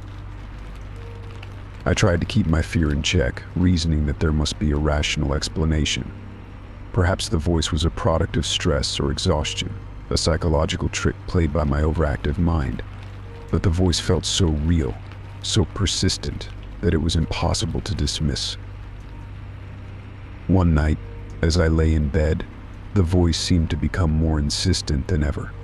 It called my name repeatedly, growing louder and more desperate. I decided to follow it, determined to confront whatever was causing the disturbance. The voice led me through the house, from room to room, until it seemed to be coming from the basement. I hesitated at the basement door, my heart pounding. The basement was rarely used and had always felt a bit eerie to me. I took a deep breath and opened the door, descending the stairs into the dimly lit space. The voice was almost deafening now, echoing off the walls, but I couldn't see anyone or anything. I reached the bottom of the stairs and scanned the basement with a flashlight. The voice grew louder, but still, there was no sign of anyone. The basement was filled with old furniture, boxes, and cobwebs, nothing out of the ordinary. I felt a chill run down my spine as I explored the basement, the voice echoing eerily in the confined space. After what felt like an eternity, the voice suddenly stopped. The silence that followed was deafening. I stood there in the darkness, my breath visible in the cold air, feeling a profound sense of isolation. The voice had vanished as suddenly as it had appeared, leaving me alone in the basement with only my racing thoughts. I retreated upstairs, feeling shaken and unnerved. The voice had stopped for the moment, but the sense of dread lingered. I tried to rationalize the experience, but the fear remained. The voice had seemed so real, so urgent, that it was impossible to ignore. Over the next few weeks, the voice became less frequent, though it never completely disappeared. I continued to hear it on occasion, but the intensity and urgency had diminished. The experience left me with a lingering sense of unease, a feeling that something was not quite right in my home. Despite my best efforts to dismiss the voice as a trick of the mind or a product of stress, I couldn't shake the feeling that there was something more to it.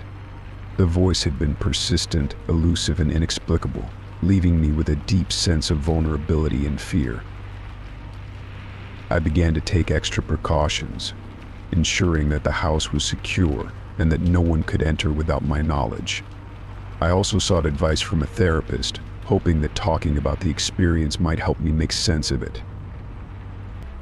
The voice never fully disappeared, but its calls became less frequent over time.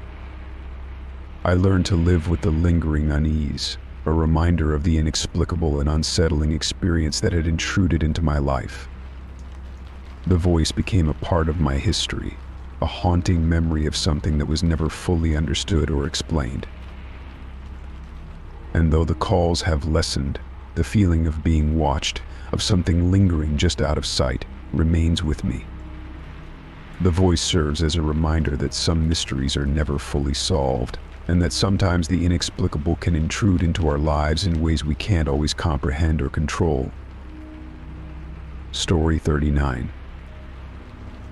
It began on an ordinary Monday morning. I had just returned from my morning jog, and as I walked through the door of my apartment, I noticed something odd. My car key, which I usually kept in a small bowl on the entryway table, was nowhere to be found. I searched the apartment high and low, checking every nook and cranny, but the key was missing. Eventually, I resigned myself to the possibility that I had misplaced it and drove to work using a spare key. Later that evening, after a long day, I returned home to find my car key sitting neatly on the kitchen counter. Relieved, I picked it up, wondering if it had just been misplaced earlier.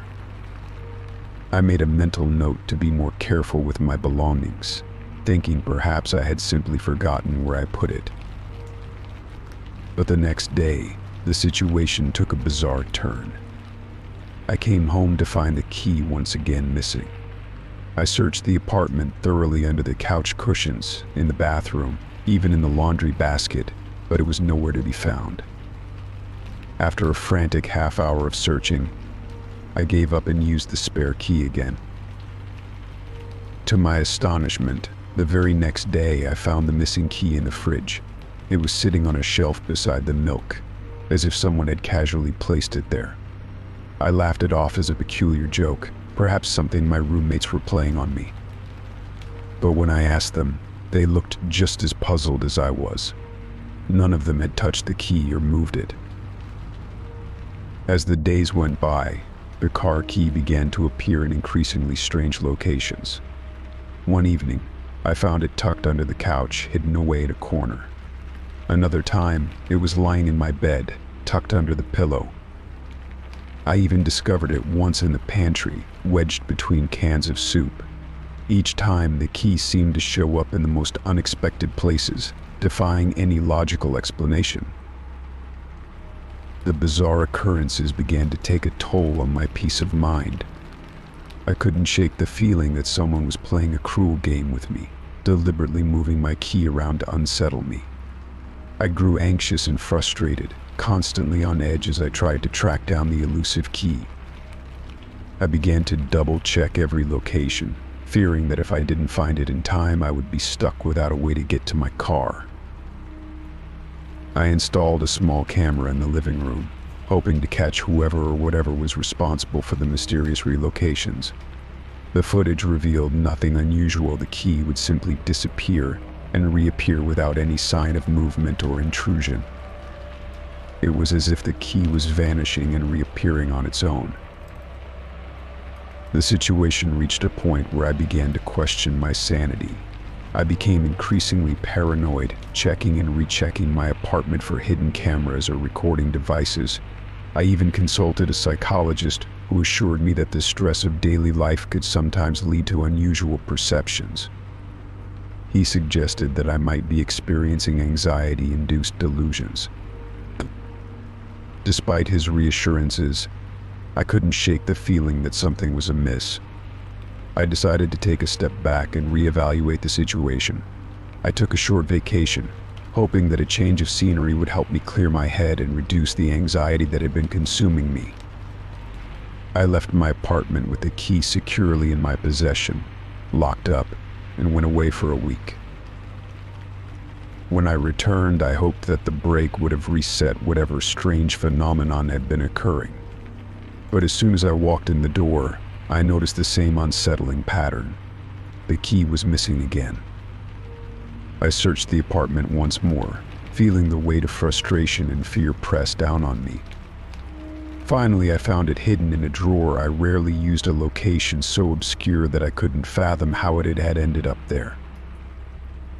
Determined to get to the bottom of it, I decided to involve the local authorities. I filed a report explaining the bizarre occurrences and my growing concern. The police were skeptical but agreed to conduct a brief investigation. They checked the apartment for signs of forced entry or tampering but found nothing unusual. They even interviewed my neighbors to see if anyone had witnessed anything out of the ordinary. A week later, a detective arrived at my apartment holding a small envelope. Inside was a note with no return address. It read, "I'm sorry for the confusion. It was just a prank. I thought it would be funny." The detective informed me that the note had been found at a local post office, and it appeared to be a prank from someone who knew me or was familiar with my routine. The revelation was a mix of relief and anger. The prank had gone too far, affecting my peace of mind and causing unnecessary stress. I learned that the perpetrator had been a former acquaintance who had apparently enjoyed watching my reaction to the bizarre game. With the mystery resolved, I took steps to safeguard my home and restore my sense of security. I changed my locks, installed additional security measures, and took a break from my routine to recover from the ordeal. The key continued to find its place in the small bowl on the entryway table, a symbol of the strange and unsettling experience that had tested my sanity. In the end, I gained a deeper appreciation for the simple, predictable aspects of life and the importance of maintaining a sense of security. Though the prank was unsettling, it served as a reminder of the fragility of our comfort and the resilience needed to reclaim it. Story 40. The phone rang every day at precisely 3:15 p.m. At first, I thought it was just a wrong number or a telemarketer, but the calls became a routine, arriving like clockwork, with no voicemail left and no message delivered. The number displayed on my phone was unfamiliar and untraceable, and each call was marked by an eerie, oppressive silence. It started as a minor irritation. I answered the first few times, hoping to discover who was behind the calls, but each time I was met with nothing but dead air. The absence of sound was more unsettling than if there had been a voice on the other end. I tried calling the number back, but each attempt was met with a number not in service message. It was as if the caller had vanished into thin air after making their daily intrusion. After a week, I decided to block the number. I hoped that this would put an end to the disturbing routine, but to my dismay, the calls continued. Each day, a new number appeared, always arriving at the same time. The consistent schedule made it clear that this wasn't just random harassment, but something more deliberate. It felt like someone was meticulously monitoring my daily routine, waiting for the precise moment to intrude. The calls were always silent. No static, no breathing, no hint of a human presence. It was as if the person on the other end was simply listening, observing. Each time I answered, the phone remained eerily quiet, the silence stretching out until I hung up, my heart pounding with anxiety.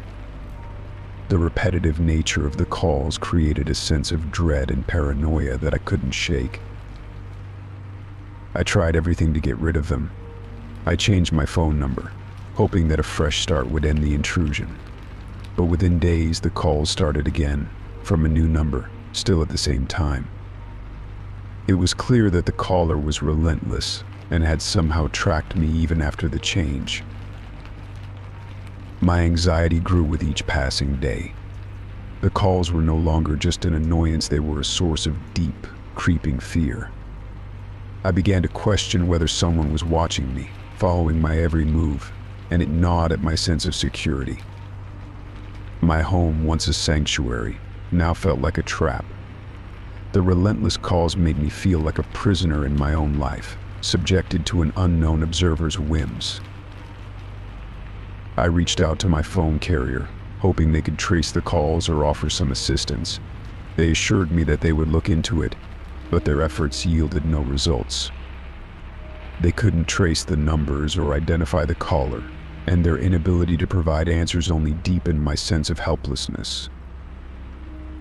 Desperate for relief, I contacted local law enforcement.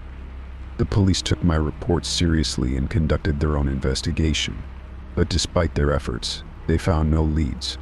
The calls continued, and my sense of isolation grew.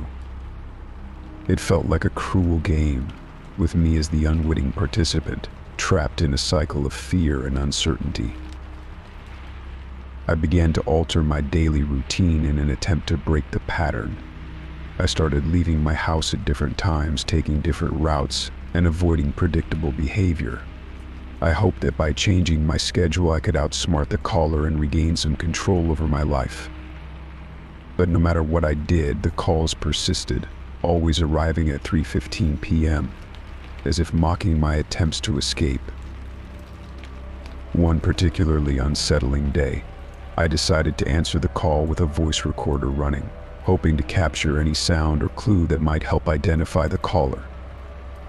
As I listened to the recording later, all I could hear was a faint, rhythmic tapping, like someone tapping their fingers on the phone's receiver. It was a small clue, but it only deepened the mystery. What did the tapping mean? Was it a signal, a code, or simply a part of the caller's psychological game? The relentless nature of the calls took a toll on my mental health. I struggled with insomnia, unable to escape the feeling that someone was always watching. The sense of paranoia became a constant companion, infiltrating my thoughts and actions. I avoided being alone, fearing that the caller's silence might be a prelude to something more sinister. Months passed, and the calls showed no sign of stopping. I had become a shell of my former self, living in a constant state of anxiety. The daily ritual of answering the phone only to be met with silence had become a source of constant dread. The uncertainty of not knowing who was behind the calls or why they were targeting me was unbearable.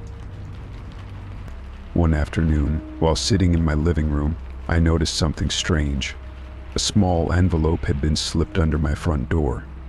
My heart raced as I picked it up, noting that it was addressed to me with no return address. Inside was a single sheet of paper with a message typed in bold, black letters you can't hide forever. We're always watching. The note sent chills down my spine. It confirmed my worst fears that someone had been tracking me, observing my every move. The words were a chilling reminder that the calls were part of a larger, more disturbing pattern. The message left me feeling vulnerable and exposed, knowing that my attempts to escape or hide had been futile. Determined to regain some sense of control, I sought the help of a private investigator. The investigator was able to dig into the origins of the calls and found that the numbers used were linked to a series of similar cases across different areas, all involving silent, persistent callers. The pattern suggested a coordinated effort by an unknown group or individual with access to sophisticated technology. While the investigation offered some clarity, it did little to alleviate my fear. The knowledge that I was part of a larger pattern of harassment only deepened my sense of vulnerability. The calls continued, their silence a constant reminder of the unseen presence that loomed over my life. As time went on, I learned to live with the daily intrusion. The calls became a fixture of my routine, an unsettling constant that I had come to accept, even as it continued to gnaw at my sense of security. The mystery of the persistent caller remained unsolved, a dark shadow that lingered over my life, reminding me of the fragility of privacy and the relentless nature of fear. Story 41. The discovery of the old, dusty book on my bookshelf was an unsettling surprise. I was rearranging my books one evening, clearing space for some new reads, when my hand brushed against an unfamiliar spine. It was a leather-bound volume, its cover worn and creased, with no title or author to identify it. The book seemed oddly out of place among my collection of well-thumbed novels and reference guides.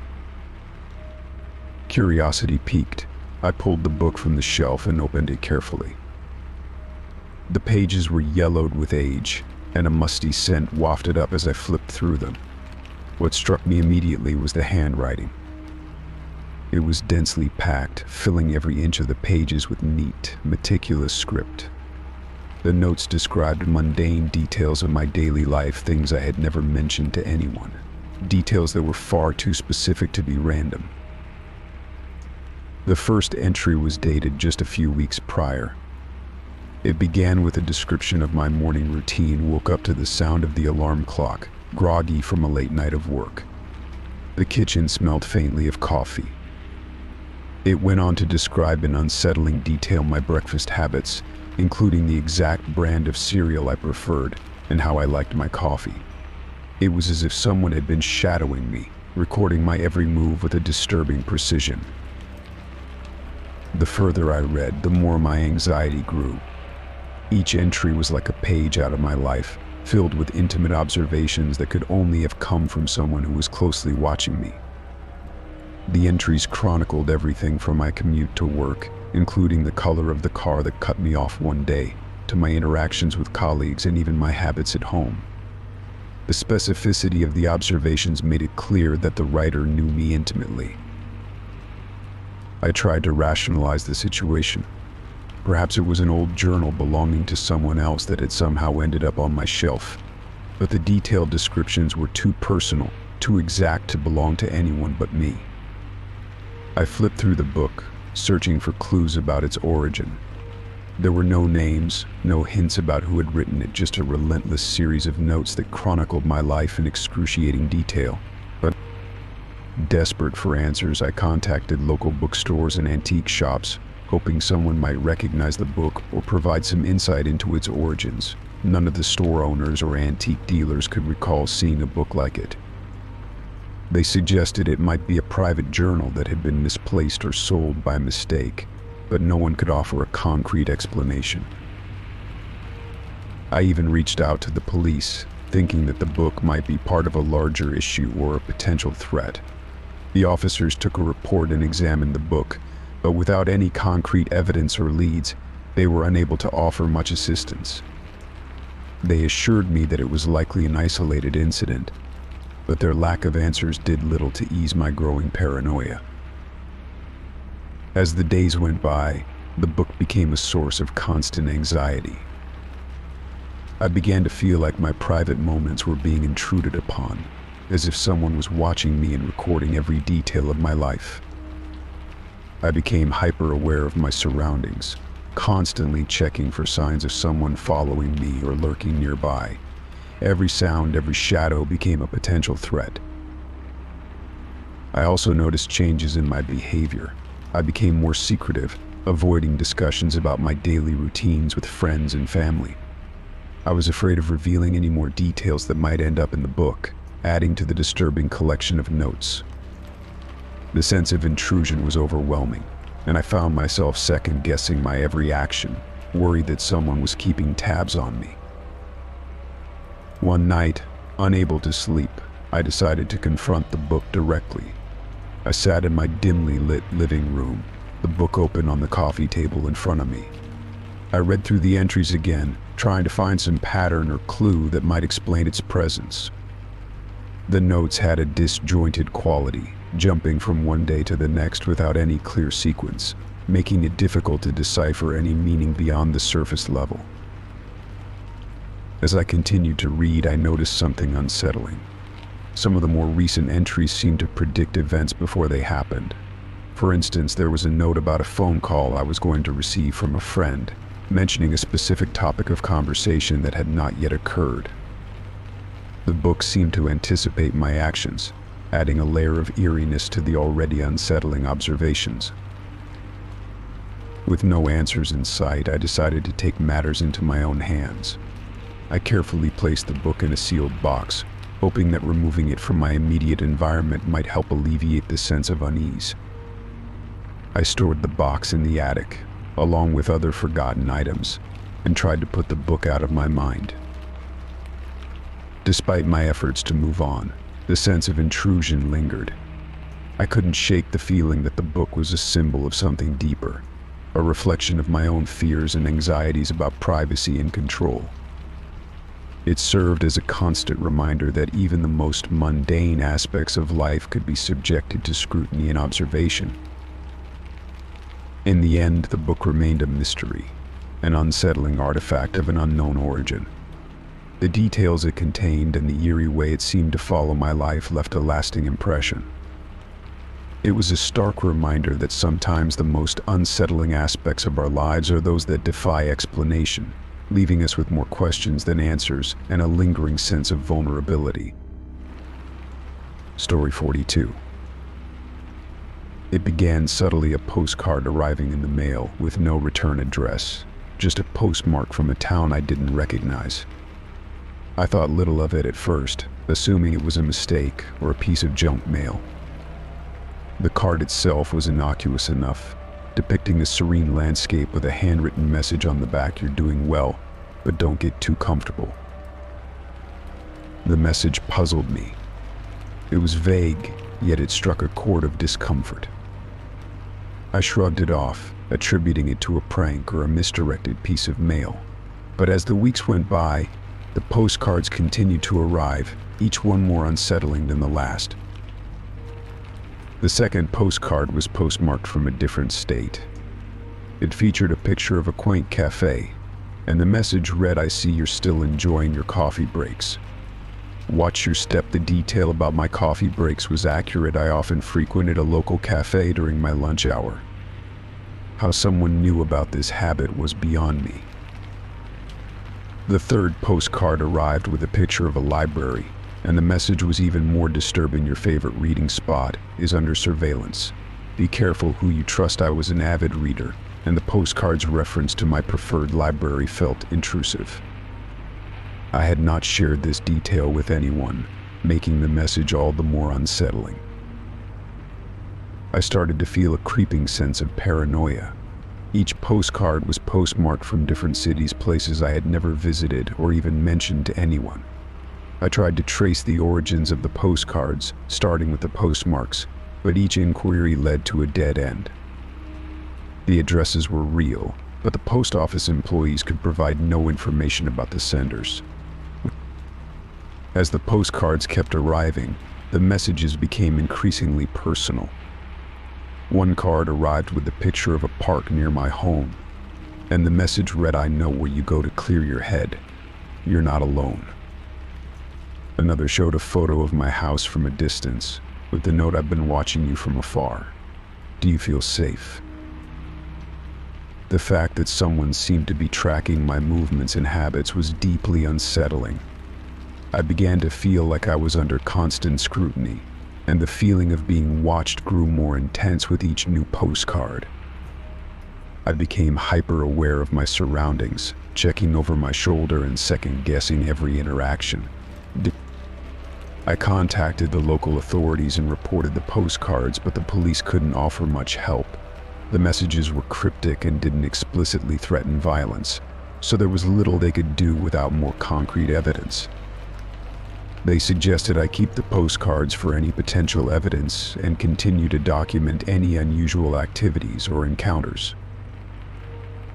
In the meantime, I began to scrutinize every detail of my life, trying to identify anything that might have led someone to gather such personal information. I reviewed my social media profiles, looking for any posts that might have inadvertently revealed too much. I found nothing unusual, but the feeling of vulnerability lingered. The postcards continued to arrive, each one more invasive than the last. One depicted a photo of my workplace, with the message, "The people you trust are not who they seem." Another showed a close-up of a coffee cup from my favorite cafe, with the note, "Your daily ritual is being observed." The relentless nature of the postcards wore on me. I found it increasingly difficult to concentrate at work, and my personal life was becoming a source of anxiety. I began avoiding places I had previously frequented, hoping to reduce the chance of being observed. I also took extra precautions, such as altering my daily routines and varying my activities to avoid predictability. Despite these efforts, the postcards continued to arrive, and the sense of unease never fully dissipated. The unknown sender's ability to accurately describe my daily life left me feeling exposed and vulnerable. The feeling that someone was out there watching and documenting my every move became a constant presence in my thoughts. One particularly unsettling postcard arrived with a photo of a street I had walked down just days before. The message read, "I'm always one step behind. Your next move is crucial." The card had an eerie undertone, suggesting that the sender was not just observing but actively following me. The implications were chilling. The authorities continued to monitor the situation, but their investigations yielded no new leads. I began to fear that the sender's knowledge of my life might have come from someone I knew, an acquaintance or colleague who had taken a disturbing interest in me. This fear led me to scrutinize the people around me more closely, looking for signs of suspicious behavior. The postcards eventually stopped arriving, but the sense of unease lingered long after they ceased. I remained hyper-vigilant, always on edge, and reluctant to return to my old routines. The mystery of the postcards and the unsettling knowledge that someone had been watching and documenting my life left a lasting impact. The experience taught me a harsh lesson about privacy and the unsettling ways in which people can invade it. Despite the absence of tangible threats or immediate danger, the psychological impact of being watched and manipulated left me with a lingering sense of paranoia. I had learned to be more cautious about my personal information and to trust my instincts when it came to safeguarding my privacy. Story 43. It all started with a routine check of my email. I had just returned from work and was preparing to relax with a book when I noticed a new message in my inbox. The sender was unfamiliar, and the subject line was simply a string of numbers and letters that made no sense. I hesitated but decided to open it, curious despite my reservations. Inside, the email was a jumble of symbols and random characters, a complex code that appeared entirely unintelligible. There was no message body, just an encrypted block of text. My initial thought was that it was spam or some kind of phishing attempt. I deleted the email and moved on, but as the days passed, more of these strange, coded messages began to appear. Each new message was more elaborate and cryptic than the last. They contained increasingly complex strings of characters, each one tailored to my personal experiences and fears. One message referenced a vacation I had taken months earlier, while another alluded to a conversation I had had with a close friend. The specificity of the references was both unsettling and perplexing. It was as if someone had access to my personal life and was using it to craft these disturbing messages. I decided to investigate further. I attempted to decode the messages myself, using various online tools and decryption software.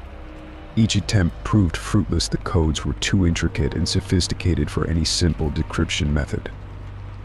I spent hours trying to make sense of the patterns, but they only seemed to grow more complex with each message. As the coded messages continued to arrive, my anxiety increased. The content of the messages, combined with their targeted nature, made me feel as though someone was watching me closely. I couldn't shake the feeling that there was a hidden meaning behind the codes, a message that was meant to reach me but remained just out of reach. I reached out to a few friends, hoping they could offer some insight. They were as baffled as I was and suggested I contact a cybersecurity expert. Desperate for answers, I took their advice and consulted with a professional.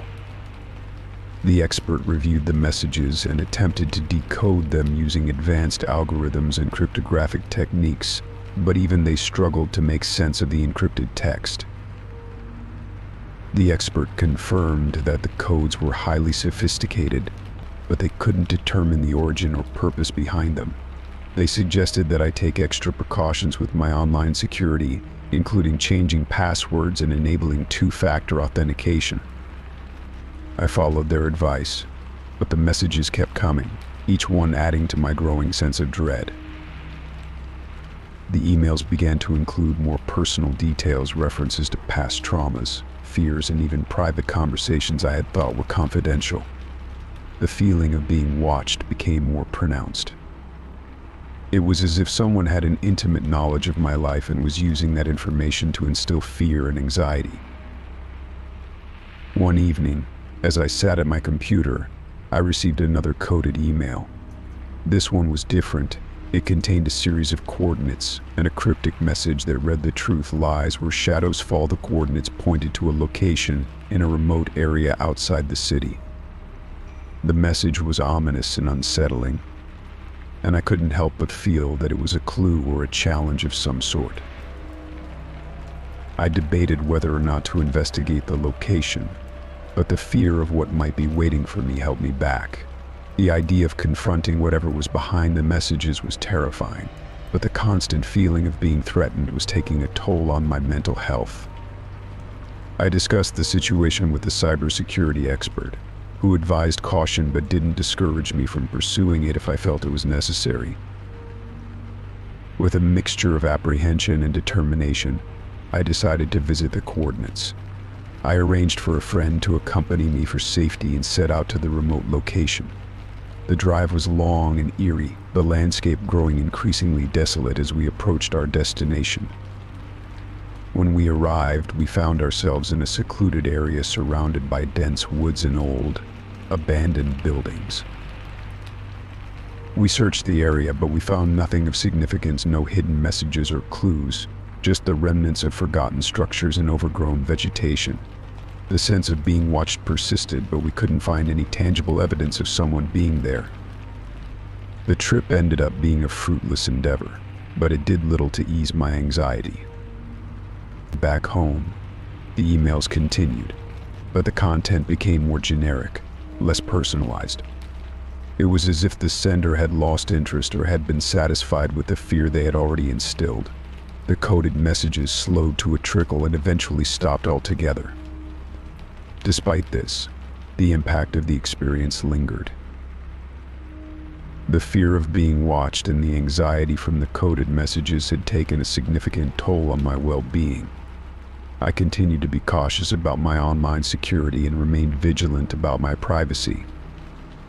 The experience served as a stark reminder of how easily our personal information can be accessed and used against us. Though the coded messages eventually ceased, the shadow they cast over my life remained. The unsettling feeling of being targeted and the eerie reminder of how much someone could know about me lingered long after the emails had stopped.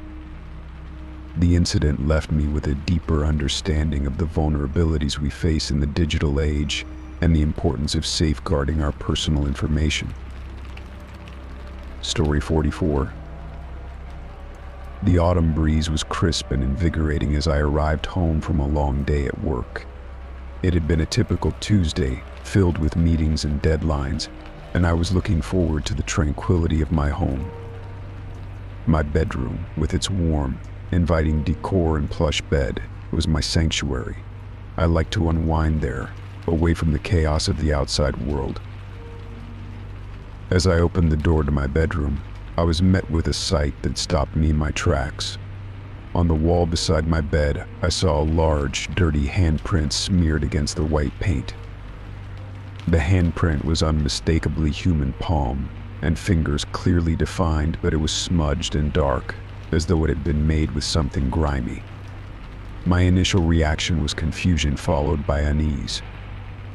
I couldn't remember seeing it before, and it certainly wasn't something I'd have missed during my routine checks. I approached the wall cautiously, trying to make sense of this strange intrusion. The handprint was not only filthy but seemed almost embedded into the wall, as though it had seeped into the paint. I ran my fingers over it, but the print was smooth and flat. There was no texture to suggest that it was a stain on the surface. It was as if the handprint had become a part of the wall itself. I grabbed a cloth and some cleaning supplies, hoping to remove the handprint. I applied soap and water, scrubbing vigorously. To my growing frustration, the print remained stubbornly intact. It seemed to resist every effort to clean it, as if mocking my attempts. I tried various cleaning agents, bleach, vinegar, and even a stronger commercial cleaner, hoping to find something that would lift the print from the wall. But nothing worked. The handprint persisted, its presence growing more unsettling with each failed attempt. As I stood there, staring at the stubborn handprint, a wave of anxiety washed over me. The thought of someone, whether it be a person or something else, touching my wall without my knowledge was deeply disturbing. I had lived alone in this house for years and had always felt safe and secure. The idea that an intruder had been in my home, touching my walls, was a frightening prospect. I considered the possibility of a practical joke or a prank. Perhaps a friend had come over and decided to leave an eerie mark on my wall. But the more I thought about it, the less plausible it seemed. My closest friends were all aware of my aversion to unsettling experiences, and none of them had a motive for such a prank. Besides, the handprint's persistence and the difficulty in removing it suggested something more sinister. I decided to call a handyman to inspect the handprint and see if there was any explanation. When he arrived the next day, he examined the wall and tried to clean the handprint himself. He was equally baffled by the mark's resistance to cleaning. He suggested it could be a result of a chemical reaction or a defect in the paint, but none of his theories seemed to fully account for the handprint's eerie presence. As days turned into weeks, the handprint became a constant, unsettling feature of my bedroom. I adjusted my routine to avoid looking directly at it, but its presence remained a source of anxiety. I tried to distract myself by redecorating other parts of the house, hoping that focusing on something positive might ease my discomfort. I even hung a large painting over the handprint, but it did little to quell the feeling of unease. One night, while lying in bed, I heard a faint sound coming from the direction of the wall with the handprint. It was a soft, scratching noise, like something moving slowly across the surface. My heart raced as I sat up and listened, straining to hear any other sounds. The scratching continued intermittently, sending chills down my spine. I got out of bed and approached the wall, but the noise stopped as soon as I got close. I turned on the lights and inspected the area, but found nothing out of the ordinary. The sensation of being watched or listened to became a persistent companion.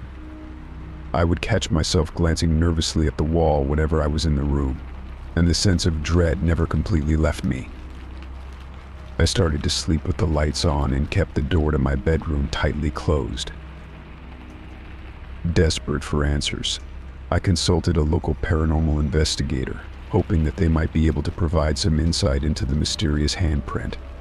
The investigator arrived with various tools and devices designed to detect unusual energy or spiritual activity. They conducted a thorough examination of my home, including the area around the handprint. The investigators' findings were inconclusive.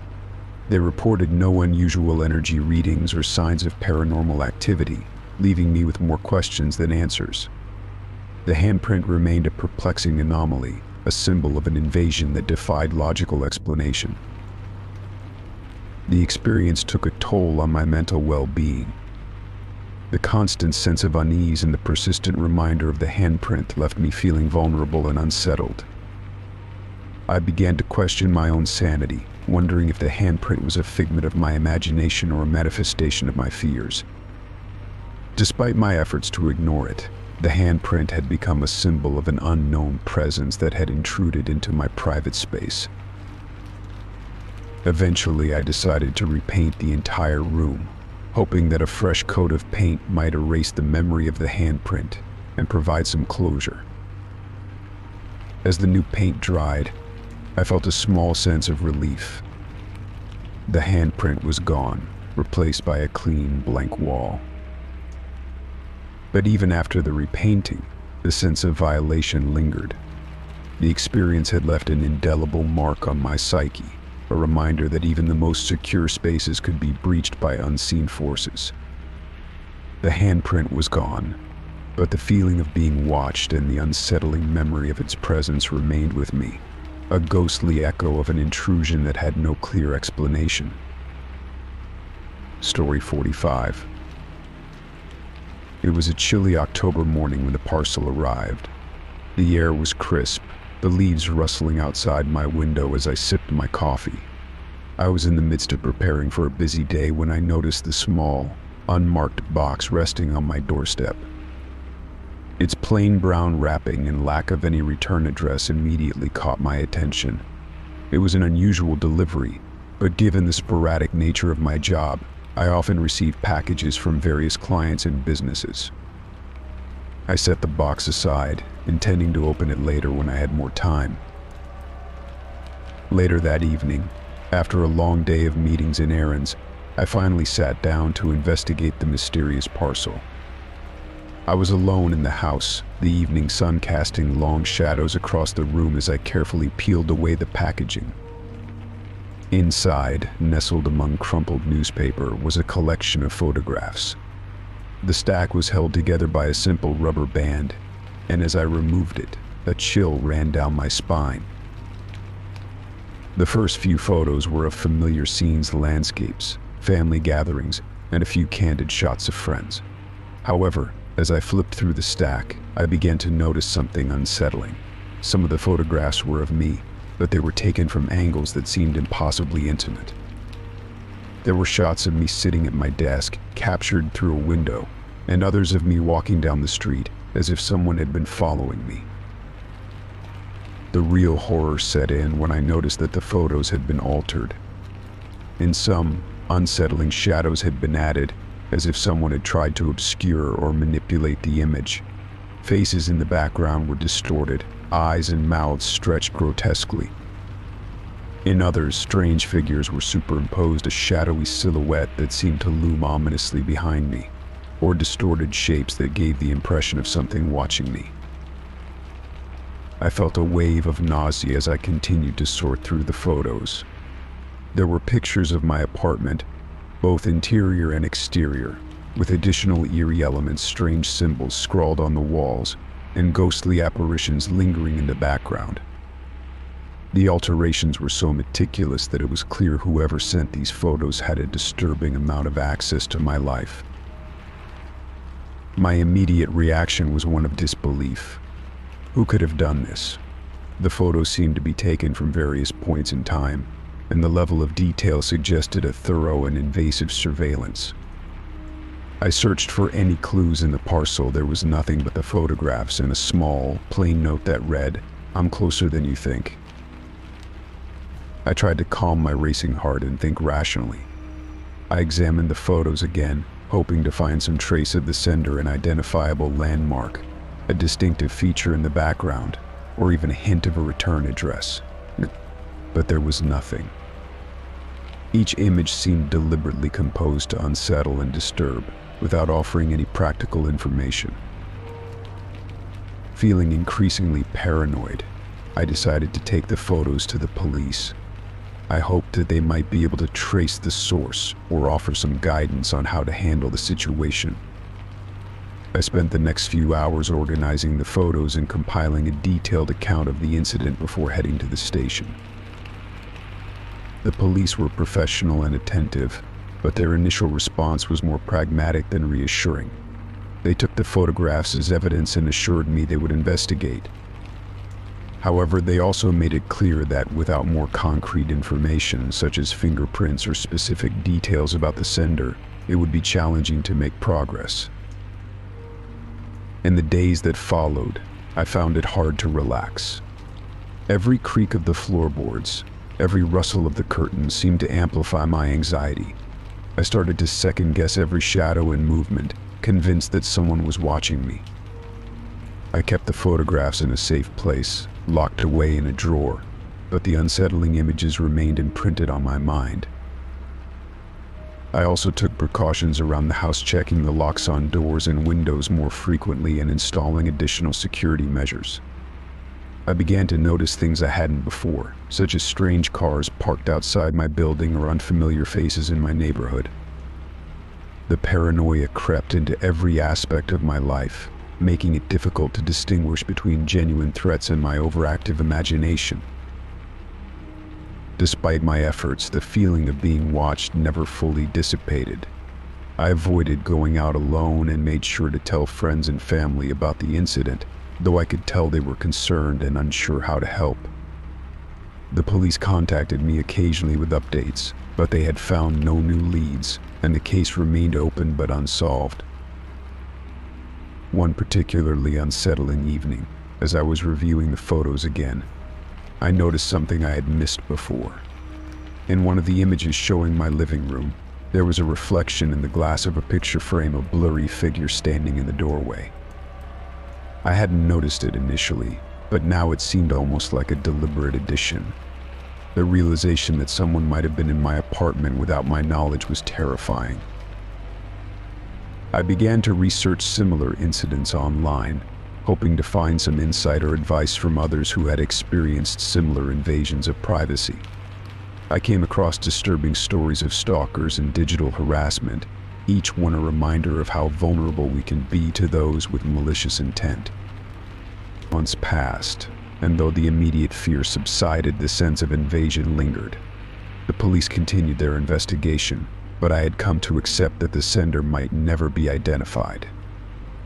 I tried to regain a sense of normalcy, though the experience had fundamentally changed my perception of safety and privacy.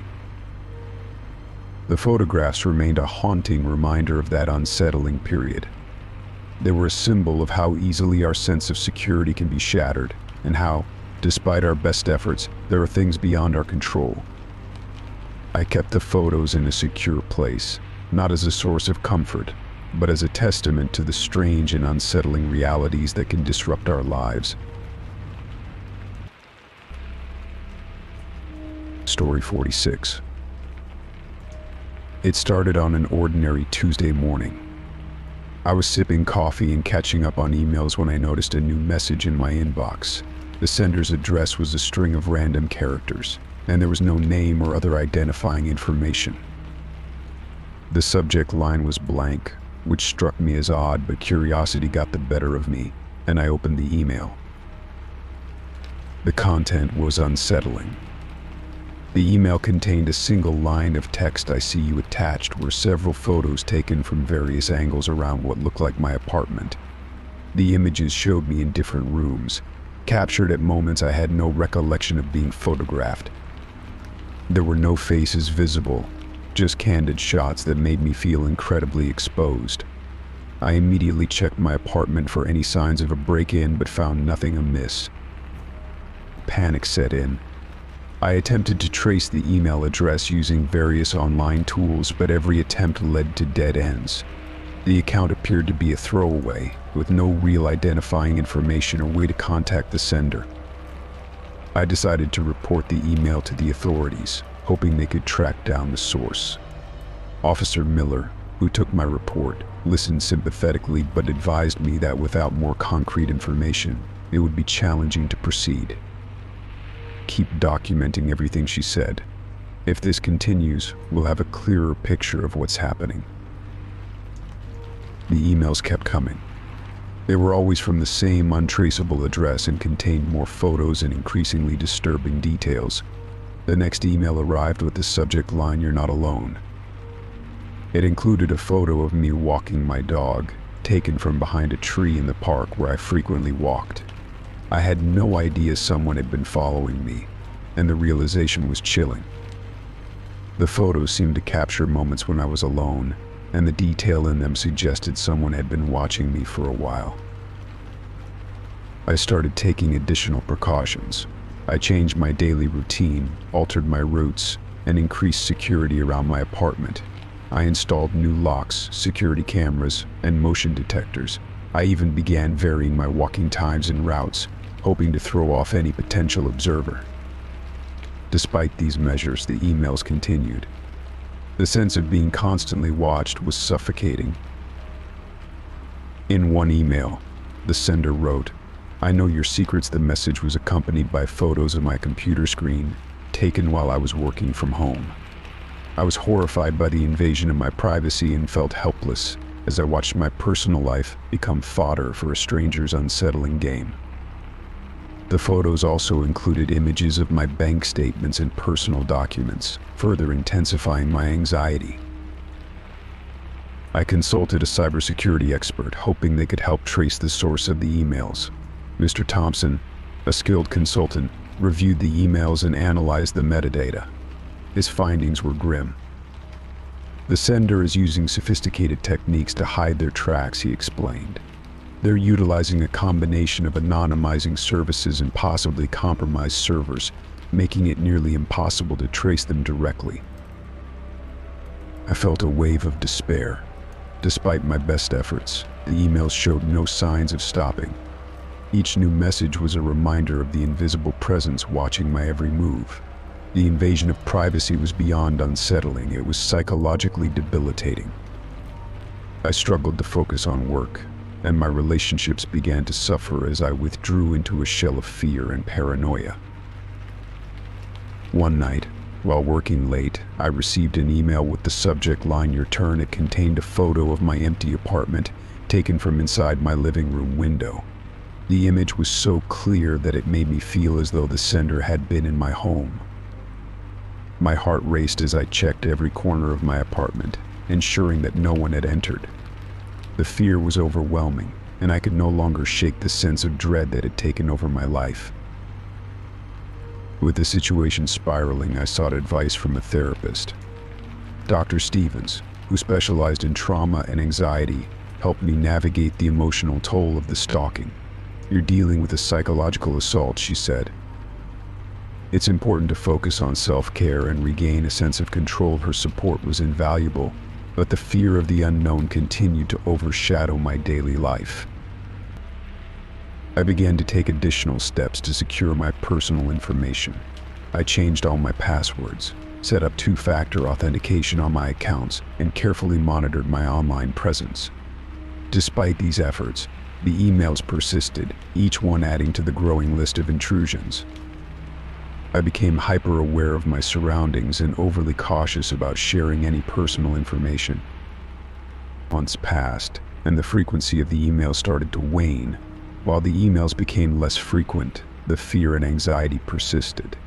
The sender had succeeded in creating a pervasive sense of unease that lingered long after the last email arrived. The psychological impact of the invasion left me struggling to reclaim my sense of security and normalcy. Eventually, I decided to move to a new location, hoping that a change of environment might help alleviate the constant fear. I found a new apartment in a different neighborhood and took every precaution to secure it. The move marked a fresh start, but the memory of the emails and the invasion of my privacy continued to haunt me. The experience had taught me the importance of vigilance and the need to take control of my personal security. Even though the emails had ceased, the shadow of the ordeal remained a part of my life. I remained cautious, always aware of the potential for unseen threats. The ordeal had transformed me, leaving me with a deeper understanding of the fragility of privacy and the resilience required to overcome such invasions. Story 47. It began innocently enough, a vague, unsettling message that popped up on my phone one evening. I was scrolling through my messages when I saw a text from an unknown number that read, "I'm watching you." I was startled and unsure of what to make of it, so I quickly dismissed it as a prank or some kind of spam. The next day, I tried to find the message again to show a friend, but it had vanished. I checked my message history, but there was no trace of it. I chalked it up to a glitch or maybe an error. I wasn't too worried, figuring it was probably just a mistake or something that had been sent in error. However, the messages kept coming. They would arrive at random times, often late at night or during moments when I was least expecting them. Each time they were more threatening. "I know where you are. You can't hide soon. You'll regret it." The content was always unsettling. and each message seemed to play on my deepest fears. I tried to take screenshots of the messages to show others, but the moment I attempted to capture the screen, the messages would disappear before I could save them. It was as if my phone had a mind of its own, erasing the evidence before I could act on it. My heart raced every time a new message arrived, only to vanish in a matter of seconds. The feeling of being constantly watched and manipulated began to wear on me. I felt like I was being toyed with, and the lack of evidence made it even more unnerving. I started to question my own sanity. Was I imagining things? Was I losing my grip on reality? In an attempt to regain control, I reached out to my phone provider. I explained the situation and asked if there were any issues with my account. They assured me that everything seemed to be in order on their end and suggested that I perform a factory reset to see if that would resolve the problem. Reluctantly, I agreed, hoping that it would fix the issue. I backed up my important data and performed the reset, wiping my phone clean. After the reset, I reinstalled my apps and restored my data, eager to see if the strange messages would stop. For a few days, there was a brief respite. I felt a sense of relief, thinking that the reset had resolved the issue. But then, the messages started again. This time, they were even more disturbing. They would arrive while I was in the middle of something, making it impossible to capture or document them. The messages seemed to come at moments when I was most vulnerable, while I was alone at night, or when I was least prepared to deal with them. I grew increasingly paranoid, avoiding being alone as much as possible and staying in well-lit areas. I became hyper-vigilant, constantly checking my phone and scanning my surroundings for any signs of intrusion or surveillance. The fear of receiving another message was almost overwhelming. One evening, as I was preparing dinner, I received another message. This time I was ready. I had set up a secondary camera on my phone to record the screen. The moment the message appeared, I quickly activated the camera and captured a few frames before the message disappeared. My hands were shaking as I tried to focus the camera, but I managed to get some footage of the message. "Your time is running out." With the footage in hand, I felt a glimmer of hope. I contacted the police, providing them with the recorded evidence and explaining the situation. The officers took the footage seriously and assured me that they would investigate. They advised me to continue documenting any further messages and to be cautious about my personal safety. Despite their reassurance, the fear continued to gnaw at me. I became increasingly isolated, avoiding social interactions and retreating into my home. My anxiety mounted, and I found it difficult to focus on anything other than the unsettling messages. The constant anticipation of the next threat left me on edge, and I struggled to maintain a sense of normalcy. Weeks passed, and the messages seemed to taper off. I hoped that the police investigation had made some progress or that the sender had lost interest. I still received occasional messages, but they were less frequent and seemed to be less threatening. I felt a sense of cautious relief, though the fear lingered in the back of my mind. Then one day I received a final message. "You've been warned." After that, the messages stopped completely. The relief was palpable, but the experience had left me with lingering anxiety and distrust. I continued to keep a close eye on my phone and remained cautious about my surroundings. Looking back, I'm still haunted by the feeling of being watched and manipulated. The messages were never fully explained, and the sense of vulnerability and paranoia they instilled in me lingered long after they stopped. The experience taught me to be vigilant and to trust my instincts, but it also left me with a deep sense of unease about the unseen threats that can lurk in the digital age. In the end, I learned to be more cautious with my personal information and to take steps to protect my privacy. Though the messages had stopped, the experience had left an indelible mark on my psyche. I continue to remain vigilant, hoping that I will never have to face such an unsettling and inexplicable situation again. Story 48. It all began on an ordinary Tuesday morning. I was still groggy from sleep when my phone buzzed with a new message. As I rubbed my eyes and reached for my phone, I noticed the message was from a contact I didn't recognize. The name was a jumble of letters and numbers, and there was no profile picture, only a blank avatar. Curious, I opened the message. It was a single line of text. "I see you're heading to the coffee shop today." My heart skipped a beat. I had indeed planned to go to the coffee shop, but how could this stranger know that? The message was vague, but the fact that it mentioned something so specific made it unsettling. I quickly dismissed it as a prank or a mistake and blocked the contact. I tried to move on with my day, but the eerie feeling lingered. When I checked my phone later, I saw another message from a different account with a similar cryptic tone. "Looks like you're spending the evening at home. Hope it's relaxing." It was clear that this new contact had somehow learned about my activities. Panicked, I blocked this second contact as well. But the messages didn't stop. Over the next few days, I received a barrage of messages from different accounts.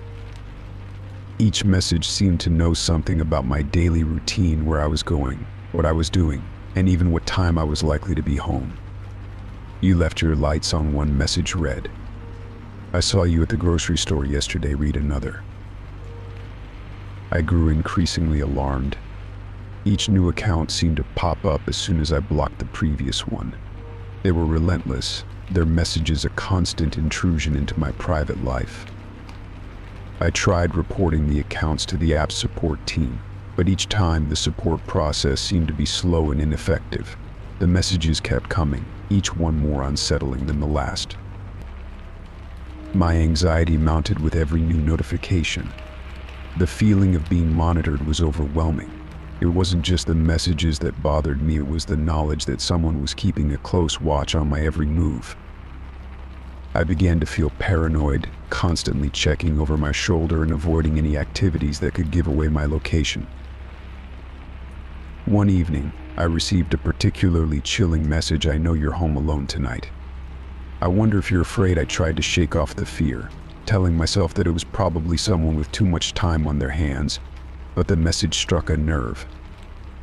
I couldn't ignore the fact that whoever was sending these messages seemed to be following me in real time. Desperate to regain control, I took steps to protect my privacy. I changed all my passwords, enabled two-factor authentication, and even consulted with a cybersecurity expert to ensure my devices were secure. I considered reporting the harassment to the authorities, but with no concrete evidence of who was behind the messages, I wasn't sure how much help they could provide. Despite my efforts, the messages continued. They grew more personal and intrusive, touching on aspects of my life that no one should know.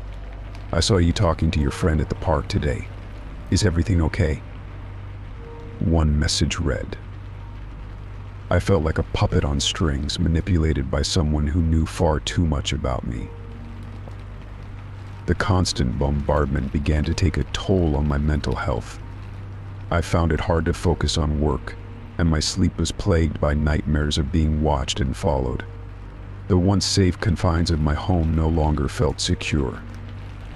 I avoided going out and stopped using public Wi-Fi to prevent any further breaches. Then came the message that made my blood run cold. "I'm outside your house.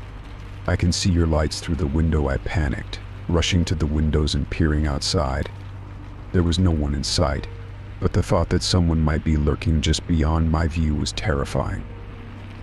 I locked all the doors and windows, checking multiple times before I could calm down. I decided to install security cameras around my property, hoping they would provide some peace of mind and perhaps capture any potential intruders. The cameras provided me with a sense of security, but they also served as a constant reminder of the invasion I was experiencing. Every time I reviewed the footage, I looked for any sign of a figure or movement that might confirm my fears. Weeks went by, and the messages remained a persistent, nagging presence in my life. I became more reclusive, rarely leaving the house and avoiding social interactions. The isolation only made the experience more intense. Each new message felt like a personal affront, a violation of my privacy and safety. One day, the messages suddenly stopped. The accounts that had been sending them disappeared, and for the first time in months, I felt a glimmer of relief. I was cautious but hopeful that the ordeal was over. I continued to monitor my security systems and remained vigilant, but the absence of the intrusive messages was a welcome change. Despite the cessation of the messages, the experience left a lasting impact. I remained wary of new contacts and unfamiliar messages, always on edge when my phone buzzed with a notification. The sense of being watched never fully went away, and I struggled to reclaim my sense of normalcy and safety. The ordeal taught me a valuable lesson about privacy and the vulnerability that comes with modern technology. Even as the messages ceased, I remained vigilant, determined to protect myself from any future invasions of my privacy. The experience had been a stark reminder of how easily one's personal space can be breached, and how important it is to safeguard one's digital life. Story 49. It was a routine day at the office. The hum of fluorescent lights and the rhythmic clicking of keyboards filled the open-plan workspace. I was busy with the project, absorbed in the ebb and flow of emails and deadlines, when a package was delivered to my desk. It was unmarked and plain, wrapped in brown paper with no label or return address. I frowned, puzzled by its mysterious appearance. I hesitated before opening it, but curiosity got the better of me. I carefully peeled away the wrapping, revealing a small black box. Inside, nestled in a bed of white packing material, was a recording device. A sticky note was attached to it, scrawled in a hurried, shaky hand, "I know your secrets." My heart raced as I stared at the note. The device seemed to taunt me, its presence an unsettling intrusion into my personal life. I picked it up, examining it closely. There was no obvious way to view the contents. It was just a plain device with a single button and a small screen. I took the box and the device to my boss, explaining the situation. She was equally perplexed and concerned, and we decided to contact the authorities. The police arrived promptly, taking the device and the package for further examination. They assured me that they would investigate and try to trace the origin of the package. The next few days were a blur of anxiety and paranoia. The idea that someone had been spying on me at work was deeply unsettling. I couldn't focus on my tasks, and I found myself jumping at every little noise or shadow. My colleagues noticed my unease but were unsure how to address it. They tried to offer support, but the feeling of vulnerability was overwhelming. The police kept me updated on their progress. They had managed to extract the footage from the recording device and were analyzing it for any clues. In the meantime, I tried to maintain some semblance of normalcy. I was on high alert, constantly checking my surroundings and questioning everyone who entered the office building. One afternoon, the detective in charge of my case called me into the conference room. The walls seemed to close in as I sat across from him, a knot of anxiety tightening in my stomach. He handed me a folder containing screenshots from the footage. I looked through them, my blood running cold. The images were taken from a camera placed on my desk. They showed me working, talking on the phone, and interacting with colleagues. The footage was recent, capturing my daily routine with alarming detail. There were no explicit threats or messages, just the eerie realization that someone had been monitoring my every move. The detective explained that they had traced the package to a shipping company but had hit a dead end there. The sender's details were fake, and there were no leads to follow. It was clear that the package had been carefully anonymized to avoid detection. The investigation left me feeling like I was living in a thriller novel, my life now a subject of scrutiny. The police advised me to be cautious and to ensure my personal security. They suggested installing security cameras at home and being vigilant about my surroundings. The advice was practical, but it did little to ease the paranoia that had taken hold of me. As the weeks passed, I continued to grapple with the lingering fear. The footage from the device had been returned to me as evidence, but the sense of invasion persisted. I couldn't shake the feeling that I was being watched, even in the safety of my own home. The idea that someone had access to my most private moments left me feeling exposed and anxious. I decided to take additional precautions. I changed all my passwords, installed a new security system at home, and even hired a private investigator to look into any potential threats. I wanted to regain a sense of control and security, but the experience had taken a toll on my mental well-being. I found myself constantly on edge, unable to fully relax.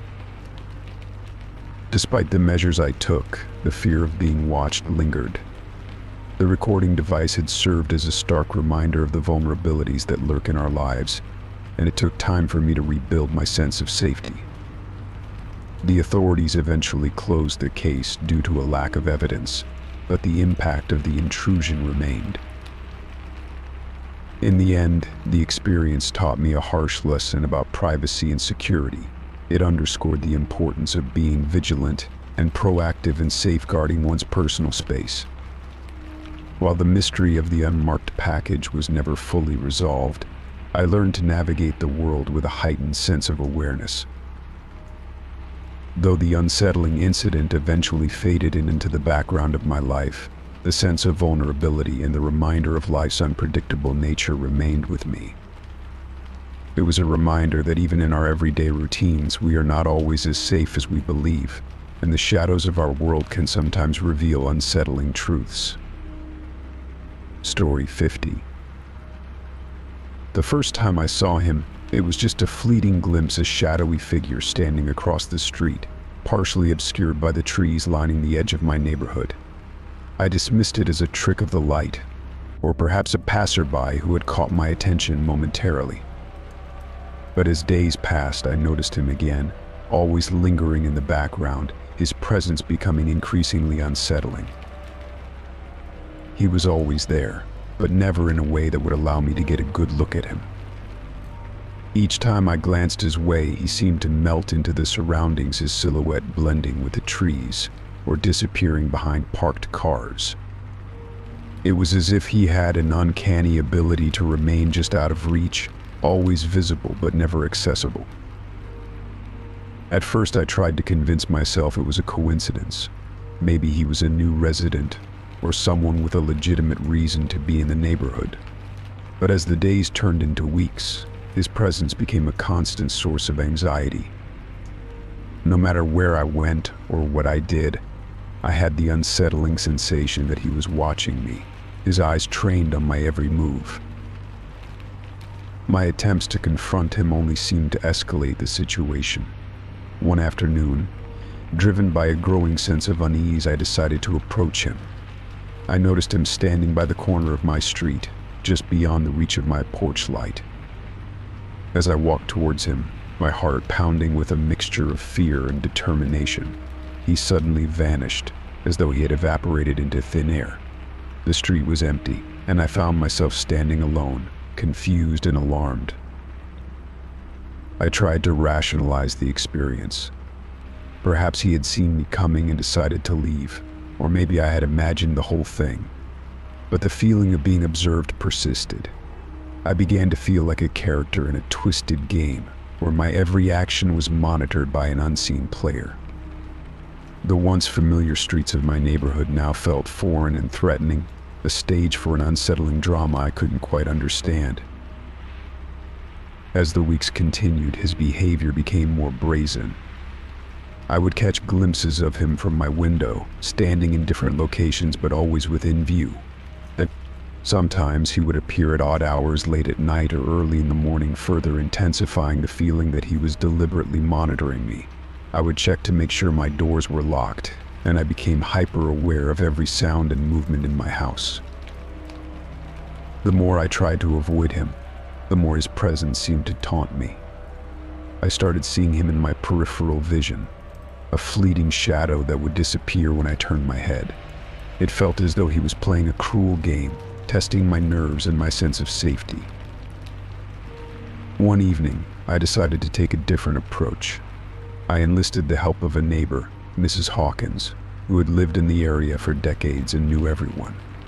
I described the man and his peculiar behavior, hoping she might have some insight or recognize him.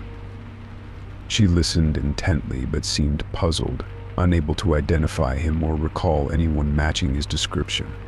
Her lack of recognition only heightened my unease, making me wonder if I was the only one experiencing this strange phenomenon. In an effort to gather more information, I began documenting his appearances. I noted the times and locations where I saw him, hoping to identify any patterns or reasons for his behavior. The more I observed, the more I noticed his consistency. He would always be there, watching from a distance, never approaching but always present. One particularly unsettling incident occurred when I saw him standing in my backyard. I was in the kitchen, preparing dinner, when I glanced out the window and saw him peering through the fence. My heart raced as I grabbed my phone to call the police, but by the time they arrived, he was nowhere to be found. The officers conducted a brief search but found no trace of him. They assured me they would keep an eye on the area but left with no concrete answers. The constant surveillance took a toll on my mental health. I struggled with sleepless nights, my mind racing with thoughts of what might happen next. The feeling of being constantly watched eroded my sense of security and peace. My once cozy home became a prison, with every creak of the floorboards or rustle of the curtains amplifying my anxiety. In my desperation, I tried to catch him on camera.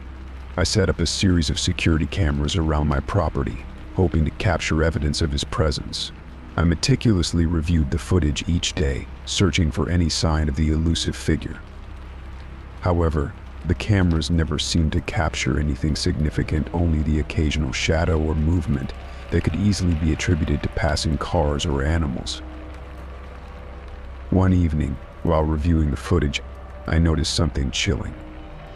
In the background of one of the recordings, there was a brief moment where the figure appeared just a flicker of movement, barely visible. It was enough to confirm my fears, but it also deepened the mystery. Why was he always just out of reach, never close enough to be clearly identified? The surveillance continued, but the psychological strain of living under constant observation was beginning to wear me down. I reached out to a private investigator, hoping that a professional could offer a solution.